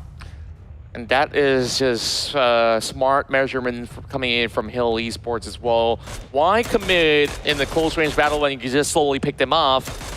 Alter Ego's been doing exactly the same, but that is going to be deterred by Tops. Very, very sharp shots coming in from the Mini 4 team, but there is still 2 more members coming in from Hill that will be able to hold onto the same ground, not really giving much space against them. But in the center of it all, Box Gaming, are they going to decide against STALWART Esports? Remain to be the question. We see a 2-2 split formation going in for the Vietnamese squad right now. A very defensive setup, meanwhile, for the rest of STALWART Esports. Wow, next circle, here we go. And the compound is still an interesting piece of the circle. So next it could be Alter Ego coming in. Box Gaming sees exactly where they are. The long range from Kwang, stopping Alter Ego from moving. But then again, Alter Ego needs to move anyway because 30 more seconds. Well, they'll be pressured to go. Yeah, Box Gaming. They have a few members on the outskirts that will need to actually join the rest of the team. Tiger X as well as Flash will travel together, but there is Rosemary that they will have to deal with. And I just love the fact that Rosemary's doing it all alone and finds Flash in the smoke. He's going to be able to deter any form of movements coming in from Tivo, as they also do take on Hale at the same time. Alter Ego now coming into the circle with Octas knocking down Tigers. Octa, can he get a second one? Sky Only is still alive, but Sky Only will try to defend his ground, put the pressure back onto Alter Ego. Sky Only, he must remember he's still on the outside of the circle. Alter Ego grabbing that vehicle, they could crash it straight onto Hale. 3 SEA teams left remaining to battle it all out for the final chicken dinner right now. Rosemary will eventually be dropped down with a flank coming in from Gosu to take him out. And gets low, he's gonna shoot them off the vehicle. And here goes Alter Ego, claims lives, but there's still Kwang from afar. Oh man, now Boss Gaming returning fire onto them. But then again, Alter Ego has 10 elimination points in hand. Boss Gaming now wants to steal those elimination possibilities away for themselves. They still have to deal with STALWART Esports as much as they've been quiet at any given moment. When STALWART decides to strike, that could actually change the course of this battle between these 3 SEA teams. So, a good chance for SA to still claim the final chicken dinner of the night. Potato lobs another grenade towards C. Sky Only gets a glimpse of his arm, but that's just about it. He's taking the pan. I'm not sure if he's going to toss it though, but Gosu finds more and more for Box Gaming. Okay, Hill Esports out at number 4. 3 teams left. Boss Gaming, the only team with a full squad. STE with 3 players, Alter Ego with 2. But Alter Ego, they're on the other side. But the nade from Action on the 10. This could be an opening for STE to come in, and yes, they're on the move. And there's not much spacing left for the side of Box Gaming inside of the compounds. Action now dropping another grenade over on the other corner. Goes to it, needs to hold it out by himself. 2 members rushing right in. Door open. And turns right through with 1 member being knocked out. It's all down to Action right now. And Action comes in, he gets a knock, and he will reset his teammates while IC will stay guard. At the same time, the other members of Box Gaming, they're on the other side. And they're on the outside circle. And up till now, Kong's not letting go of that Winchester. By now, I'm not too sure he's going to actually get much out of that weapon to go up against STALWART Esports. But here comes Alter Ego, who is looking for a challenge against STALWART. They're still trying to actually get Action back up on his feet. And all the battles will be all aligned for Octa to slowly pick them off. Oh, Alter Ego now! They're waiting for the right moment to come in. Now it's like playing rock, paper, scissors. Will Box Gaming move first? But then again, Box Gaming, they don't have a choice. They're on the outside circle. The blue will be on top of them, so they have to come anyway. But Kwang is going to be knocked down by IC. At the same time, Octa wants to secure the elimination point. Kwang, 50% health left, crying up for help. But looks like it's going to be Octa securing it. And yes, he will. For damage being done, as much as Trongzi spots out Octa, he could not be able to even land that line of spray. And all of a sudden, these 2 SEA teams, they're not even looking at STALWART Esports right now, giving so much more room for them to stay afloat. Trongzin, he repositions over onto the bottom of the south. And this is going to zoom directly into the middle, so this is still trouble for the Vietnamese player that's still left remaining here in the top 3. So STE, eventually they will have to leave the compounds as well. Smokes are now being tossed directly into the center zone. Stage 9, ladies and gentlemen, and it will all come to a closure. Is it going to be STALWART Esports, Box, or Alter Ego? We'll definitely have to wait for that, but Trongzin now pushes for it. Octa walking onto the hill, spots him out, and that is the end for Box Gaming. A splendid finish at top 3. Okay, 2v2 right now. STALWART Esports or Alter Ego for the final chicken dinner in this edition, PMRC. And it's a 50-50 between the 2 teams. Smoke blocking the view of both teams. Octa feels the damage from the nade. Action now gets himself in a little bit more of that open grounds, but I think Octa has gotten a little bit glimpse of him moving around. As he sends random spray bullets into the smoke, they won't be able to connect that grenade either inside the smoke itself. Icy's going to press on forward, and Octa is receiving a little bit more of the chip damage. Now down to Potato. How much can he actually get from the right-hand side of the flag? Oh! Octa down! STALWART Esports, they're eyeing on the final chicken dinner of the night. Oh, Potato 1v2 getting pulled the miracle right now with 50% health left. Potato will not be able to overcome STALWART Esports as they will get the final chicken dinner in the PMRC to close things off for South Asia. What is going to be the end result? After 4 days of play, STALWART celebrates the grand victory to close off the entire run of the tournament. And of course, we thank all the 16 teams that have been on board. But the question here remains, have SA reclaimed those points against Southeast Asia to triumph in the overalls? And also, we have 4MV undeniably at the top. In all my logical mathematical calculation, I have a feeling that we will get to listen to Tash Bunny sing. Okay, Yeah. that's the deal. Yep. That is the deal. She gotta warm those vocal cords. Yeah, I can see her doing that right now. Yeah, so anyway, this was one of the, this was actually, this could have been the fastest round of all. The fastest in Miramar for sure. As much as teams took their sweet time into phase 9, but we've seen by stage 5, there was only like, what, 5 more teams left. Like, that is the rarest occurrence that I've ever seen in competitive play. Yeah, and then everyone's like, oh, we have so much space, and everyone just hold.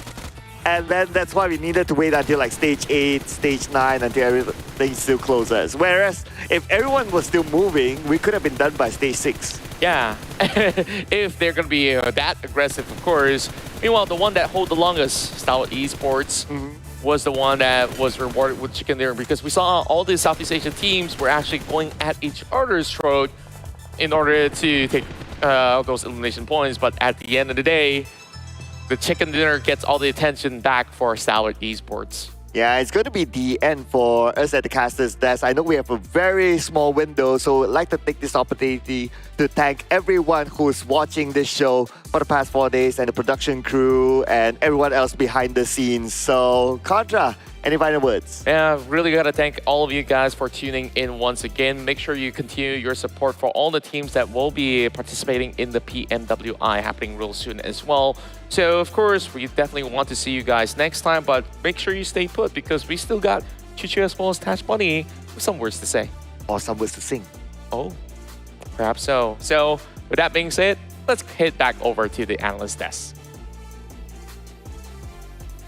Thank you very much, Mr. Cloud. That's the singing done. And for now, welcome back to the Analyst Desk. Tash Bunny here with Chuchu, and let's break down that very intense match. All eyes were on Boom Esports because we wanted to see whether or not they'll be able to come up on top. That didn't work out, but for now, let's have a look at the match rankings here, where the chicken dinner, the final one of the day, will be taken away by STALWART Esports. And this will actually push STALWART Esports, I think, in the last minute as well, and push up the entirety rank of the accumulated points coming from South Asia. Definitely will be overtaken, maybe, perhaps, because Alter Ego do have 13 eliminations.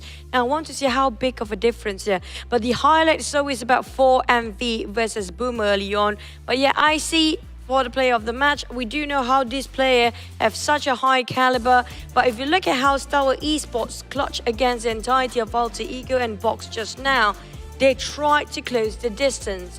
They don't want to fight the long distance fight.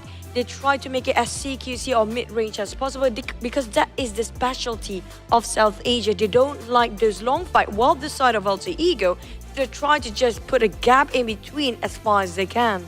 But for now, let's have a look at the top 4 eliminators, where we're going to be seeing East taking the helm here with a total of 51 eliminators, and not so far behind what we see from AGIA. It will be followed by Boom Esports, Yummy, as well as Razy. I have to say that for Boom Esports, this is definitely a statement coming here from Southeast Asia, given the fact that their team has been very, very, I would say, aggressive and very, very proactive in taking up space. But South Asia still again, but the champions will be 4MV coming up. Forward, Boom Esports unfortunately not able to bridge the gap.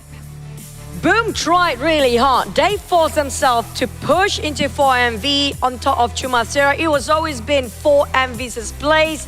It was a big race coming up from Boom, but the champions there, 4MV, defended the position well. There has been their turf for the side of Chumacera, and they take the fight willingly and valiantly and push themselves up here in the champion seat. For the side of Boom, on the other hand, it was a risk they must take anyhow, because if they don't try to force push it, and it happens to be 4MV going up at the same time as they do, they survive, it's not able to do so for them to close up the 13 points gap early on.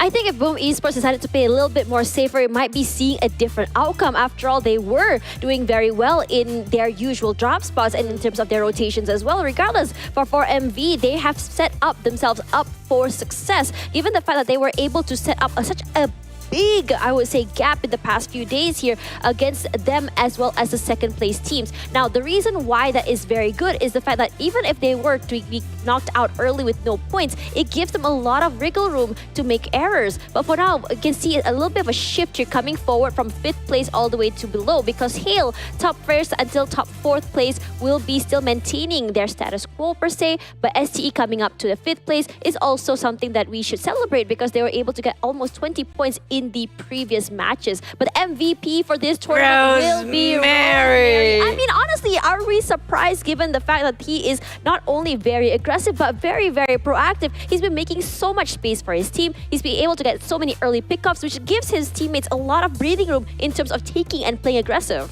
I love Rosemary. He's a nice guy. He's a beast Mary and a rose carry. You have to give it to this guy. He's I'm one of his biggest fans. I just want to say it out loud because I'm so proud of this guy.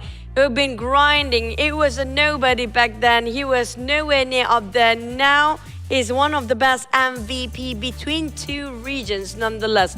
Not just the Southeast Asia, but for the entirety of region. But the gap, it's still Southeast Asia because of how Alter Ego pulled it off with a double-digit elimination in the last minute. Oh man, you really gotta give it to these teams. I mean, for South Asia, what a bombastic start they had. What a statement. And they did definitely put the bar pretty high. And Southeast Asia was very, very happy to answer back the call and the rally. They rallied together. We saw so many situations where even though the first few days we saw Southeast Asia running into each other in terms of rotations, we start to see the adaptations. And once the adaptation happened, it felt like South Asia was just caught by surprise. It feels like you won the fight, but you lost the battle. Yes, It feels like, definitely. yeah, South Asia is the champion, but when it comes to accumulation of points, it's going to be Southeast Asia. So who's actually the real champion here? Exactly. I feel like it's been very neck to neck between these two regions. Almost a tug of war per se, especially during day 3, I believe. man. When we start to see them going back and forth between I would say the chicken dinners between the two regions. And just now, I think you pointed out to me during the break that it was kind of like, we start to see that it's going to be a South Asia team, followed by Southeast Asia, South Asia again, even on the rankings. So Yeah. regardless of whether or not, which team is the winner or which region is the winner, I think it's very fair to say that the teams are just very well matched. I don't want to be in Boom shoes right now because of why I tell you. They are the one who crashed into 4MV's drop spot first in Chumasera. And the circle just happened to be in their usual drop spot, which was Hacienda del Patron. If only they took, as per usual, the initial drop spot as the past few days of the map in Miramar, right on top of it, that they actually do have a shot of that circle and that chicken. Because of why? So many teams dropping on top of Los Leones, they're fighting outside of a circle. There's only few of them dropping, including MAB around Torre Ahumada. So it's really not a lot of work for them to deal with if they happen to drop as per usual. And not just that, 4MV is the furthest away from the circle. A lot of teams, like you mentioned, stage 5, we're left with 5 teams. Why? Because too many teams are fighting around Los Leones because their way to get into the circle, they have to cut across Los Leones. And if 4MV being eliminated early on, and if it's a very scary word, okay, because it will never happen. If Boom actually do drop Hacienda de Patron, they might actually won that one just now and might be the champions too. I think that even if they didn't get the chicken dinner, I think they'll be able to go off with a lot of eliminations at the very least. It could have been a whole different story, but it's just, again, I think they wouldn't be called Boom Esports if they don't start the game with a boom or end with a boom regardless. They've always been a very high-risk, high-reward team, and unfortunately in this situation, their high-risk play did not bring the reward that they wanted. But I get that I'm sorry, I'm going to drag this just a tiny bit more, okay? I get their sentiment because they do know the fact if they don't take the gamble, it's hard for them to catch up the 13 gap. Because imagine 4MV firepower is great. If they're coming up from the bottom, they win all those fights. And on the side of the northern side, there's not much team coming up from that entry, so it's quite hard for the side of Boom to gain those elimination points. So by the end of the day, if they got themselves chicken dinner, they don't have enough elimination to topple off the side of 4MV. So it's a gamble they have to take anyway, but also don't forget to remind them, we do have the PMRC South Asia and versus South Asia one. Yep, that's right. PMRC coming up very soon. It will be PEL versus Southeast Asia, which will be happening on the 20th till 22nd of October. So put that in your calendar because that is coming real soon. And I'm really excited to see that because we all know that the PEL has been very, very aggressive and very, very, I would say, a whole new world of PUBG Mobile, in my opinion, to watch. Now, of course, there's also the PMRC versus SA 1v1 popularity contest coming along very, very soon. I'm curious to know who will be chosen as the most popular players to be 1v1ing each other. Chuchu, if you can see a 1v1, which players do you want to see? Rosemary! Versus possibly Doc or Apex. Interesting. I would love to see that too. Regardless, we're all out of time. Thank you guys so much for spending your time here at the PUBG Mobile Regional Clash, Southeast Asia versus South Asia. Let us know in the comments which region do you think is actually the one on top. And for now, I'm Tash, alongside Chuchu. We're signing out. I'll see you guys in the next one. Good night, everyone.